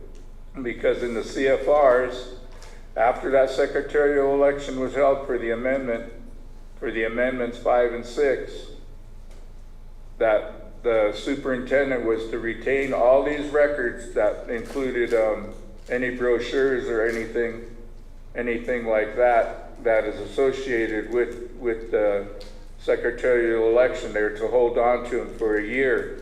And then after 1 year, then they were to send them to Denver to the archives because that's where our records are held, is down in Denver in the archives. So I wrote a letter to the archives and I got a letter back that said, no, we have no records of that secretarial election. We have no records of anything to do with Public Law 280 either. The only thing we have are records of timber sales up until 81. And that was all they had. And then they gave me a phone number for a different depository or something like it's called that was in Kansas City, but I called that number and that number just rang and rang and rang. It was like it's in a basement in a room with nobody there, but it just, because it rang, geez, it must have been over 100 times before I finally hung up. Funny. Carol wanted to interject here something. I just want to say that, Sonny, you know, you brought this issue up, I don't even know how many times, but quite a few. And I think that's your right to bring it up, but if we weren't valid, we wouldn't be here. Well, you shouldn't be. But that's your feelings. It's not my feelings, it's what the record reflects. No. That a resolution that enrolled 2 tribal members was used for one of the amendments. And they failed. I got the records. I've given you the records before. But legal has looked at these issues time and time again. Sonny, let her finish. Go ahead, Carol. That's all I was going to say, is legal has looked at these issues time and time again. And because they differ from your own personal beliefs, I don't know what to tell you, but we can't change things. Well, when you say legal, I would like names Dan Decker. to attach. Okay. Probably both Dan Well, then Deckers, how does that matter. Well, when you say legal, it doesn't. You know, there's a lot of lawyers up there that it could mean the whole staff, or is it just one? Well, it's but probably all that's of what us. I asked you before to give in written explanation how you can use a resolution that was used to enroll 2 tribal members for a constitutional amendment and call it valid. That's what I'd like a written response from legal or Dan Decker or whoever. How you can validate and say an amendment has been made legally when you use the resolution that was used to enroll 2 members for the amendment. It's either for these 2 are not enrolled now, or the amendment fails because they used the wrong resolution. You can't have both of them. And it was first used to enroll the 2 members, Jennifer Fine and Lloyd Two Teeth. He's probably his cousin or brother, I don't know. But he was born in 1971. So that's what I'm saying is, regardless of what legal says, I would like to know how you could legally validate the amendment as passed when it didn't make 30%, and the resolution used for the amendment was a resolution that was used to enroll 2 tribal members. How is that legal? Do you need legal to explain it to you? Because I sure don't need legal to explain it to me. I know it's illegal. You can't have it for 2 different things, especially when it was used to enroll 2 members first. because they were enrolled in 71 and the election didn't take place till 73. We can do a little discovery, but as far as what's legal and what's not legal, and we basically got a bit of history that's pushing where we're at right now. And Well, that's what I'm asking, is for written explanation, how you can validate this as legal when it's not. so if Other you're not than going to let me saying- respond and let me say my piece, please stop and we will go to another day. And that's just like what I heard about my employment thing. It's been 10 years and they say, we'll get back to you. My illegal firing, my illegal termination by somebody who wasn't even allowed to terminated me. But that's what they said. We'll get back to you, and it's been 10 years now. I know we've got back to Sonny on these issues, and they're in writing. I remember John Carter had a long letter and sat down with him. I don't know if you don't remember or what, but. I don't have no records or recollection of ever speaking to John Carter about my employment. Nobody's ever explained Well, it. this wasn't about employment. This was about another issue that you're talking about, the Constitution. I remember it clearly, and I remember you talking. Then get your letter, and I would like a copy of it. Well, we can ask Dan to pull them out. Yeah, and like I said, I would like them to validate how it can be validated when a resolution to enroll 2 members is used for an amendment that failed. Because when you take the abstaining votes out of the mix there, it's less than 30%. And you have to have 30% by our Constitution, the original Constitution, not this as amended. And like I said before, this here at-large seat, that takes the constitutional amendment of our Constitution. The tribal council and legal can't just assign these seats as at-large. You can legally move 1 seat from Arlee and 1 seat from Mission to Polson Ronan like you originally intended and discussed, but you cannot call them at-large seats. They can only be just new Ronan seat, new Polson seat. They can't be at-large. Only those people from those 2 districts, just as they are now in Arlee and Mission, only those people can run for those seats. There's no at-large unless the membership does a constitutional amendment to allow that. There's an at-large right there, Tom McDonald. He And that's exists. what I'm saying. That's an illegal seat because the Constitution hasn't been amended. The challenge you need to make is in tribal court and probably into federal court to make that challenge, and then bring your evidence to that.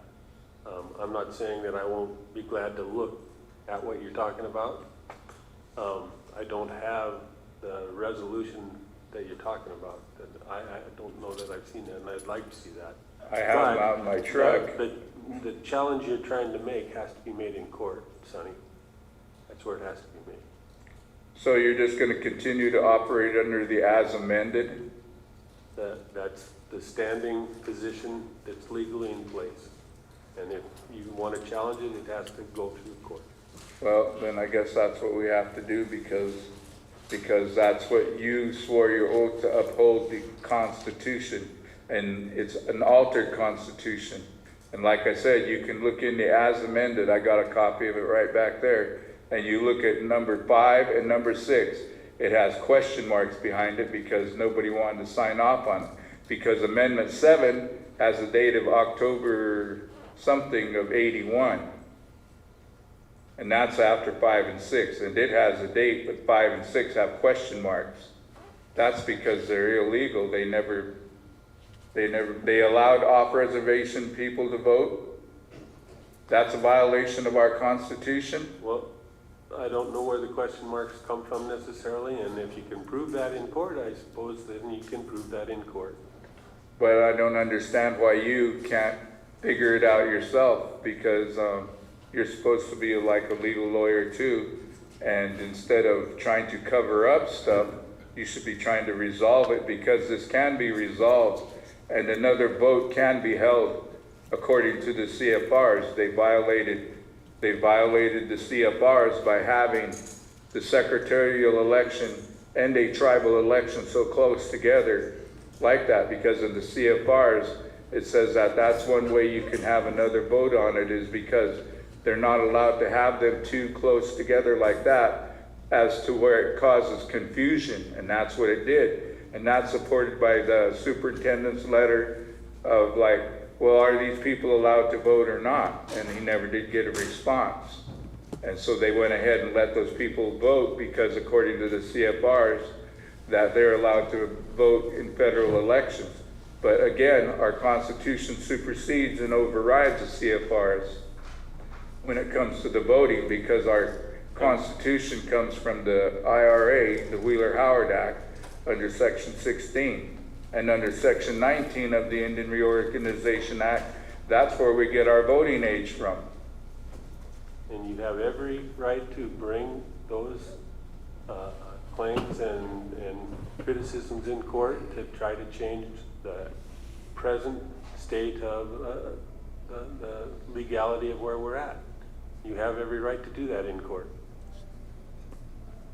Well, until you bring but as part of my nothing to resolve. presentation to the court, I would like I said, I would like a letter from Dan Decker explaining how a resolution that was used to enroll 2 tribal members was used for the constitutional amendment, which in my eyes failed because it didn't make the 30%, and they allowed off-reservation people to vote. That's an academic request, and I don't know that we want to necessarily pursue that. But if the claim were to be made in court, then yes, that research would have to be done, and the evidence which you may have or may not have presented, and it'd be up to the court to determine whether your position is the position that should have. So for the record, you're stating that you can't read the evidence yourself and make a clear decision on that it's not a valid resolution that was used to do the constitutional amendment? It's an academic exercise. That sounds like incompetence to me. I don't need to listen to that. Well, I don't need to listen to you telling me that you can't make a decision in your position that a resolution that was used to enroll 2 members is a valid resolution to do a constitutional amendment. If you can't do that, then maybe you should resign. Sonny, I feel like you need to leave. I feel like you should leave. I feel like it's getting out of control. You're interrupting and you're being disrespectful. They're interrupting me too. Who started it? They interrupted me too. It started with her interrupting me. There's a very, I'm not saying that the things that you're presenting aren't maybe valid, but they need to be presented in court. Why do they need to be presented in the court? I thought that's what you were here for. I thought that's what this desk here was for. Was I presented it to you, and you should be able to make a decision on it without it having to go to legal, because it's really actually simple. Otherwise, why are you a governing body?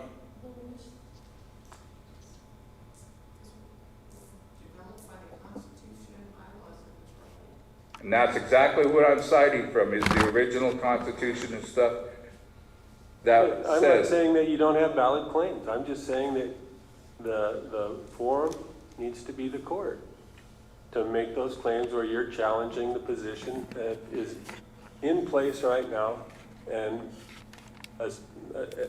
basically is the legal position. And so if you want to challenge that, take it to court.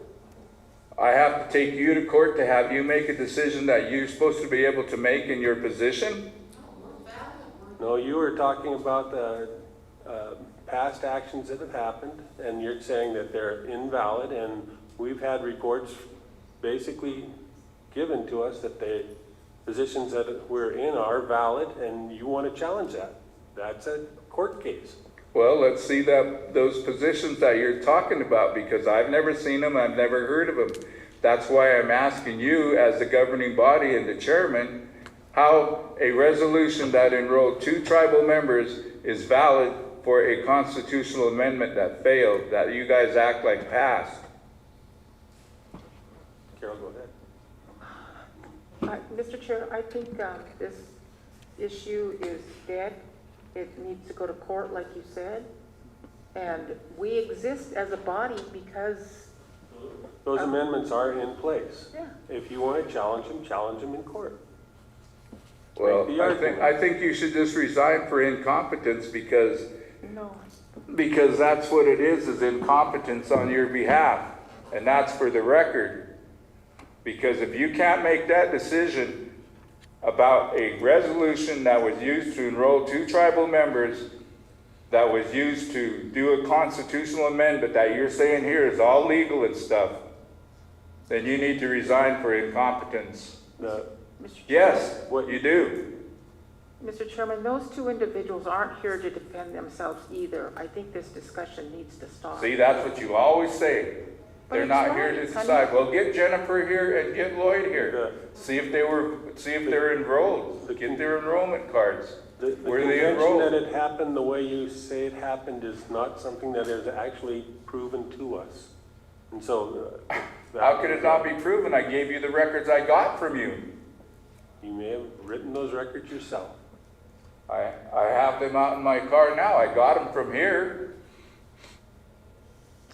We've heard your. That's where I got them, was from here, from records. We've heard your claims and dealing with Amendment 5 and 6. Okay, and typical going- white man, typical white man. Now get out. Oh, don't tell me what to do. You guys got no authority because you're illegally assembled. We're adjourned.